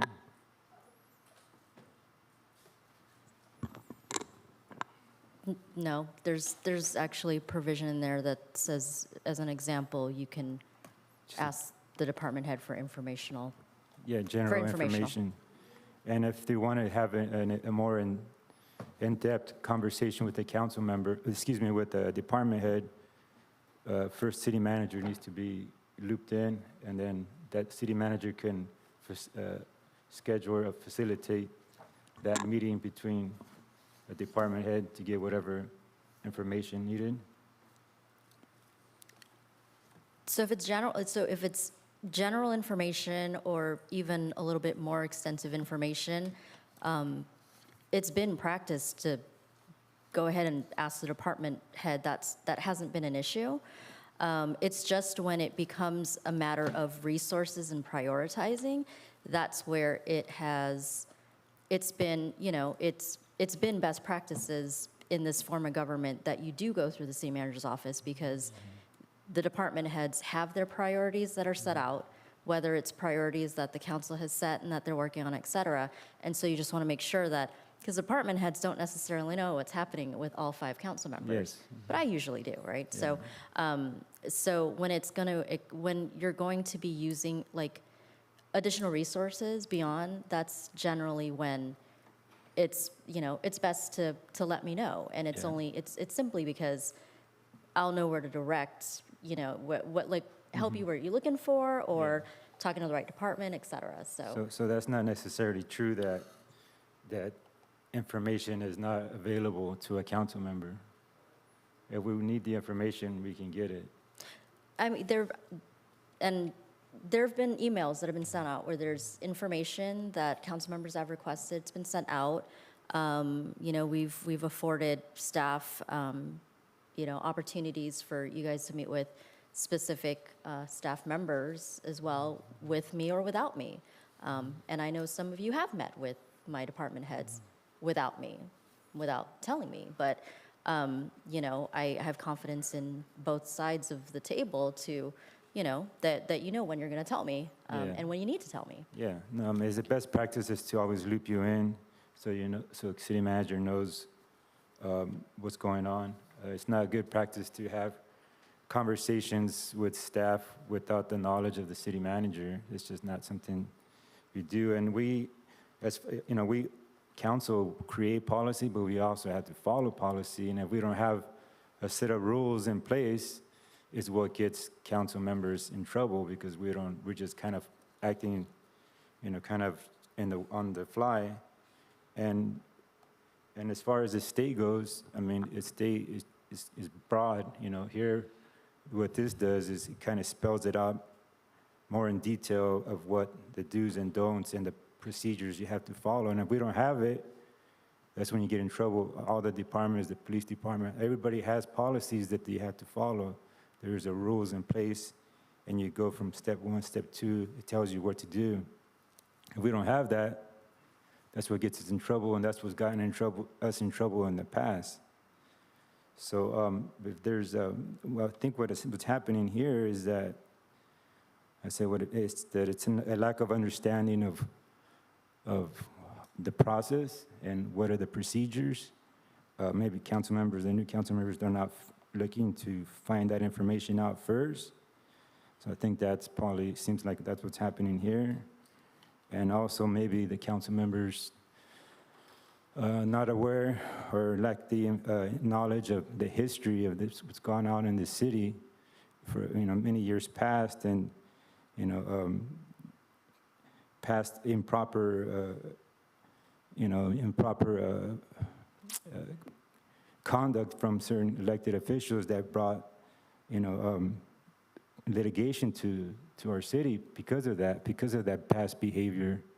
And that's why when we speak of moving our city forward, having this in place was a huge step on moving our city forward, because that gives us the policy in place we've been working on with past council. We've been working on, and now that we have a real city manager, working on policies, because if you go up and down every department, a lot of policy wasn't there for advancement, for promotions, and a lot of, you can go down the list as far as we've been lacking so many policies in the city, and that's what we've been working on to try to clean up and become this word's been used before, become a real city.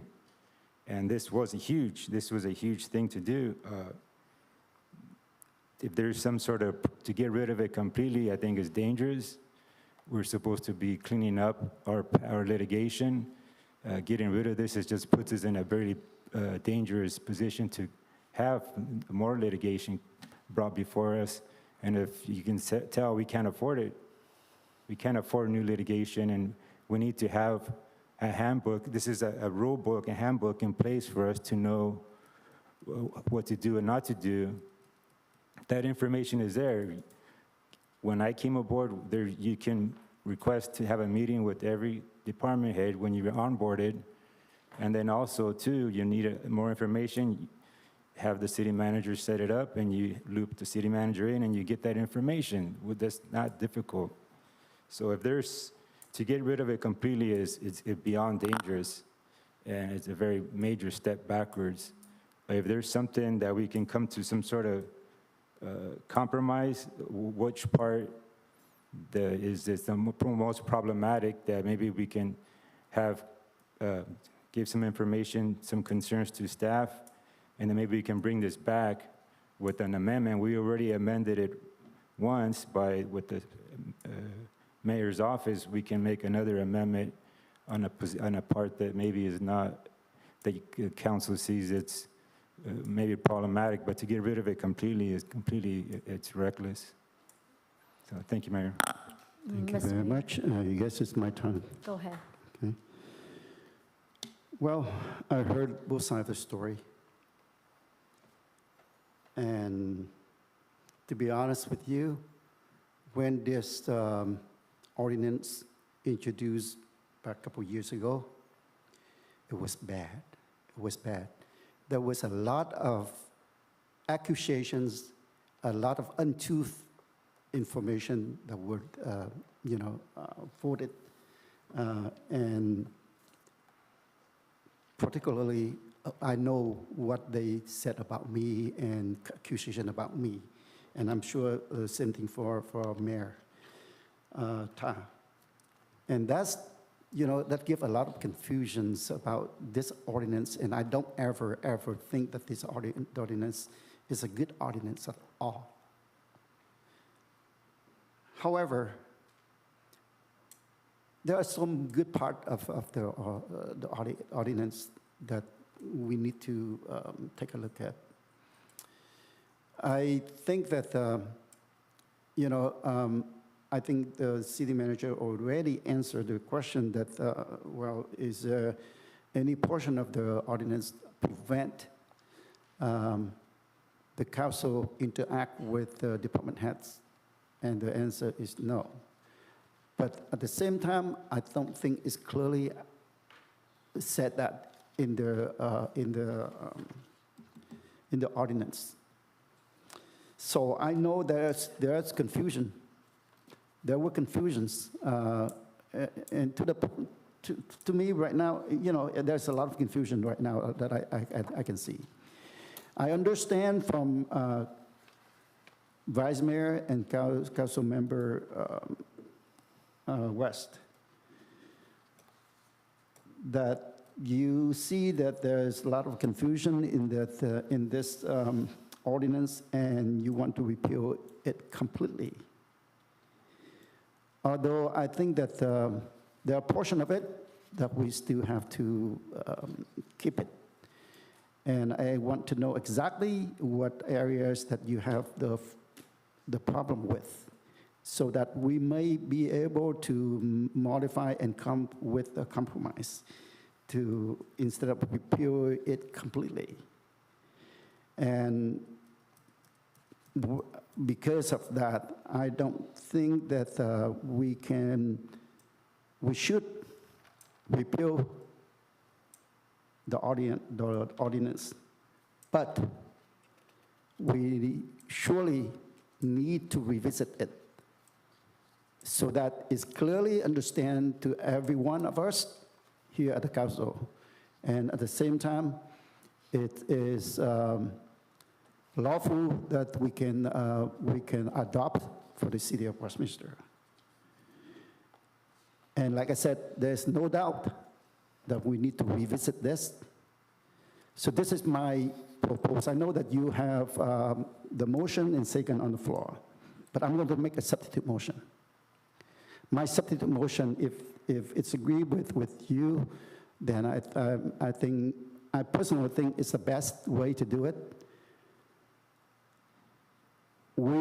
I'd like to make a substitute motion to have an ad hoc committee to take a look at this once again and then bring back for the council to approve. So, and with that ad hoc committee, I volunteer to be one to work with you, Vice Mayor, if you second that. Then we both can look at the ordinance clearly, and then we can bring back for the council to approve. I would like to see if you can second that, and we have a way to to work on the modifying the ordinance or the policy according to what you. You could ask him to amend his current. Or if you want to amend, you can amend it too. Okay, this is what I propose. I'm going to counter, right? As I said, I have no problem with the I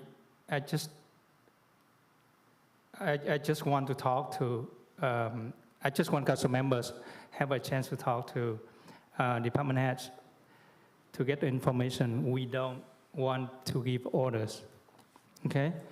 But just get out the ordinance and the resolution that we have here and read it, okay? It's poorly written, I can say that Yep. is it's like a repeatedly, by itself. Paragraph and then paragraph just say the same thing, exact same thing. And it's create a confusion.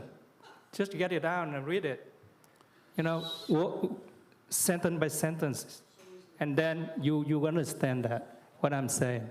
I will respond to him before. Okay, so get to the point that we just want to talk to the department heads, and we going to, we're not going to, we don't want to give orders. So that's all I want. Okay. So that's all I want. We don't need to write the whole thing like a 2 or 3 pages. So let me go back. I understand. Just repeal it and then put that phrase into the ordinance or the resolution, then I'm okay with you. Like I said earlier, if that's what you want, we can always revisit the ordinance and we revisit the ordinance and make the modification as what you want and bring it back for because right now I don't think that I don't think it's the right idea to repeal this one completely. Mr. Mayor, may I address? Yes, you can. So, to be honest, number one, we want to be able to talk to staff, department head, to get all the information we need to make policy. That's first and foremost. Second, we want to make sure staff understand that they have the freedom to talk to us if they need to.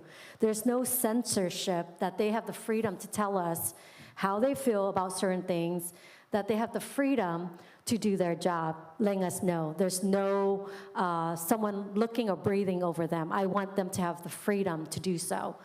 So with that saying, with 2 of that in mind, with dismantling this ordinance, which is so horrible in there, in and of itself, it says staff, city council cannot talk to staff, period, and that's not right. In order for us as council members to do our job correctly, we need our staff to be freely telling us the truth. There's a saying with Lincoln, trust but verify. I think it's very important to trust and verify with everything. So with that, when we dismantle this ordinance, we can do that. And our staff have the freedom to tell us without any censorship or without, anything. Basically, we want them to have the freedom to do so. Likewise, we need to know all the information before we make a policy.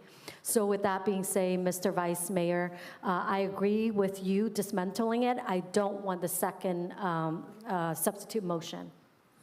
Mayor, I have a question. Yes, Can I have a question for Councilmember Menzo and then Vice Mayor. I have a question for City Attorney. I mean, since you... Can I have you... let us have the conversation. We're doing city business. Right here on the number 1, on page 2, it says, "A public official shall deal with city staff solely through the city manager or his or her designee." I mean, there's a process. Is there anything in this ordinance that says that a council member absolutely cannot speak, is prevented 100% from speaking to a department head? Is that in here? I mean, there are rules under state law.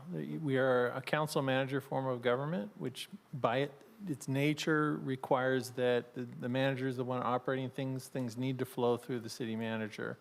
You're not supposed to be sidestepping that and going around that process.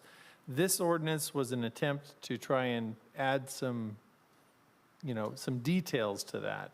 So whether the council is happy with the way that's worded, that is really a council decision. You always have state law you're going to have to abide by. With respect to this, what's being discussed, I just wanted to briefly just say that as far as options, based on, it sounds like you're potentially wanting to repeal it. You could repeal it and do nothing, meaning just no further action. Repeal it and appoint an ad hoc committee to come back with another new policy that you'd be happy with, or maybe a slight modification as you mentioned. Or you could wait to repeal it and create the ad hoc committee to come back with potential changes. That was, I heard the mayor suggest that. Or other options such as do nothing or make the modifications right now, which may be quite difficult. I just want to make sure those were all kind of laid out there. Okay. As far as this policy is concerned, it really is discretionary with the council. But the question that I had that you didn't answer was, does this ordinance prevent council members from speaking to the staff? Well, I would say no, it doesn't have an absolute prohibition on it. It talks about the city manager form of government Yes, and going yes, through the so I city don't manager. understand, where is it where it says that it's completely prohibited? I don't see it on here, so I don't know where that information is coming from. So this was drawn out with the base, the model is to comply with state law. That's where this started. So you go with, since we have to abide by state law, that's where we started at when we started crafting this. And then we detailed it out. But there's nowhere in here that says you're completely prohibited, so I don't understand that comment. So why are we passing notes and doing that? I asked a question and didn't answer it. You got other information in there. So I don't think it's, what is the emergency? What is wrong with having what the mayor suggested and have a conversation ad hoc where there's a conversation had with the vice mayor as far as the issues or the concerns, and then the vice mayor and the mayor can talk about that and then work with the city attorney to modify some of the portion that is a concern, or word it to where it's easier to understand, and then come back. I mean, what is the emergency here? So I agree with the mayor that there is no sense of urgency. Let's talk about it, make sure we all understand what we're doing, and then move forward. But if we're just going at it, let's just repeal it. Let's have a conversation. There's nothing wrong with having a conversation and really understanding and then moving forward. So that is the gist. You always want to completely understand before you make a decision. And I would suggest too that I don't know how much history Councilmember West and Vice Mayor know about what's gone on here and what we were trying to fix with this. You can read some of the past litigation. You can read somebody in the public mentioned the former Chief Baker and the issue that came out of that. Maybe that will give you some background of what we were trying to fix. So I think it's very reasonable what the mayor is suggesting. Okay, thank you, Councilman Manzo. Vice Mayor Nguyen. Thank you, Mr. Mayor. May I have a question with Councilmember Manzo? So I believe that the resolution and the ordinances, you are the author, right? It was an ad hoc. Committee. Ad hoc committee that Okay. But you are a member of the ad hoc committee, right? Mm-hmm. Okay, so what is the meaning in the first place that you want to create this ordinance? Because we don't have a policy. We didn't have one before. That sets the rules of the council interaction with staff and the past practices of council members in the past. But do you know that state law, we have that in... And we have the base of this was, we started with what the state says, Okay, so state law. the reason that I ask you, because why we reinvented the wheel? No, we were not reinventing it, we were trying to do that. Yes, we do. No. Okay. Let me put into 2 sentences, I think. The meaning behind the ordinance that you helped to create and pass with your majority council at the time is just keep the council from interfere with the department heads, right? Is that true? There was nothing ever written, and we have had a policy that states the rules as far as, like one example that I can give you is there's nothing ever written that says that a council member cannot sit in a meeting with the developer and sit there and negotiate, or even just be in the room with staff while there's the negotiation taking place. It was never written, it was never in there. And we've, in the past, that has happened. Okay, so if you And say, just one more comment, and that I have no control of what council members say. I don't agree 100% all the time with all council members. Some of the past, they try to take the accusatory path, but that's not my style. There's nothing, I can't control everybody. That's not how I operate. I don't accuse somebody of doing something if I don't see them. So, but my goal here was to create a policy that helps us stay in line, that helps us prevent future litigation, and that everybody, staff, is free to operate. This actually does the exact opposite of what you stated. The staff now, this was a breath of relief, sigh of relief when this came forward, because now staff can free to operate and not be in fear that there's going to be intimidation, there's going to be redirect their day-to-day operations. Now they know that this is in place. So it's, I don't understand where you got that theory, that you know what, with all due respect, I just think that you just go around kicking the bushes. Just go to the point. I'm agree with you and Mayor Charlie that we going to have a phrase that keep council members from, interference with department heads, and that's it, right? We just need to talk to the department heads and get information. Is that wrong?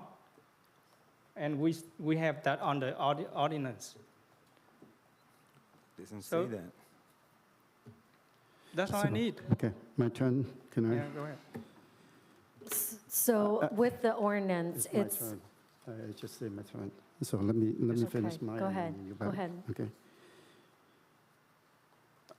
I agree with you, Vice Mayor. There's confusions here and there, and worse than that, there was some statement that included in that ordinance, such as removal of the mayor's office out of the city hall. I don't know why. Okay, and then there's a number of things that put on that. I was very disappointed that the ordinance was adopted at the time. I only agree that I agree with you that the ordinance didn't spell out clearly that council can interact with the department heads and get the information. Then we can modify and put that in. What I'm afraid is this, and this is what happened, had happened before, that the council took upon themselves to direct staff to do things that they wanted. And because of that, we have, in the past, we did have litigations against the city. Therefore, I think that the good part is that we need to maintain and let the council know that you can get all the information from staff. City council can do that. But you can get as much information as possible, but do not direct, because that is not I agree. I think that you agree with me on that too, right? Yeah, I think you just said that. So what we can do is, if you work with me, then you and I can, look at that. I don't know yet, but we'll address the concern. Maybe we'll take everything out and then end up with what we need to have it in there. So, at this point here, why repeal it and then have to come back? I think that it's better for you and I to sit down and then iron it out. And if you agree with that, then you can modify the motion, or else we have to move on. So I believe that we have the substitute motion, right, from you? Yeah, I have a substitute motion. If either you modify and I let you modify it. If not, then it's going to be a substitute motion. And just to be clear, it sounds like what you're asking is to do nothing right now, but to form the committee composed of yourself and the vice mayor to come back with some changes. Exactly. Okay, just to be clear. So he's asking if you would modify your motion no to action do that. right now, except for. Okay, this is my proposal to you, your substitute motion. We are going to repeal it completely today. And we're going to create an ad hoc with you and me on the panel. And we're going to draft a new one.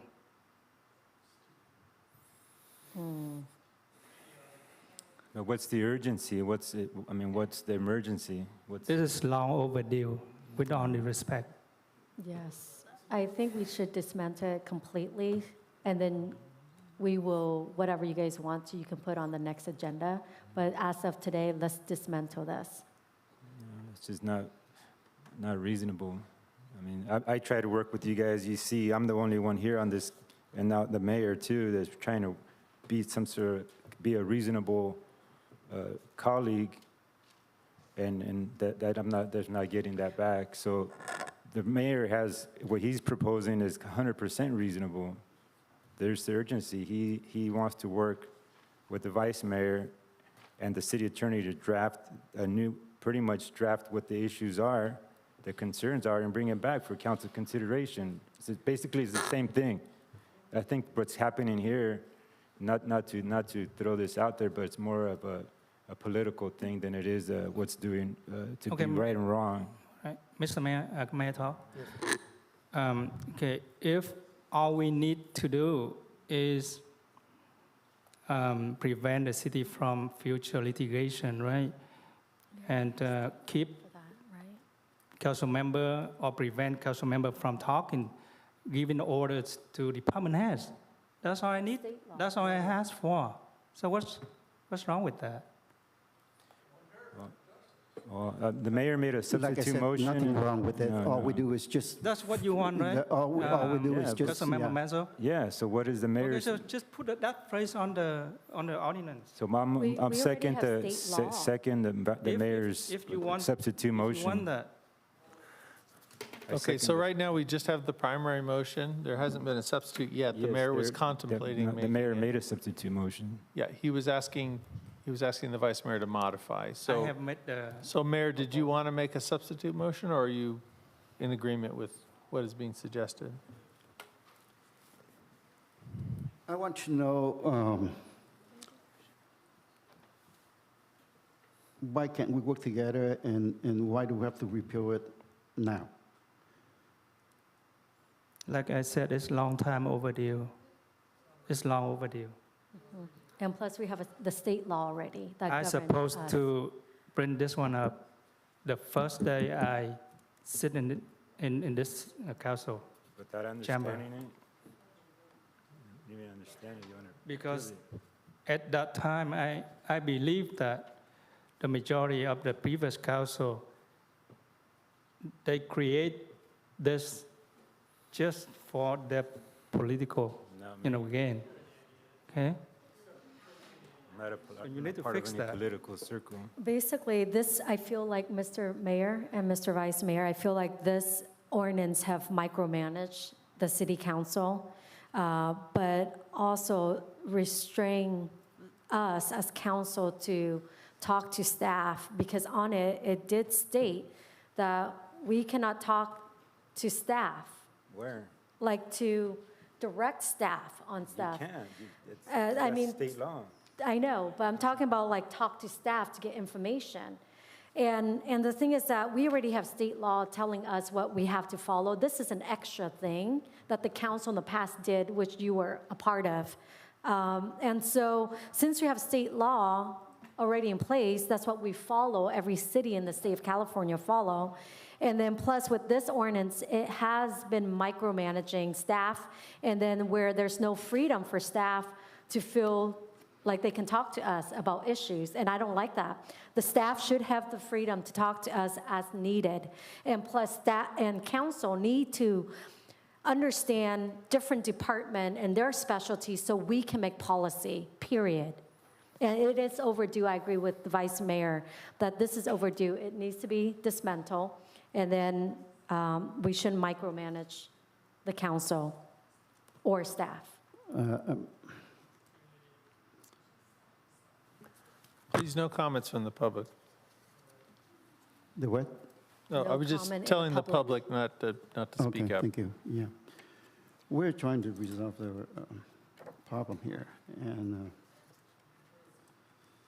I'm trying to understand why we have to repeal it. And then, you know, I was saying the same thing, that if we, you know, we take it back and then we look at that and we may remove everything except for what you have there, or what you asked for. If it's, you know, if it's feasible, if it's good for the council. Can I have a question I for don't have Mr. Mayor? any problem with that. I'm sorry, I'm talking right now, so can I finish Yeah, my? absolutely. Okay. But I have a question for you afterward. So that's what I'm trying to understand, you know, if we can work together on that, and, you know, we can work right after, you know, today, and then bring it back next meeting to finalize the, you know, to finalize the ordinance and up for approval. Mr. Mayor, I've read that twice, 3 times already, and you have to agree with me that the ordinance and the resolution that related to it is very, very confusing. Very bad. And we need to take action on that. And the action is what? Repealing it? Yeah, repeal it and then rewrite it.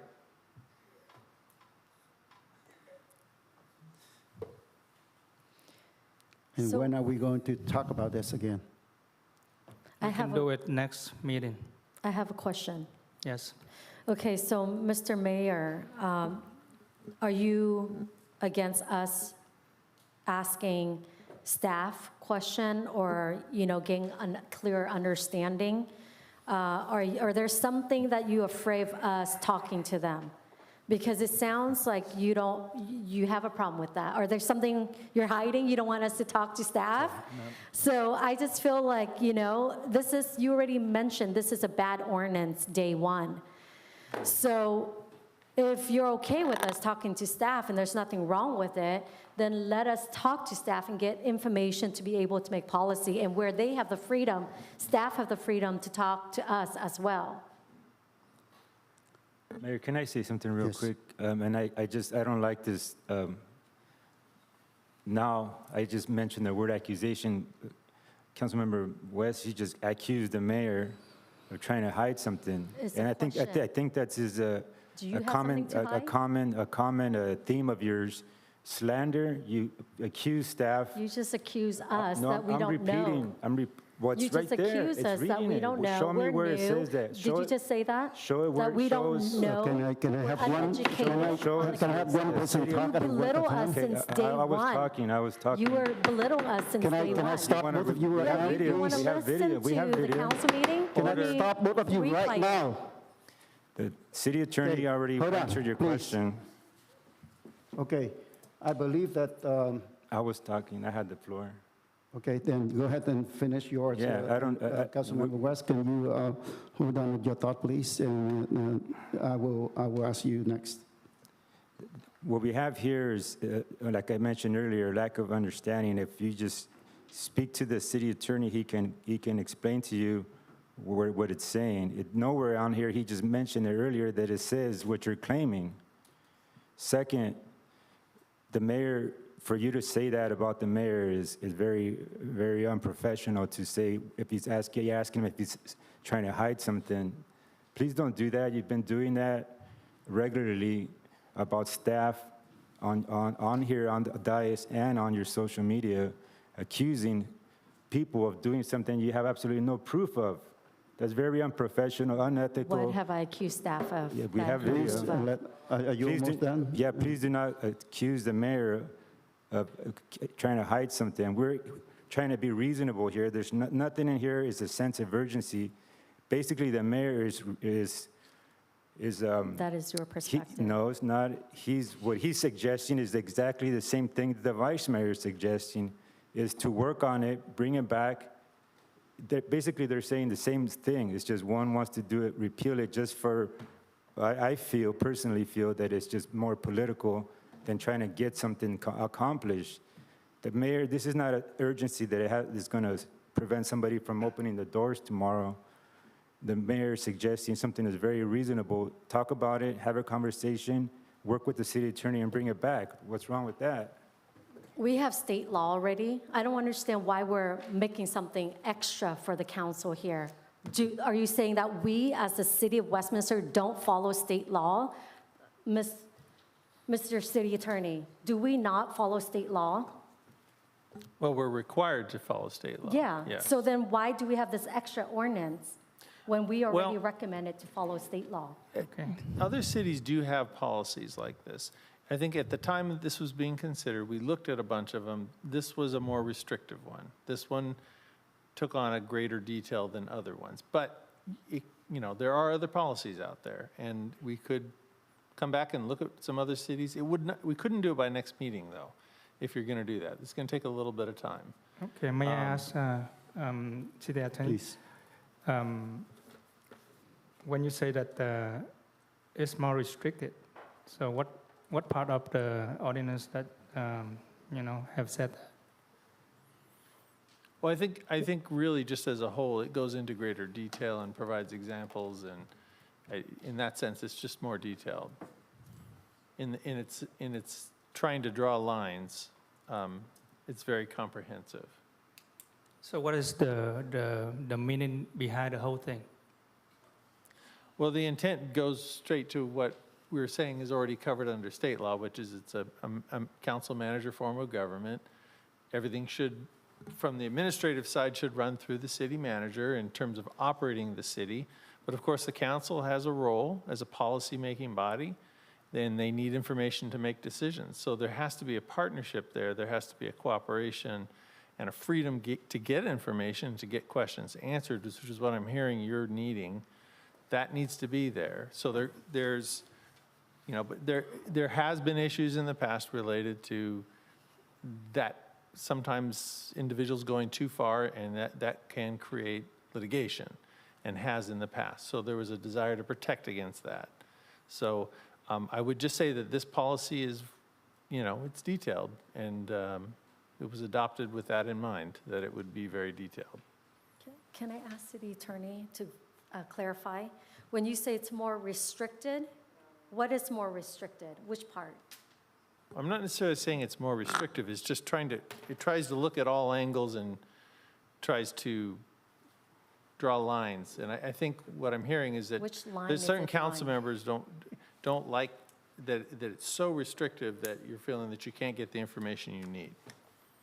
That's what I'm So that's hearing. the line it's drawn, that we are restricted. We're more restricted with this ordinance, right? Is that correct? It's just more detailed. It's got more than other Okay. cities sometimes cover on these issues. Mr. Mayor, can I? Okay, I'm going to modify my proposal to you. We're going to completely repeal this ordinance tonight and then create an ad hoc with you and Council Manzo in it to rewrite the whole thing. Oh my gosh.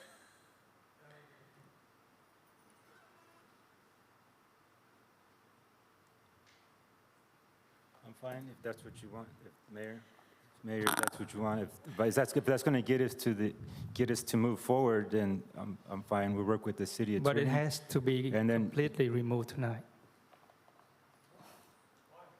I don't get it.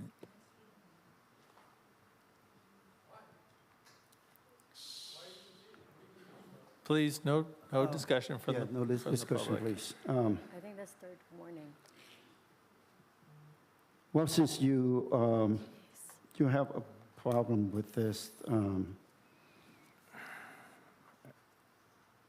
you want to work on this, I recommend that you need to work on it instead of me.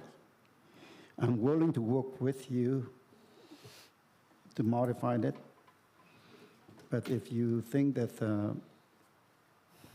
I need to work with Councilmember Manzo, I don't think it's the right thing that, because I can't read what your mind is or what your problem or what you want to change. So, He wants to work if that's with the you. case, then, I'd rather have you and Councilmember Manzo work together. If Councilmember Manzo. Yeah, don't but we- I just don't see the urgency, Vice Mayor and Councilmember West. I just don't see, if this was something that we had to do because it was going to affect tomorrow's business, I can see your point, but it's not. I don't have an issue. I think I've displayed that I'm a reasonable guy, and I'm willing to work with anybody. If you want, you and I can work on it. The mayor can kind of attest to this, that I think I'm a reasonable person. If you want to work with me on it, and we hear your concerns and spell it out so it's easier and get rid of the parts that you feel that are more restrictive, then we can do that. But to repeal it today, I don't see that it's justified. It's not. There's no justification for that to repeal it. We're trying to be, Mayor and I are trying to be reasonable to understand your concerns, and we can address it and move forward. But to repeal it, I think it's a major mistake, because you're not justifying it. There's no urgency today to repeal it. Mr. Vice Mayor, do you think it's best that Mr. Mayor and I work on this? You know what? I am trying to be reasonable here. It's best that, I think it's best if we invite Councilmember Manzo, to work on it with, Okay, I I agree with you. Yeah, I each of second it. us, either one. Maybe because Maybe Mr. the Mayor, mayor he's and- okay with that, stay up the committee.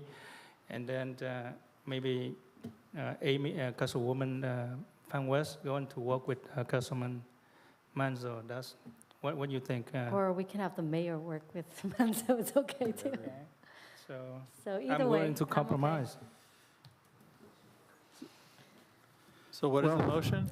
What's the motion? Well, there's a motion and a second on the floor, but We have gone through this. I don't think that we reach a decision or a compromise. But we still of have the what we're original doing. motion, which Yes. hasn't been Yeah. clearly modified, so that was to repeal. So Yeah. I just I want to see if second we had a repeal. modification to that motion.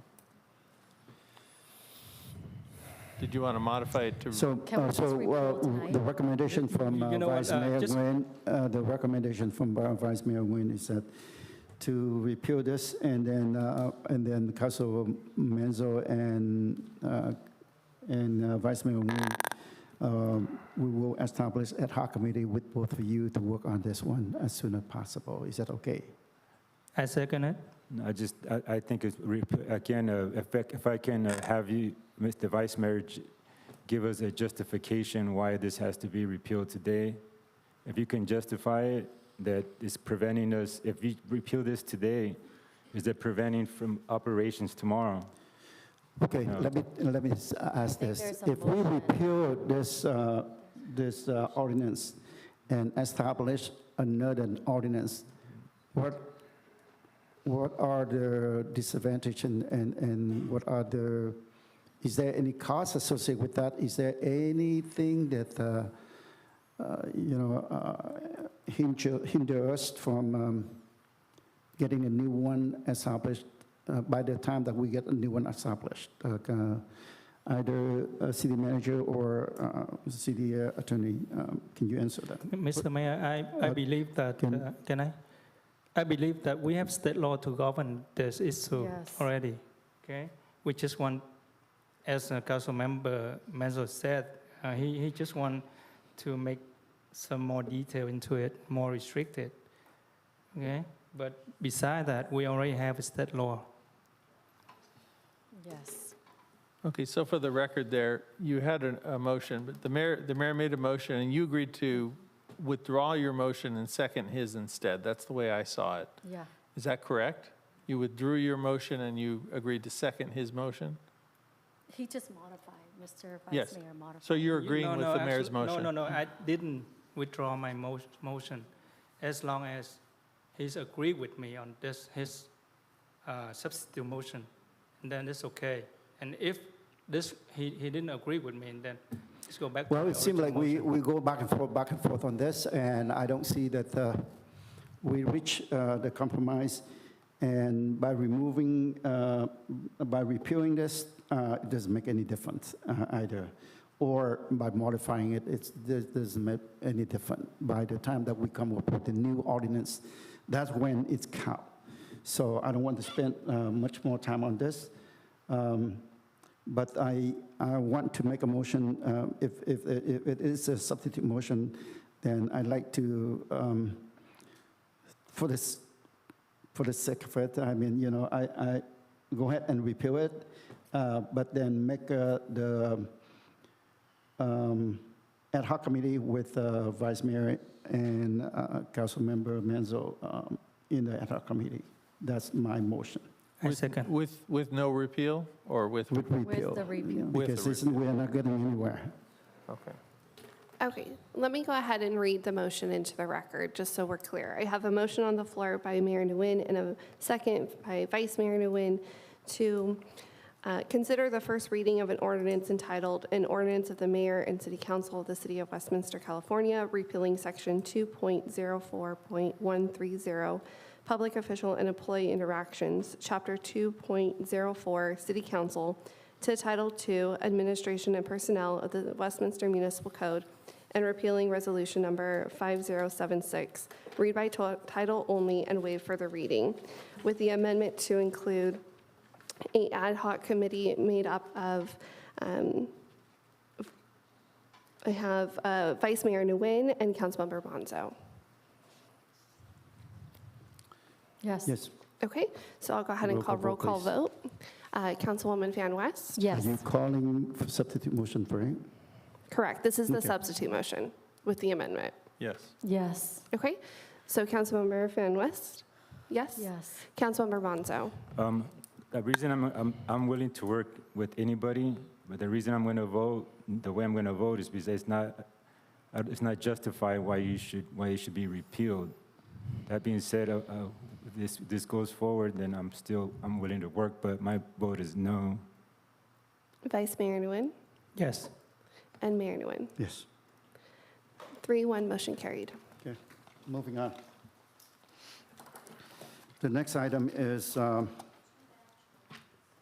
6.4, consider sending letter in support of Assembly concurrent resolution for Assemblyman Cha, ACR 71, designating a portion of I-405 Freeway as a Little Saigon Freeway.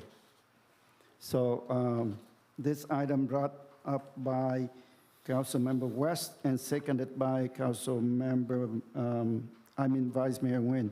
So Councilmember West, your turn. Thank you.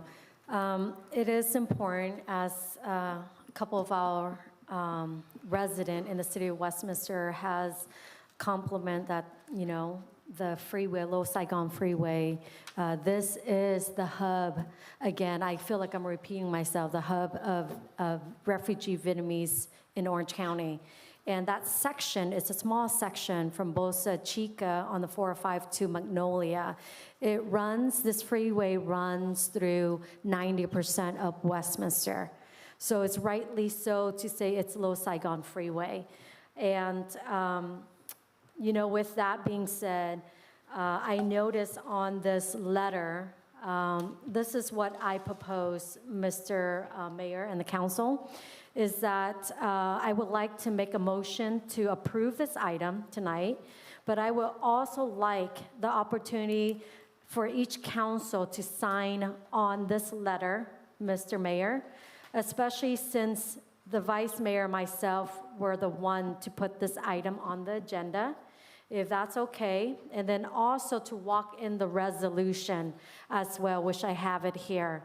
Now, if that's okay with you, I would love to have that on and to approve today. Sir, there are two things that you want to add on. Number one is to have signatures of all council members. Number two, you want to add on the resolution, right? To walk in the resolution. Okay. Correct. The answer that half of that is no. Let me tell you why. If we have all council approve for this letter to be sent or to be provided to Assembly office for distribution, I'd like to have, if not all, at least all the council members today to agree with that. Because there's no point to have 3 council members, when I'm talking about majority, sign it and then send that letter in. Because what they're looking at, they said, okay, everybody understand there are 5 or 7 members on the council. How come we have only 3? It will devalue the letter that we sent in. I'd rather have the letter state that approved by council, city council, and signed by mayor. I think it's more appropriate that way. If we don't have all council agree to that, then I don't think that is a good way to do. Because we basically tell them that we have divided council here, and take it or leave it. And that's not the right thing to do. That's number one. Number two, there's no need for the resolution. The letter of support is good enough. Why did I say that? I said that because, number one, whenever we come with the resolutions, it costs money to come up with the resolution. And from now on, I think that, you know, we need to be careful about it. The budget that we have right now is not allow us to use to do, you know, things that we want to do that may or may not bring back the result that we want. Now, additional to that, I have communicated with the office of Mayor of Assemblyman Taha, and I was confirmed by Assemblyman Taha and his office, Chief of Staff, that they already said to me the letter of support is sufficient. There's no need for resolution. Third, for all these years, for the 4 years that I've been in the council, when we need to support something like this, it's only a letter of support for the mayor, and the mayor sign it. And those are the reasons why I don't think that the letter, the resolution need to, and I don't think that, you know, and then the signatures, if we have all of these people agree, and then we can proceed with that. I will open up for comments. Yeah, Mr. go Mayor, ahead. may I address Yes, your concern? please. Okay, so regarding, the resolution, you say it does cost more money, and that it's not strong, it doesn't need it. I guess my question to the city manager and city attorney is, with a resolution on any support or oppose, is it stronger? Is it more official? Can you please confirm that, guys? Well, anytime a resolution is a more formal action, so you could take action by minute order, authorizing a letter. Resolution would be the next step up. Ordinance is the next step up from that, to be more official as you're going. But again, it all depends on what they're asking for. So it sounds as though Mayor Ta's, or Assemblymember Ta is saying that the letter is sufficient. So yes, a resolution is more formal, though. Perfect, that's good to know. Okay, city manager, so is the resolution stronger message to the assemblyman and also the chair of traffic and commission, the chair? Well, Is it stronger? so a resolution is formal. The city attorney did a great job of explaining it. So it's formal and it's stronger? It's more formal. Okay, so with that, that's good. Thanks for verifying that. Second, your concern was regarding talking to Assemblyman, I guess he's still mayor right here, Assemblyman Trita. When I talked to him, he said it is okay. He's not object to it. And the thing is that when you say costs money, when it's stronger, it's more formal, why wouldn't we do that? In the past, with all the bills that we oppose, like AB 93 and AB 742, when we oppose it with a letter and the resolution, it sent a strong message to Sacramento and the appropriate committee. And guess what? The bill fell because they didn't have enough vote. They heard our voice, guys. So with that being said, with this, if we want to support this, AC 71, ACR 71, I think it will be more official if we have the resolution. And plus Christine, it's on the book, and she does all the resolution in the past. So how does that cost more money? So it doesn't cost more money. And then number two, the letter of support, it's more stronger. And then number one, back to your first question, you feel like this is take it or leave it with the letterhead. I think I remember you guys mentioned in the past, Mr. Mayor and Councilmember Carlos, that you guys want all the council to have their name on the letterhead. And why would you oppose this one when those who, it brings unity. It takes three. Everyone knows that in the council to move anything forward. So it's not dividing us, but it shows a statement that this is the majority, whoever want to vote on it tonight, that it shows that all of us are in support. Councilmember West, let me be clear on this. When you mentioned that all councilmen would name on the top, I have no problem with that.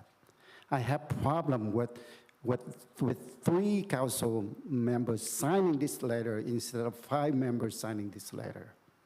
We can have 5 names, council members on the top and being signed by me. That more unity, we show more unity from the city council instead of 3. And I'm more than happy to have like 5 of the council sign it. I love to have that. But if we don't have that, then don't proceed with 3, because we show them that we are divided. And the letter of support will not do the job that we want to do. And, and like I said, it's clear to me, I communicate to both of them, not once, twice. And they all confirm no. I And don't so know, but right now, you know, either we are, Mr. Mayor, that's false, because Okay. Chief of Staff of Assemblyman Trita has contacted me, and he said that is more solid. That is more official. All right. I don't know, but I guess what I'm trying to say is I want to walk in the resolution without my name on it. I did that for the purpose of you saying that I'm taking your power away. So I don't have my name on the resolution. Number one, I'm not taking your power away. Number two, with this letter of support, I mean, all of us are saying, I'm not, unless you think I'm taking your power away again. But that's not the purpose of taking your power away. okay, I'm I not going remove to my name argue, from the I'm not going to resolution. argue anything with, about this anymore. I am going to make a motion. Okay? My motion is to approve, because this is a good support that we show to, number one, it's a subject. Number two, is, you know, we show that we are in support, Assemblyman Ta, on this resolution. I am all for it. I think it's a good thing to do, so I'm all for that. But then, I will make this motion that to have the letter of support signed by me and all council names on top. And there's no resolution needed for this. That's my motion. Mayor, before we go forward, can I have a couple minutes? Yes, please. Okay, thank you. Well, here's how I feel about this. You know, the first, it's just a letter of support. We have no authority over this. Again, we each have our letterhead, and they can be sent to your representative on your own. This is the reason I don't think a letter from a council to a state assembly goes very far. I don't, that's, to me, they just look at it and just toss it aside. It's like, what is this? I think that's a lot of times when you want a bill to pass, a lot of times there's petitions, a lot of times there's community gets together, and it's many people. It's not just, you know, 5 people or whatever signing, having the mayor sign it. It doesn't go very far. It's not showing that it's a community thing. It's just showing that it could even be a political thing by having a council sign it. I don't support this simply because all interstates are all named after cities of destination, cities, counties. You go on the 405, it's the San Diego Freeway. I mean, the Santa Monica, it depends on where you're going. If the freeway goes from San Diego to Santa Ana to Los Angeles to Santa Monica to Golden State, Little Saigon is not a city, it's not a county, it's not even a district, it's an area. If the 405 was going to be changed to another name, why wouldn't it be Westminster Freeway? Westminster's a city, not Little Saigon. So I don't support this. What I do support is for there being wayfinding signs on the 405 and the new brown showing the direction to exit here for Little Saigon. That's absolutely reasonable. That's a wayfinding. But to change the name of an interstate to something that's not a city or a county or a district is not justifiable. So yeah, I would not support this.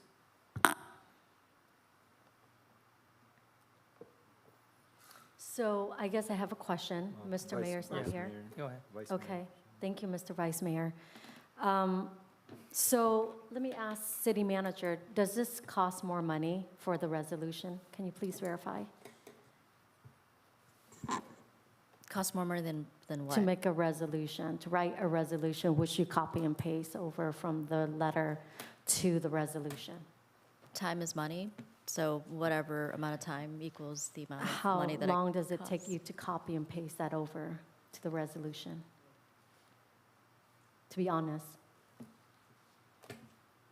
How long did it take? Like 10 minutes. 10 minutes. How much is 10 minutes for your time. Like what, $6 per year? I don't, $30? I don't know, what? 10 minutes of, whatever her rate is per hour. $10? About? That's Sure. a rough estimate, Sure. but yes, That's- sure, Okay, $10. so Mr. Mayor, it takes $10 to copy and paste a resolution from the staff report, that letter. So is $10 too much for you, Mr. Mayor, for a resolution? It's not $10 or anything, but it's not necessary. So my motion still stand. So $10 is too Okay. much. Are you done? I'm done. $10 Councilwoman is too from much. West. Mr. Mayor, may I? Yes. Okay, I listened to both sides. And because city attorney said that the resolution is more formal and it doesn't cost a lot of money. And this is my approach, my modification, if possible, looks possible to you. We going to honor the walk-in resolution, but you are the only one that signed the letter and the resolution, if that's possible. Because I just, to me, sign a letter or a resolution is not it's not me.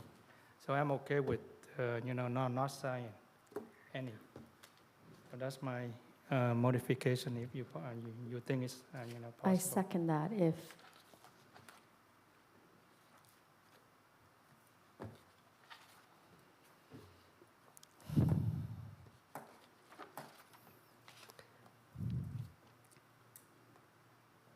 The answer is no.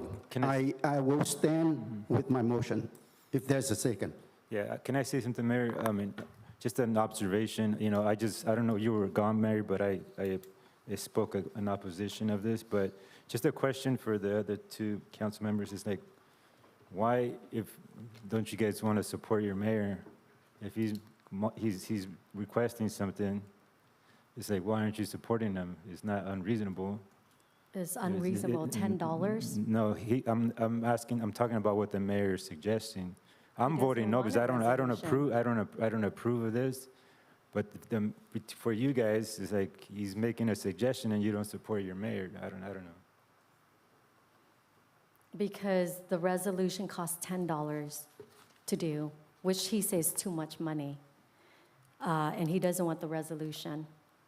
But yet, when we verify with the city manager and city attorney that it is more formal, a stronger statement, It's formal, not strong. it's formal, and it's stronger. So with $10, $10, I'll pay you for 2 cups of coffee, Mr. Mayor, for $10 for a stronger resolution. Councilmember West, it's not a $10 or $1. It's an integrity that you have. And this is the integrity that I'm having. How is it not an All right, integrity? so- When I took my name off of the warehouse, Well, we can vote for it now. So if you don't agree, you vote no. I just second Mr. Vice Mayor, so Okay, it's up to you if you're okay with his I don't think modification. Vice Mayor make a He make a did. motion. He recommended. I recommend it. He He's not recommended that making you motions change yet. that. It's up to the mayor to accept that modification. Okay, Mr. Mayor, do you accept that? No. Okay, then we vote for which one? Do we have a second on the mayor's motion? which I was- second. Okay.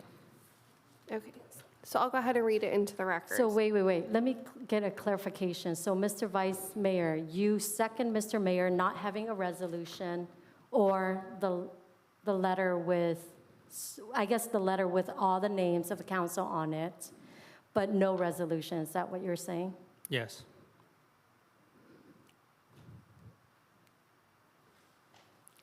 Wow. $10. Just remember that, okay? Because the city clerk just verified, it takes her 5, 10 Please, minutes to do do it. you have anything You else know that what, you want because to? the reason that I make my decision this way, because we spend so much time on this similar subject all over and over again. You know, I just want to move on.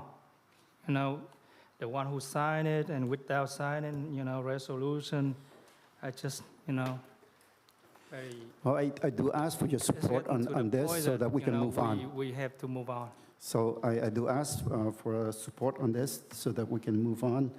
So we have the motion by Mayor and second by Vice Mayor. The And substitute motion?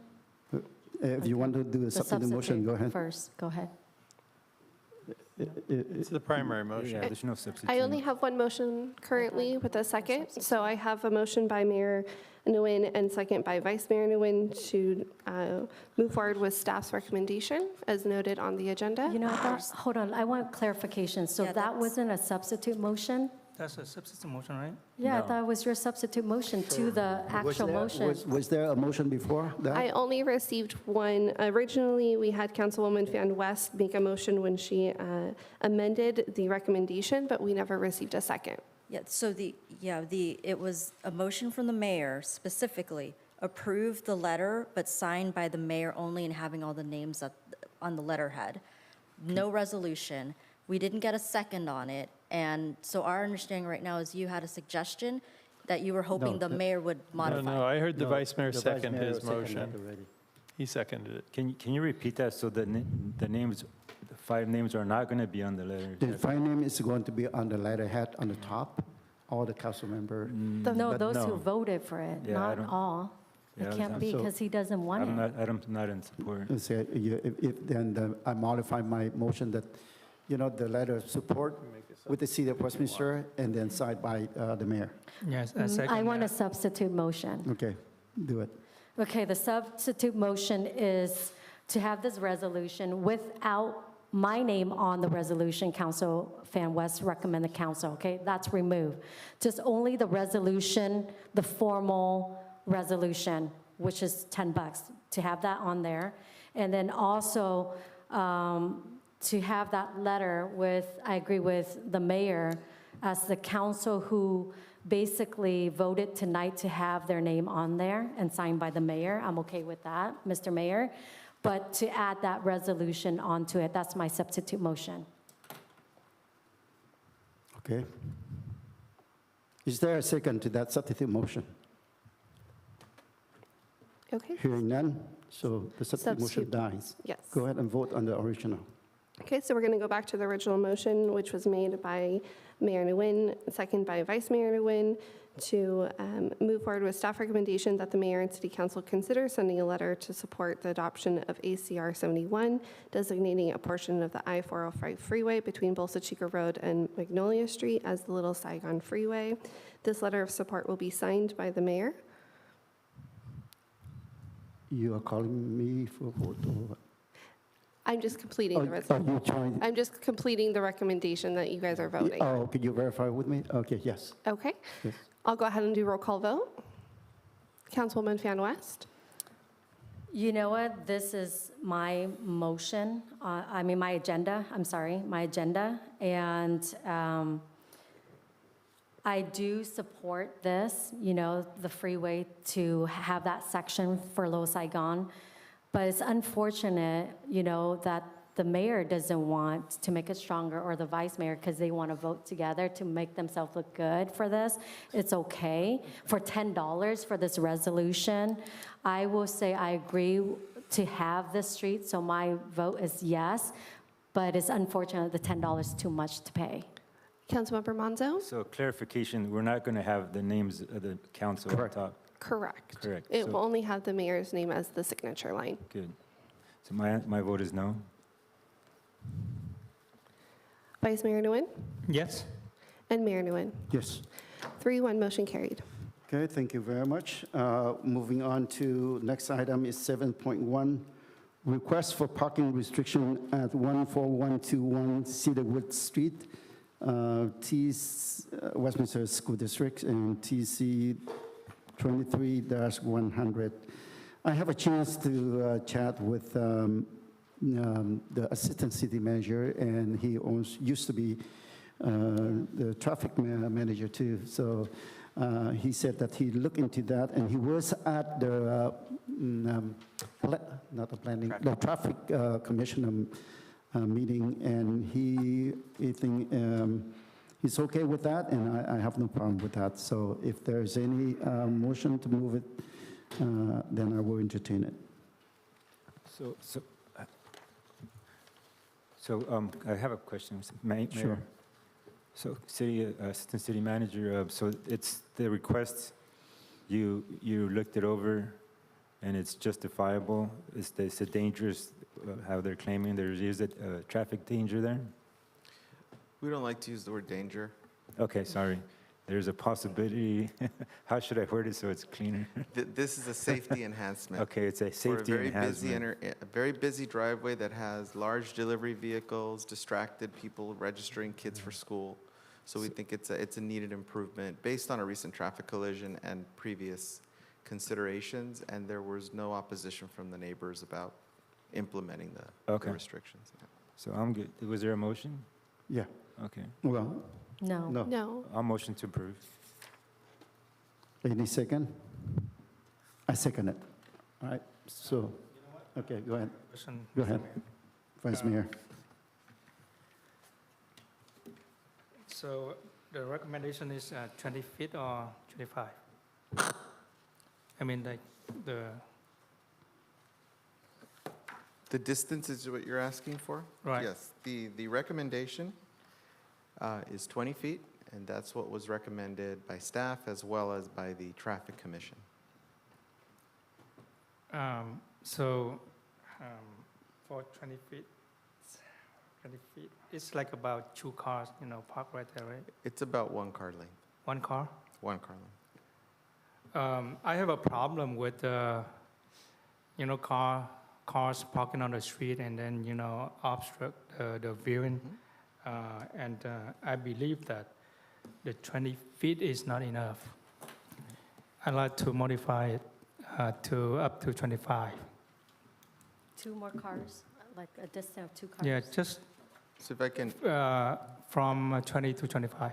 if I can add a little bit of, if I can add, actually, let me take it back. Thank you, Jake. So, a correction. The final recommendation is 25 feet. It's already recommended 25 feet. Is that? Yeah, it's in here, 25 feet. So that's my mistake. It's 25 feet is what is coming to this commission, to this council, Okay, so from the commission. it's 25 feet and I'm You're okay with correct, that. sir. Okay, so, yeah, it's 25 feet. I believe you said 20, right? Yes, That's why I was he mistaken. confused. Okay. Okay, we have a motion by Councilmember Menzo and seconded by me. Roll call vote, please. Okay, so this is to adopt a resolution entitled, "A Resolution of the Mayor and City Council of the City of Westminster, California, providing for no parking or stopping at a certain location on the west side of Cedarwood Street at 14121 Cedarwood Street." Councilwoman Fan West, Yes. Councilmember Monzo, Yes. Vice Mayor Nguyen, Yes. and Mayor Nguyen. Yes. 4-0, motion carried. Thank you very much. It's 11:35 right now, and we are coming to an end. Thank you very much for all of you to be here until this minute. And now is comments from the City Council, including AB 1234. Starting with Councilmember West. Thank you. So, thank you, staff, for staying late. I guess not too bad compared to the previous, where it's like 1:30 to 2, but it's past 11:30. So I just want to thank you for all you guys do and the hard work you put in to move our city forward, and all the people who still stay here to listen to the council meeting.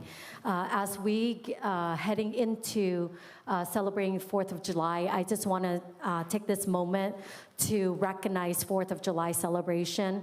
Ladies and gentlemen, fellow citizens, today as we gather here to celebrate heading into the Independence Day, it is a day of great significance, a day that marks the birth of the era of freedom and independence.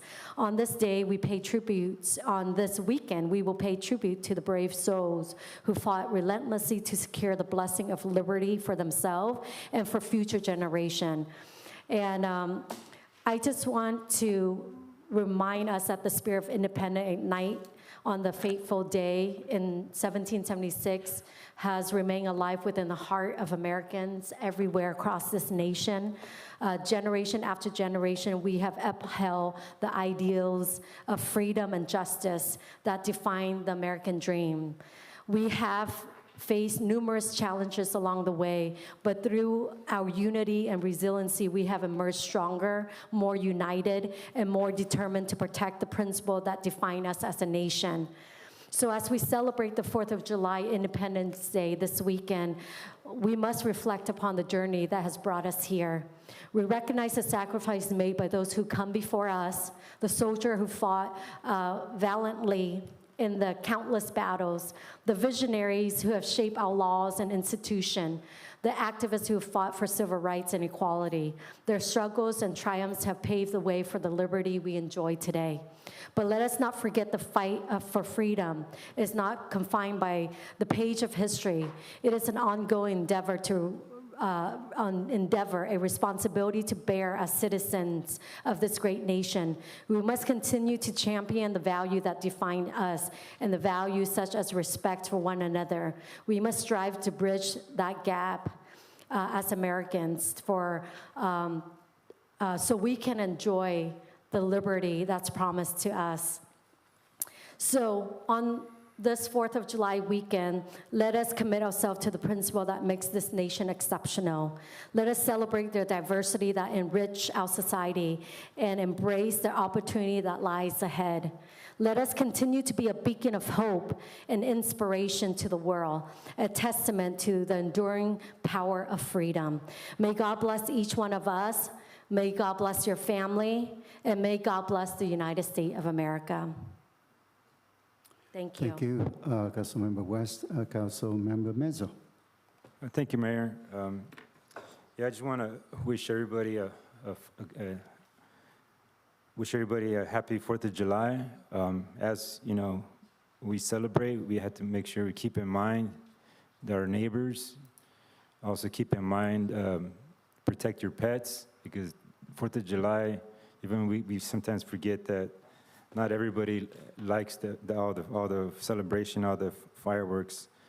So take precaution for your pets. And also, too, as we celebrate, there's people out there that's trying to keep us safe and make sure that everybody's celebrating healthy and nobody's getting crazy out there. So our police department is going to be very busy. It's a busy time for them, busy night. So unfortunately for them, they don't get to celebrate it as we all do. So think of them, think of your neighbors, and just hopefully we get some nice barbecue, some hot dogs, hamburgers, and just have fun with your family. This is the time to reflect and spend time with your family. Slow down. I know we all live busy lives, but let's all enjoy this holiday. And thank you for staff. Thank you. And Christine, you lost 12 minutes in your head so far. So anyways, happy 4th of July. All right, thank you, Councilmember Mezzo. Vice Mayor Wayne. Yeah, thank you, Mr. Mayor. I want to take this opportunity to thank you, our PD. Last time I arrived along with the SRO unit, and like a few days later, when I came back to visit those places and talk to the people, and then they are very happy. The owner of those business centers, they feel like we are in supporting, and thank you for that. And one more thing, I really want to thank you staff, especially Christine and Aldo for were working really, really hard to make that project, the Billboard project, and you guys get a very good deal, and I'm very happy about that. Hopefully that we're going to get that one up and run sooner. Okay, thank you. Happy of July. All right. Before I forget, happy of July, 4th of July. And I want to thank you all for being here. I know that it's late, and some of you have to go work tomorrow, early tomorrow. But you are here until this time, and I want to thank staff. I know that you guys have been working hard to bring the city to the next level, especially with the budget that we have to, we try to come up with, so that we can, with the proposed budget that we adopted tonight. I want to thank you all for coming out and voice your opinions, whether you're here now or not. I just want to have one request. I am here for the benefit of the resident in Westminster. I'm here with a goal of making, having our city move to the next level. And I will strive to do whatever we need to do to make sure that our city is financially stable, if not surplus. And I want to make sure that our city is safe and sound. And I want to thank you, our PDs, for their hard work.